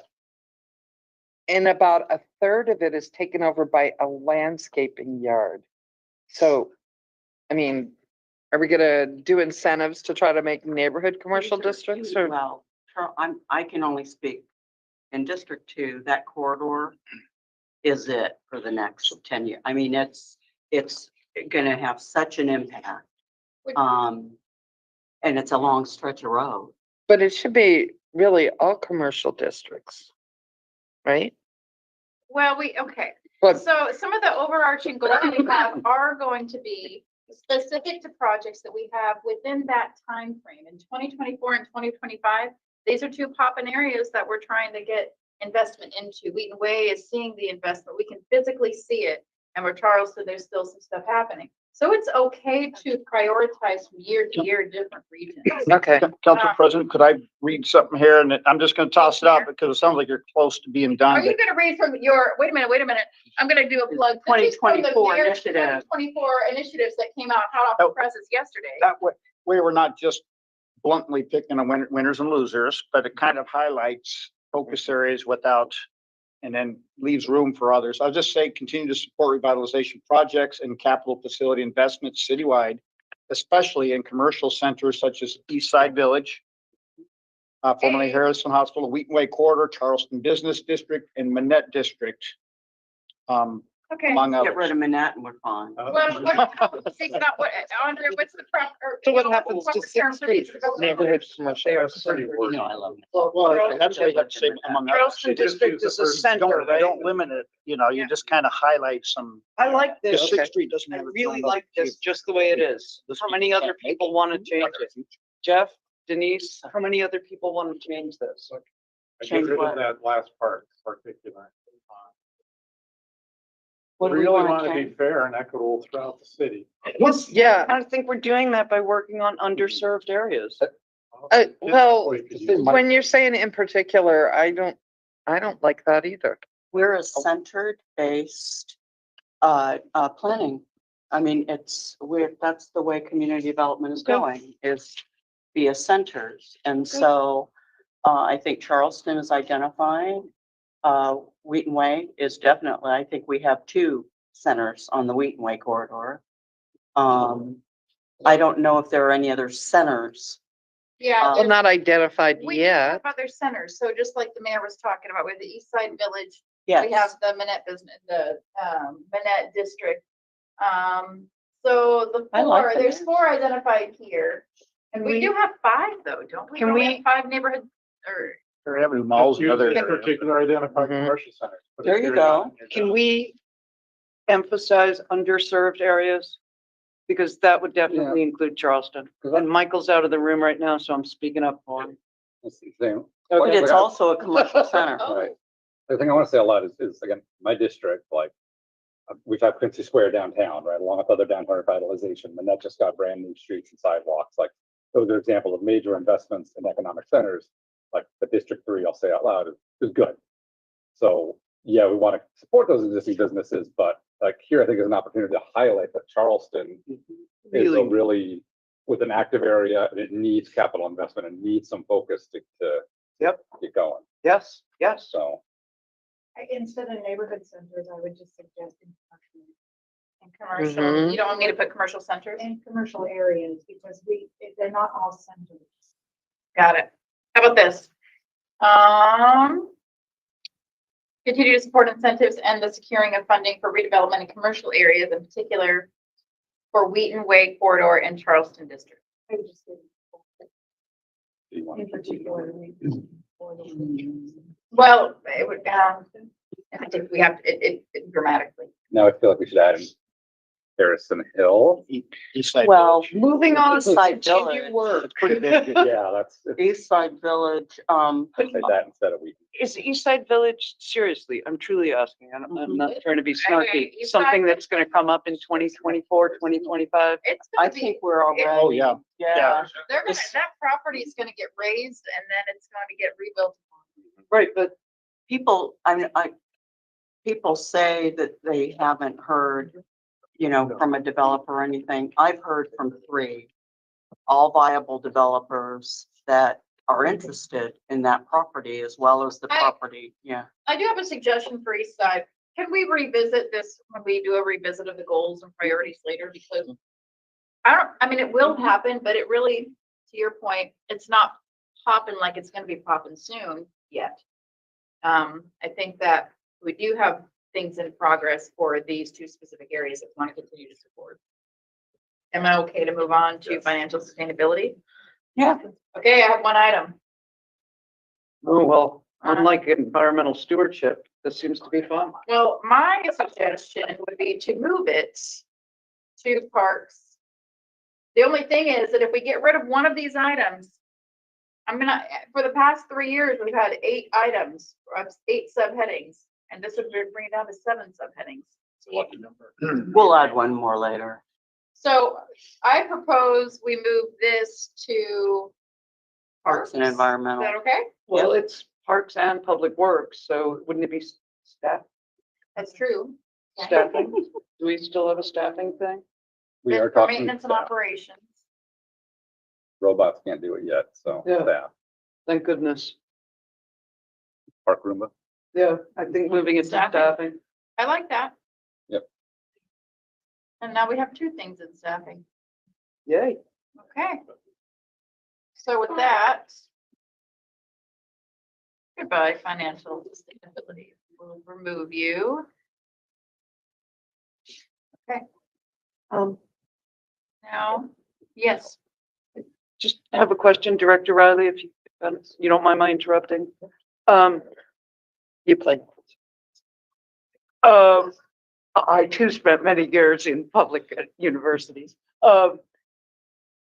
If we have ideas on, and this, I guess, is for all of you, on ways to increase public revenue, which I'm not going to bring up here, what is the best way to do that? To bring them to you? Shall through finance committee, I think would be a Through great. forum finance to committee. have Okay, that thank you. discussion. And All done. me too. All done? Probably get that on next year's agenda. I kind of want to like. You kind of want to Hear you. I just grunted. I just yucked your yum without even realizing. But you caught yourself, Jennifer, that's self-awareness. Dude. There's a lot going on with housing equity, and I do feel like that's gonna take us some time. Can we come back to this one? And do do parks and environmental stewardship, and then take, our snacks are here. Do we want to take a quick break? Are we ready for a break? I'm looking up. Can we push through for? You can until push 2:30? through till 2:30. We'll Yes. push through okay. Council, do you want to go ahead and start tackling the wording on housing equity? Why like the not? route. I like the wording. Okay, let's go through it point by point. So I have 2 slides now. They might be a little bit different than the ones you have because I'm editing this live document. Continue funding community organizations to develop more affordable housing, period. Investigate options within yeah, Jeff. But if I can, we're not directly funding the organization itself, we're providing funding for projects. To I know- develop I know more it's really affordable. So. About community projects. Do you see how these 2 are somewhat related? Is there any way we can fuse these Yes, into a better goal? basically saying keep funding stuff like Mills Crossing, so it's. To develop more, To purchase. to more- develop more low income and affordable housing? Well, look, these are all, let me get rid of this. Well, that one's a Don't get rid of that. specific to Yeah. DHA. It is. And so, council, do you want me to, do you not want to? I'd like to break out BHA because Agreed. that's really specific. Yeah. Okay, we'll leave for now. But those And first then- 2, I think those 2 we can combine. Okay. Do we have other options than the community organizations to develop more affordable housing that council can do? Oh, the MFTE stuff. Well, that's a specific one down there. I guess if I could add is that we do fund the weatherization program Right. that isn't new affordable housing, but it keeps housing affordable. And it improves our housing stock. So it's not the. Isn't that in the To develop- continue to support rental assistance? When you guys talk about it, you talk about it in the context of Mills Crossing. So I just want to put it out there. True, And true. that is also something else you do. And to Andrea's point, that's something we had on our previous affordable housing goals. And we were just, we didn't move it forward, whether we missed it or whether it just. Well, because it was continue. Yeah. We're going to We did, continue yeah. doing it. So explore and support options for more funding specifically for low income, yes. Might have a short for it. Support funding for low income housing development. Like it. Okay. And we're okay with getting rid of the community partners? They are Not actually. not literally, No, I understand that. but we do have a community partner. Real hard. Do we want to add, I hear what you're saying, Anna. Do you want to add community partners such as DHA? No, okay, I see what you're saying. I do understand. I have another one. Well, this is housing. equity. Support funding for low income housing development by working with community partners, et cetera.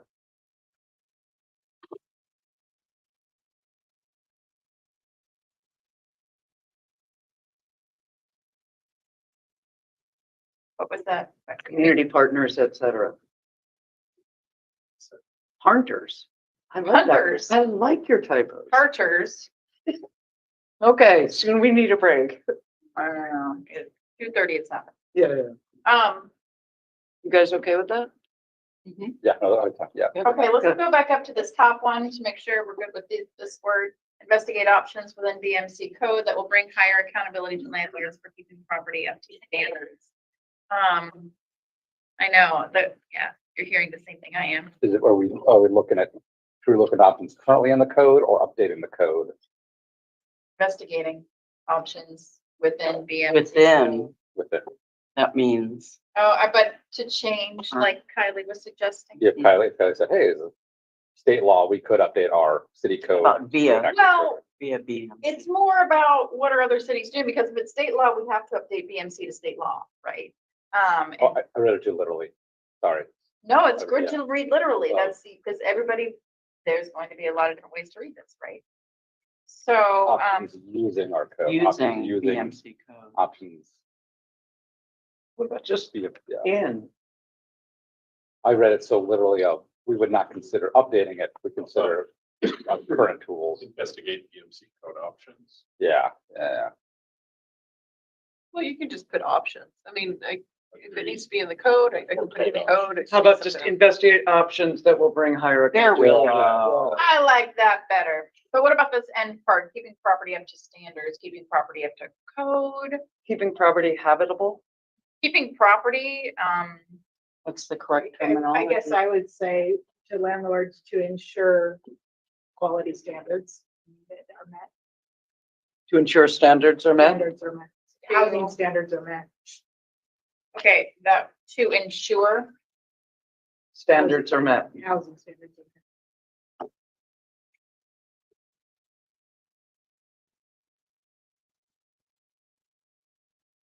And is this just rental housing?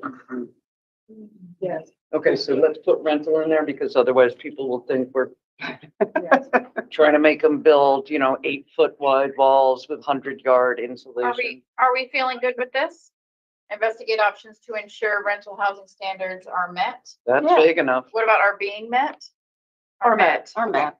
Continue to support BHA in its development of a low barrier hybrid shelter through budget allocations and public policy, Great. period. Okay. Consider adjusting income levels to be more, are we good with, I'm sorry. To bring it more back. closely reflect? More close, to be Oh, more closely reflect. related to, To more closely reflect. to more closely reflect Bremerton incomes for the 20. Good. Council, are we good with that? Okay. Continue to support creative and humane housing solutions through policy and funding decisions for a wide variety of housing types. It's great, but you need the E at the end of human. I mean, are we really building houses for dogs and kitties? You want to say even. Okay, that's fair.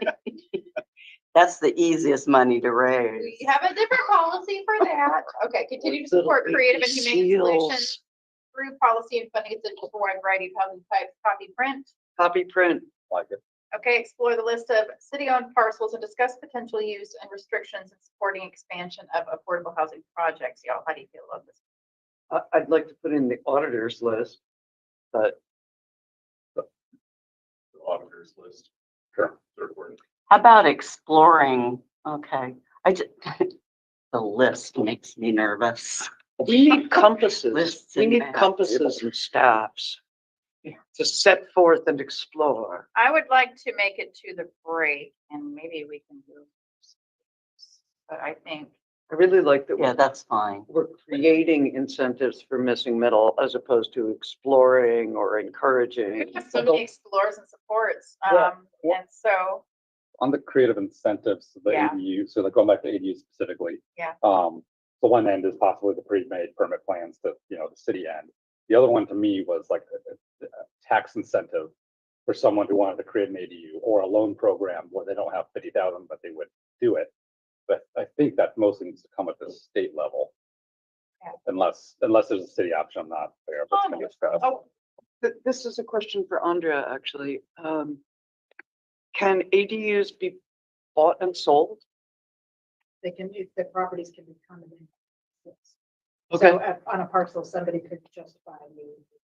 Okay, so this could possibly be another opportunity for affordable home or ownership. having- Mhm. So there's that, and then there's other initiatives that are going on in the legislature right now for lot splitting and other things like that too. So there's like a lot of things just currently in play. Okay, thank Like you. those 60 Sorry to lots interrupt. near Mills Crossing that could ultimately, if they were turned into single-family homes with 2 ADUs, Yeah. could be turned into 3 so I houses. just want to clarify, Jeff, did you Yeah. have any other, was there an issue with the wording of the? Yeah, I think what I'm getting at is if we don't actually, if as a city, we can't actually do any financial incentives or tax credits or, a loan program, like low-interest loan program, then it's more of a, like, we talk about lobbying the legislature for those programs or working with our legislature. to It's create just those another programs. support. Yeah, I know. Could we, for instance, give money to like the housing authority to do those? Like, there may be some ways to do it. You get into Davis Bacon then. What? I ate the You last didn't one. have to pay prevailing wage. Oh, I like my Just like- $20 an hour carpenters. just, I think that there are other ways we can create incentives, and one big way would be to make it really, really clear to people what they are. You know, that they could be eligible for ADUs, because the statistics we're hearing from DCD are that there has not been a stampede to implement ADUs. And I think if it were really clear, I'm just going to say plain language very quietly, that people might, that might be another incentive if they had like a model or like a story of here's how I built an ADU for only $12,000, you know. So can I ask Jeff, what is your suggestion for the change? The incentives, I think, very specifically financial incentives. So real quick, obviously the goal is the creation of missing middle Right. housing. Yeah. So, I don't know, incentives does come to mind, but, How about increase missing middle? yeah, support for missing middle housing projects or, creation, Yeah. actually creation could be enough. I mean, doesn't this, you guys, doesn't it kind of fit into here? I know we're being really specific Yeah. because we wanted to do something with the permit That's ready fine. plan. Like, I hate striking it because of how much, but I almost want to strike it because I don't think that it's this, again, I think it's a state issue, or we say we lobby the state to create this program. Can we just permit ready plans Yeah. under an action step, and can we just, is missing middle is already a legislative priority. I think this would be something that the community would be really happy to read in our goals and priorities. And it's easy to understand. Yeah. Okay. From that perspective. So, Let's just leave it for now. Okay. and realize that support for missing middle also includes amending the zoning code and putting the policies into the comp plan. It isn't just Okay. about funding. So there's a lot we still are doing with those things that it'd be important to have it up there. One way you might word it is continue to lead the region in the develop of affordable housing. Mhm. Ooh, I like that. B-Town, get your due. You want me to do that? We are so far ahead of our neighboring jurisdictions. We haven't Mhm. done I'm on a platform. I'll get off it real quick, but we haven't done everything, but overall, we've done the bulk of the work and we're way ahead of just about everybody else. And we should be advertising that instead of giving more incentives. No, Lead the exactly. region. Do you want me to, I mean, this is gonna be a little, okay, continue to lead the region. Yep. In In the development. housing creation. Are we leading the region in the Yeah. development Oh, of yeah. missing middle housing? Oh, my gosh. Yeah. We, What do you guys consider missing middle? What income are you Duplexes, thinking? cluster housing? No. Oh, income, Income, what do you guys think is missing middle? 60 to 80. The next Well- slide, oh, go ahead, I'm So sorry. missing middle, I think specifically referred to everything between single family and then multifamily. Multifamily. But, It is all those mixed housing types. It's Not always But it is- related. but it is also Housing type connected. to related. It's also income. connected to income. Yeah, so that's like middle 60 to 80K, and Andrea's nodding her head, so I'm happy. Okay, so next one is parks and environmental stewardship. Support the development of Jarstead to Kitsap Lake Trail. Absolutely. Develop policies that encourage environmental stewardship. Develop policies that encourage environmental stewardship. Period. I have a bunch of Mhm. specifics on that, but what committee would it go through?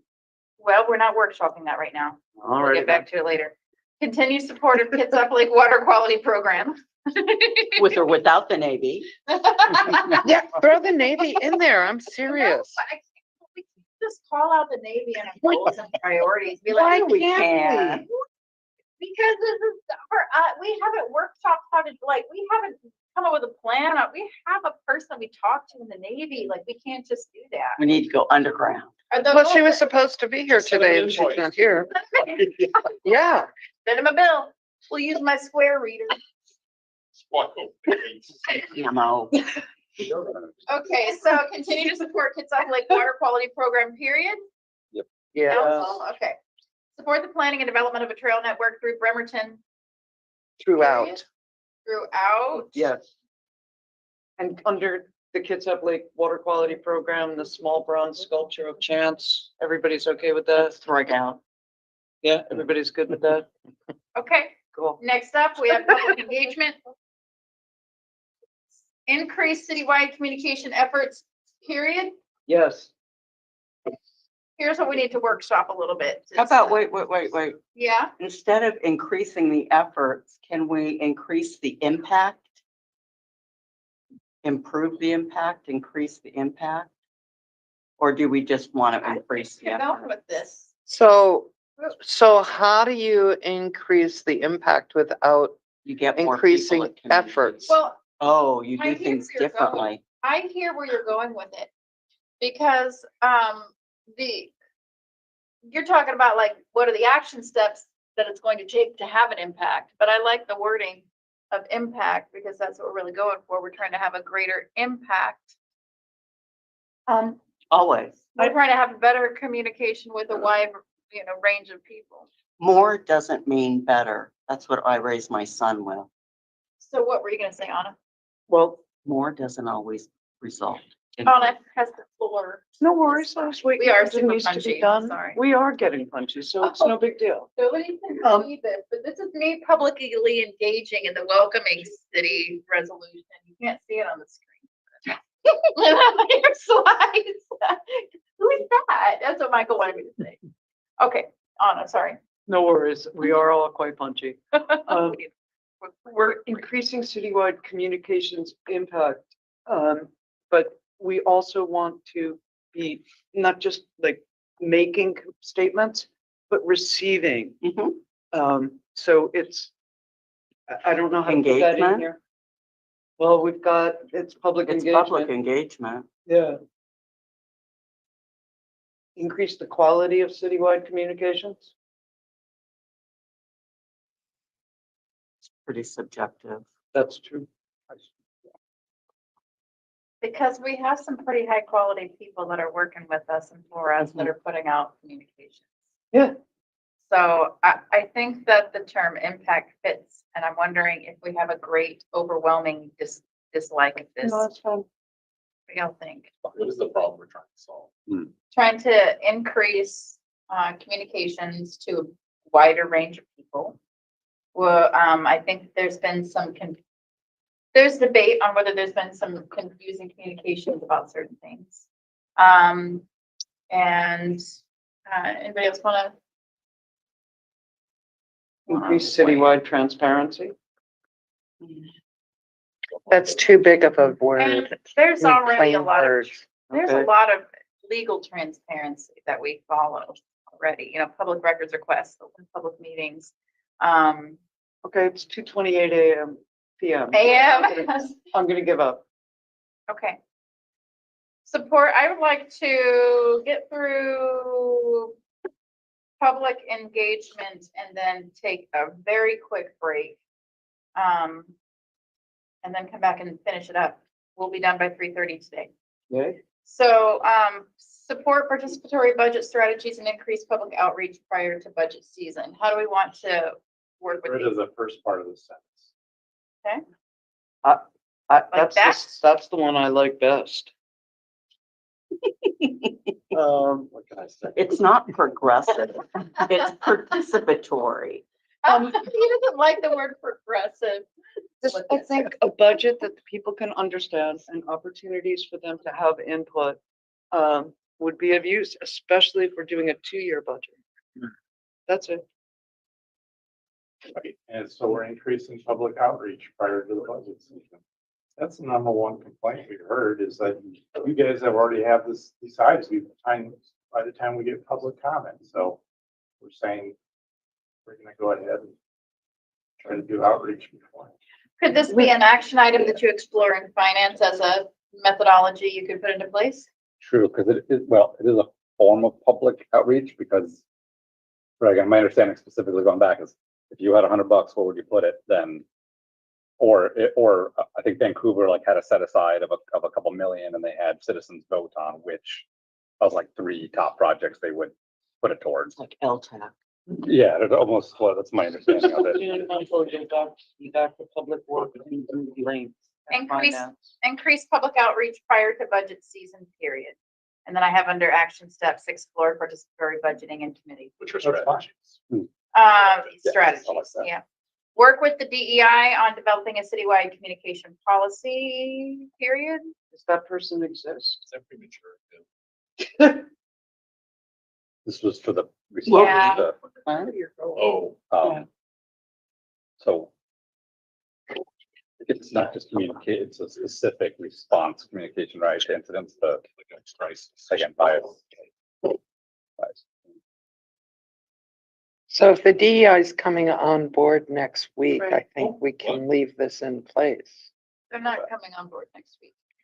I just Even heard this it year. from the mayor. You didn't hire, no, No, the consultants come in. Oh, the The consultant. briefing. Yeah, the briefing's happening. So, do you want us to write through it? You want to get rid of it? I Just think put- you know where I'm going. Just Let's put 2025 in it. Can here's what I just want to say. Can we just have an understanding as we wait for our DEI to come on staff that if some baloney goes down on our watch, that we respond immediately? Yes. Can we just have that understanding? We don't need to have okay, but I think it's good for How the, about develop a citywide communications policy? okay. Cowabunga. I don't think that's. It must be existing policy. I mean, yeah, that's what they're. Yeah, how did we do that? Everybody's got, So. I don't think we as council can do that. We can say, you know, Andrea, please have Garrett go to every public meeting he possibly can. Well, But we Garrett's can't. already doing that. I know. So that problem's already solved. But what I'm saying is we can let the mayor know that, you know, we feel this project didn't really get out to the public in time. We can develop, I mean, we may choose not to at this time, but we can develop a citywide communications policy I that, think that could be an action item that you explore under increased citywide communications impact. under which committee would that be? We'll workshop it at a future date. Okay. It could be an all council study session, right? Sounds good. Okay, I like everything up there. okay. So develop a council FAQ accessible on council website. Are we good with that? That was Yes. a really good idea, Eric. Hold district And meetings on everybody. comprehensive plan. Yep. Period. Excellent idea. Reestablish outreach program at Bremerton High School. Excellent idea. Hold district meetings on comprehensive plan, Yep. period. And once again, we're gonna reestablish, wait a minute. We have that twice, I Jennifer. might have that. That's why you really want that's to it. do it. All right, so, it is 2:30 and we're gonna take a quick, we're gonna take a 10-minute break and then power through and be done pretty soon. Okay? Okay, Ciao bello. all right, so. But I don't forget where Let's we are see, so at. close to staff.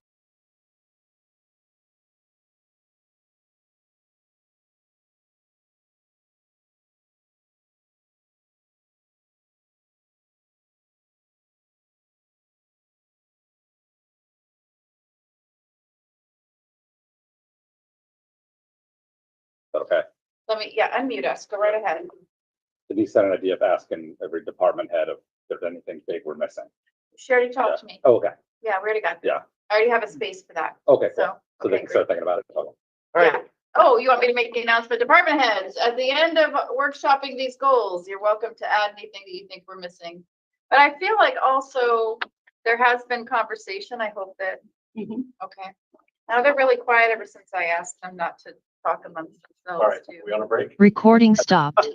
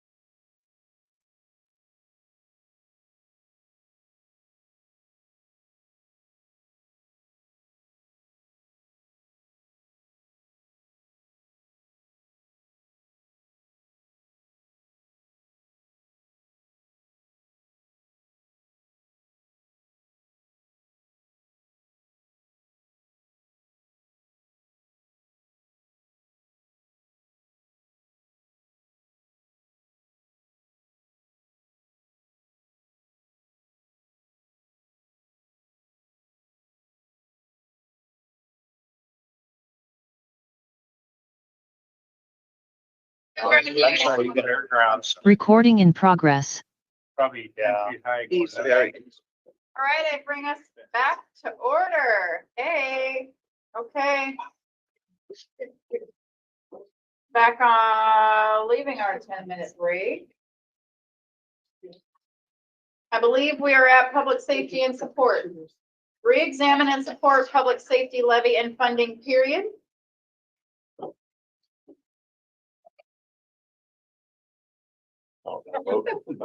Your vote counts too, Mike. It's about just levy. I mean, Re-examine and support public safety funding. levy. Just re-examine and support public safety levy. It's not a bond as well? No, Just for- yes. Well, go ahead, Pat. Well, I mean, you have different things. I mean, we ran the public safety levy, which was a levied lit list. This year, you will see the EMS levy come to you because we need to approve that because it's expiring. And we're also a year or so down the road, once our current bond is paid off, which is going to be next year, we'll have to come back to the public to bond our fire equipment that we'll need to do. So you're talking about a 2-year, that's going to encompass those two years. Because there's the county one too, right? Well, and then with the county, yeah, what, if the county passes theirs in November, what does that look like? Yeah. I mean, would I put initiatives and funding? I do want to keep funding in there because there's going to be times where they, there's still have to continue funding equipment and FTEs and things as they come. So that's why I kind of like, Jeff, what do you I think I think? should back to levy because initiative sounds like a program we're initiating, whereas it's really funding focused. Okay, Bonds, levies, we need per bond there, levies. Michael. Just keep it simpler, we even need to re-examine, like, support public safety levy. Bam. Funding if you or need that or want that. Pat? Well, I would just say support funding because there's going to be different. Yeah. Besides levies, you're going to have multiple funding. We have grants. Yes, I was thinking it would save us an agenda item if they put it up there that way. Get the approval done right now. No action will be taken at this meeting. Support public safety funding, period. Yes. I mean, if we want to do it really big scale, it's increased public safety funding. There we go. Support And then increasing public We just safety need to funding? increase it, Support and then increase. we'll have all these different ways of doing it. Where? I agree. Go broker, go home. Support increasing public safety funding. Boom, go broker, go home. That's funny for you to say, sir. All right. I don't say support, increase public Just safety. increase Yeah. public safety. Yeah. Be affirmative on. Increase public safety. Lead the region in. Yeah. All Why right. isn't it the state, Mayor? I know. Yeah, We're gonna need business. Public safety likes that, don't they? Okay, continue to monitor the impact of current public safety policies and programs. Period. That's another one that I just like to see we said, but Yes. but we sort of sanitized it so much that it doesn't Yeah. actually. Well, we can come up with action items later. And so like I would say, like we would want to get some more data to find out if we want to continue supporting common streets, for instance. We want to continue supporting the day car, for instance. Things like that might be action items that we can, but we want data behind it, right? do those. With data. With the data. Should I continue to Okay. monitor it? Oh, Just, yeah, That's better. there you go. Monitor the impact of current public safety policies and programs, period. Could monetize it. We do. Okay, next up is staffing. Define the roles and responsibilities of city DEI position based on consultant and community input, period. Yes. Okay. Eric? Yeah, Okay, cool. looks good. Yep. Support sustainable funding for maintenance and operations of parks and public works. Yes, Yes. Period. yes. How does it look? Support wholeheartedly. No, I'm not Exclamation serious. mark? Okay. Yeah, no. All right. So moving on to transportation and multimodal support, establish a comprehensive ranking, transportation prioritization in collaboration with Public Works. Yes. Period. Yes. Fine. Is that okay? Okay. Support traffic calming policy that prioritizes safety of pedestrians and cyclists based on data. Yeah. The policy should be based on data, not the Oh, cyclists. Comprehensible. Comprehensible. Thank you. We're just. Your statement about it, yeah. I like the comprehensive. Reprehensible. New word. Woo, we're New word. punchy. All right, support traffic calming policy that prioritizes. safety. Based on data. Support data-based traffic calming policy. There you go. Good. The hyphen. Yeah, let's not base cyclists on data. Good catch. All right. Okay, here we go. We got this one coming up here. Increase prioritization of active transportation elements and transportation projects, including the development of multimodal paths through Bremerton, increase prioritization of connectivity and active transportation plans. That's a lot, I y'all. think that should be two. Prioritize multimodal path connectivity. Yes. Prioritize multimodal, say that again. Path connectivity. How about multimodal transportation and connectivity? In transportation projects. Yeah, transportation and Planning. Okay, projects, also good. Planning or projects.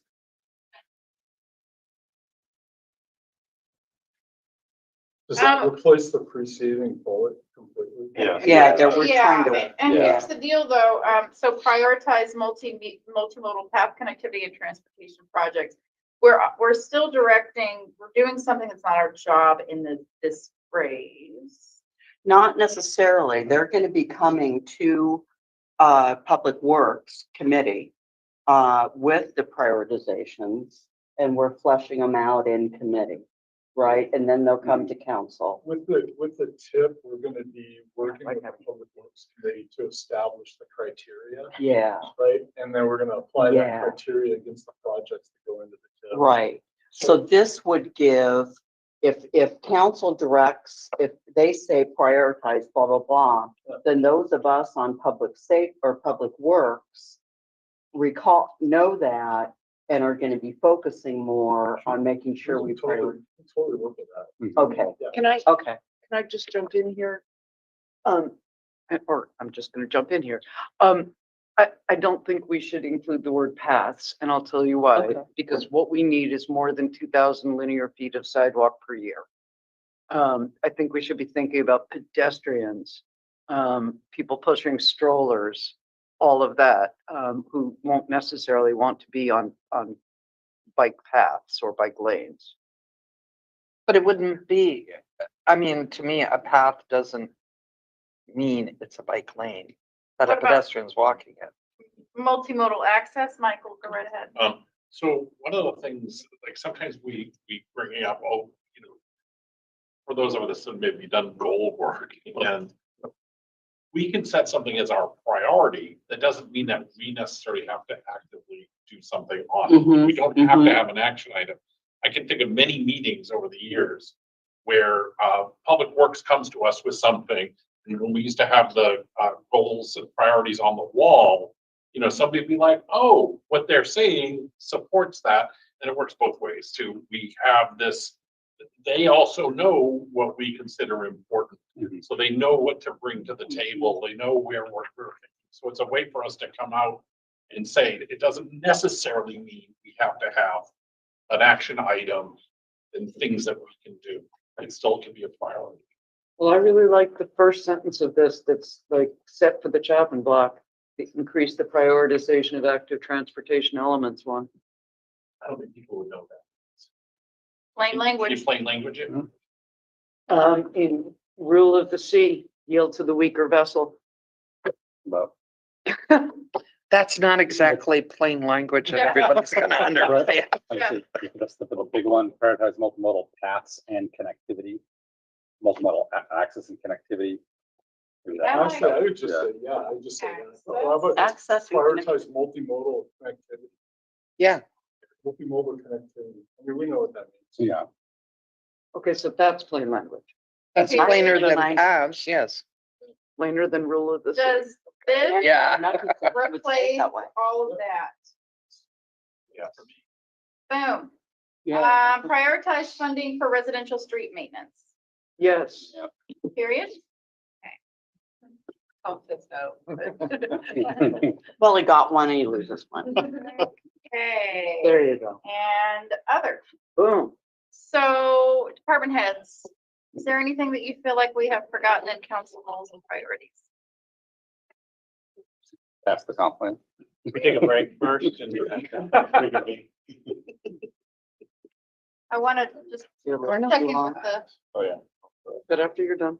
it's okay to speak up. You're in a safe space. Well, your department heads are probably some of the best in the nation, so is this the time to talk to you about? Yes. Pay raises? But we do lead the region in quality of, Phrases. staff.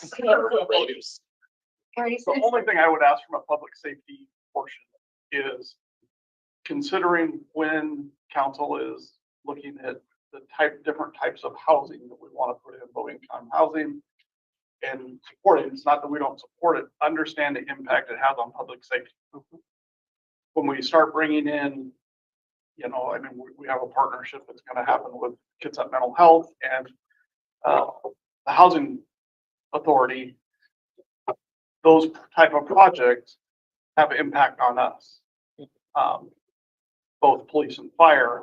And I don't think they're just it's their project, council supporting it, but just to consider those things. We have a lot of different non-tax paying customers in the city that Mhm. use a ton of our resources. And they're not just low income. So Well, non-tax paying, and I like. non-taxpaying, like Mhm. Kitsap Housing Authority, Kitsap Mental Health, you got Churches. tons of places. Yeah. We're churches. currently serving But he's though. also talking about where calls are happening, Right. Right. higher volume. The school calls. districts don't pay taxes. They're a very small percent of our call volume. Pendleton Place doesn't pay taxes. They're a pretty decent hit on our services. Mhm. So just as a consideration when you guys are looking at But Chief, is it the project or is it the people involved? In other words, the people served, locating them in a central, you know, I don't wanna penalize the project. I don't think any of us are seeing, are envisioning hundreds more coming in just to take advantage of our lovely low barrier shelter on Wheaton Way. I think that our community is already serving those people in different ways. So, but you're saying when we concentrate that population in a low barrier shelter or surrounding areas, that increases your number of calls. So let me make sure I'm clear. So if we're going to be increasing our affordable housing, where there might be folks that are in use of higher resources, we might want to subsequently consider increasing funding to public safety. Thank you. And to Yeah. consult with you. Well, And that goes. we're involved. I mean, we're engaged with city council. I mean, we're here, just having that acknowledgement of if we're going to do this, even, you know, some of the other projects, it is going to have an impact on your emergency services that are already taxed. And Yes, so just has to- luckily, in our public safety goals, we have to increase public safety funding.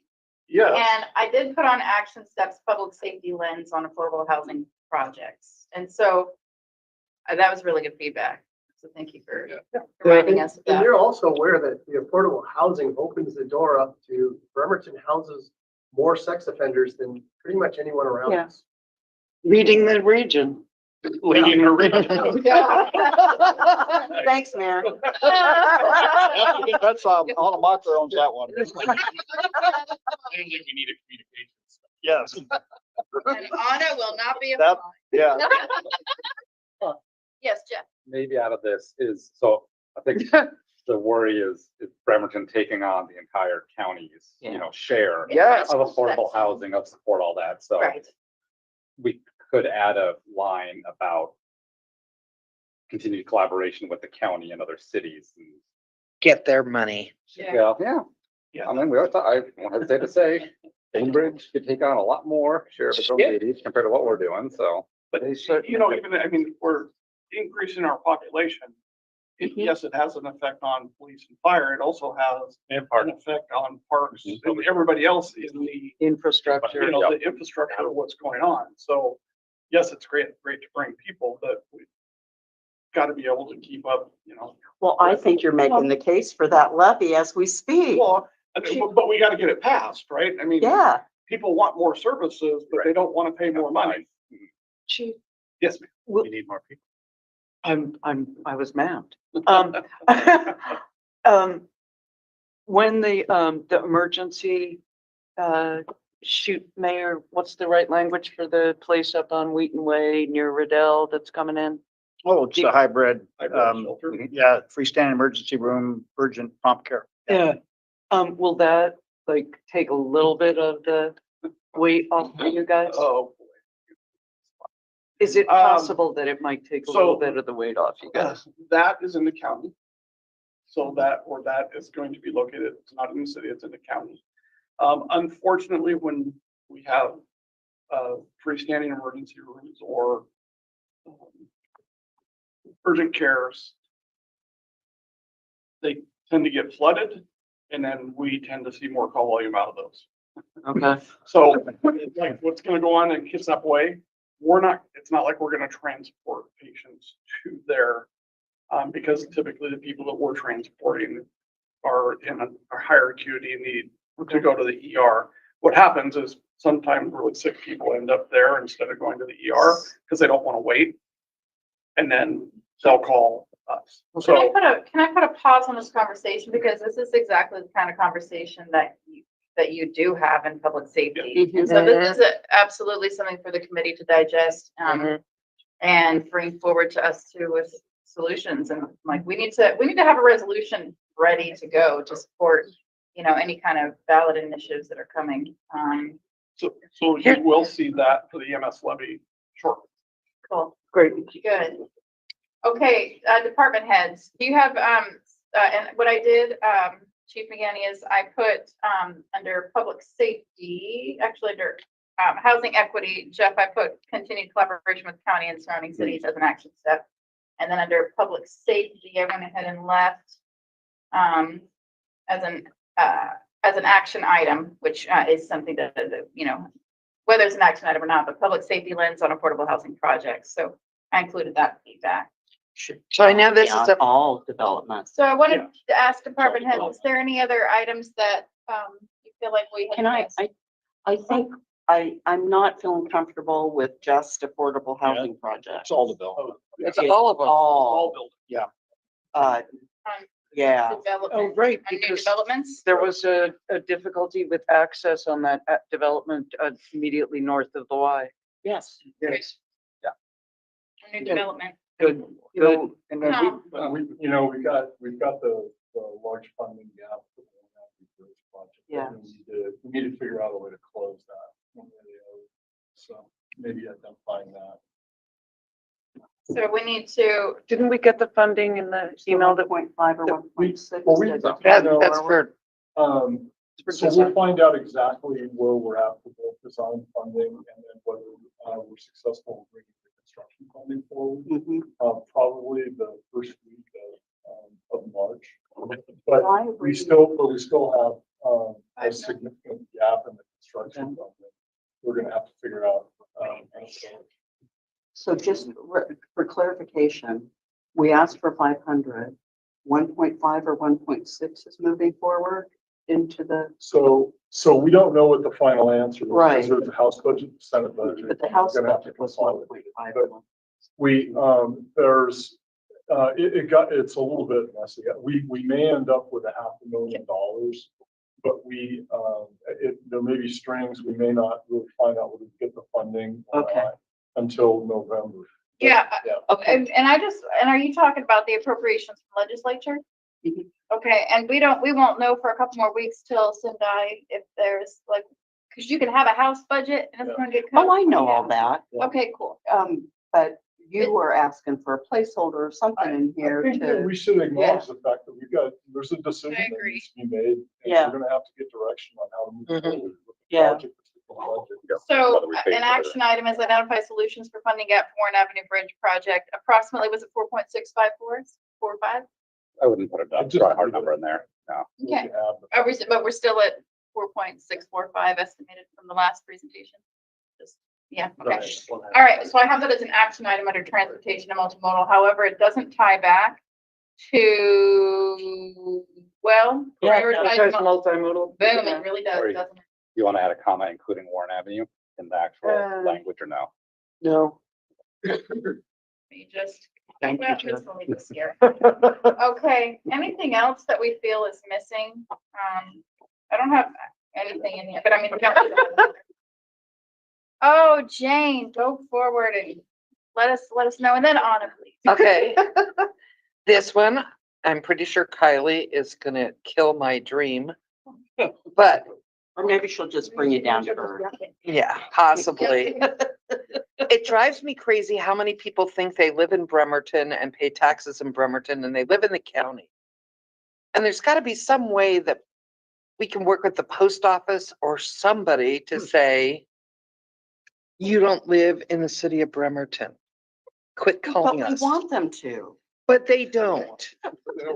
Is there a They don't goal- want to. Is there a goal or priority? There under is a our- goal to define Bremerton city limits Yes, Okay. put up a sign saying, welcome to Bremerton. on leave every road, Bremerton.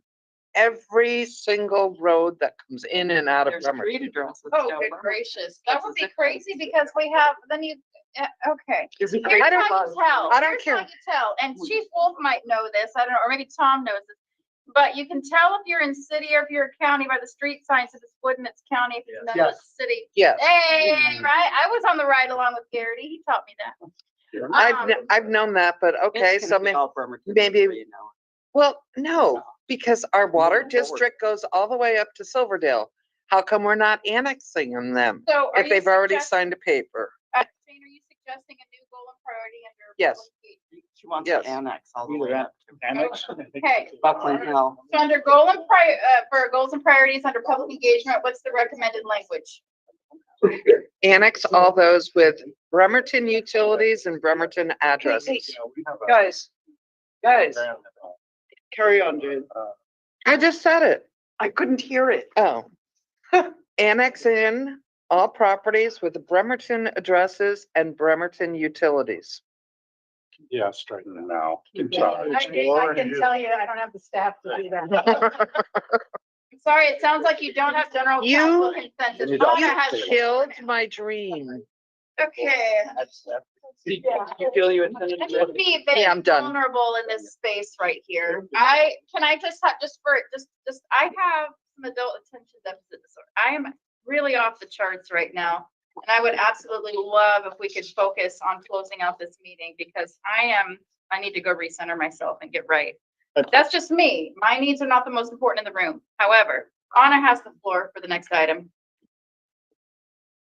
prioritize Bremerton residents in all planning. I like that.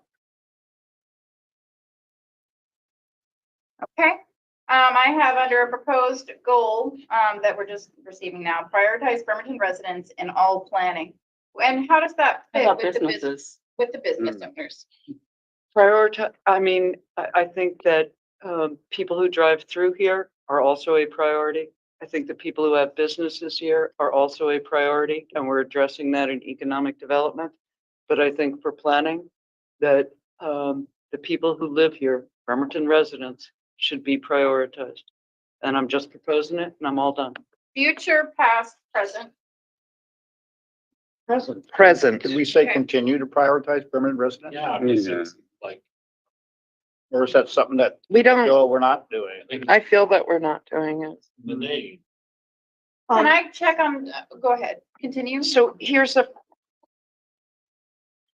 for instance, in the transportation element of the comprehensive plan, a lot of weight is placed on commuter complaints.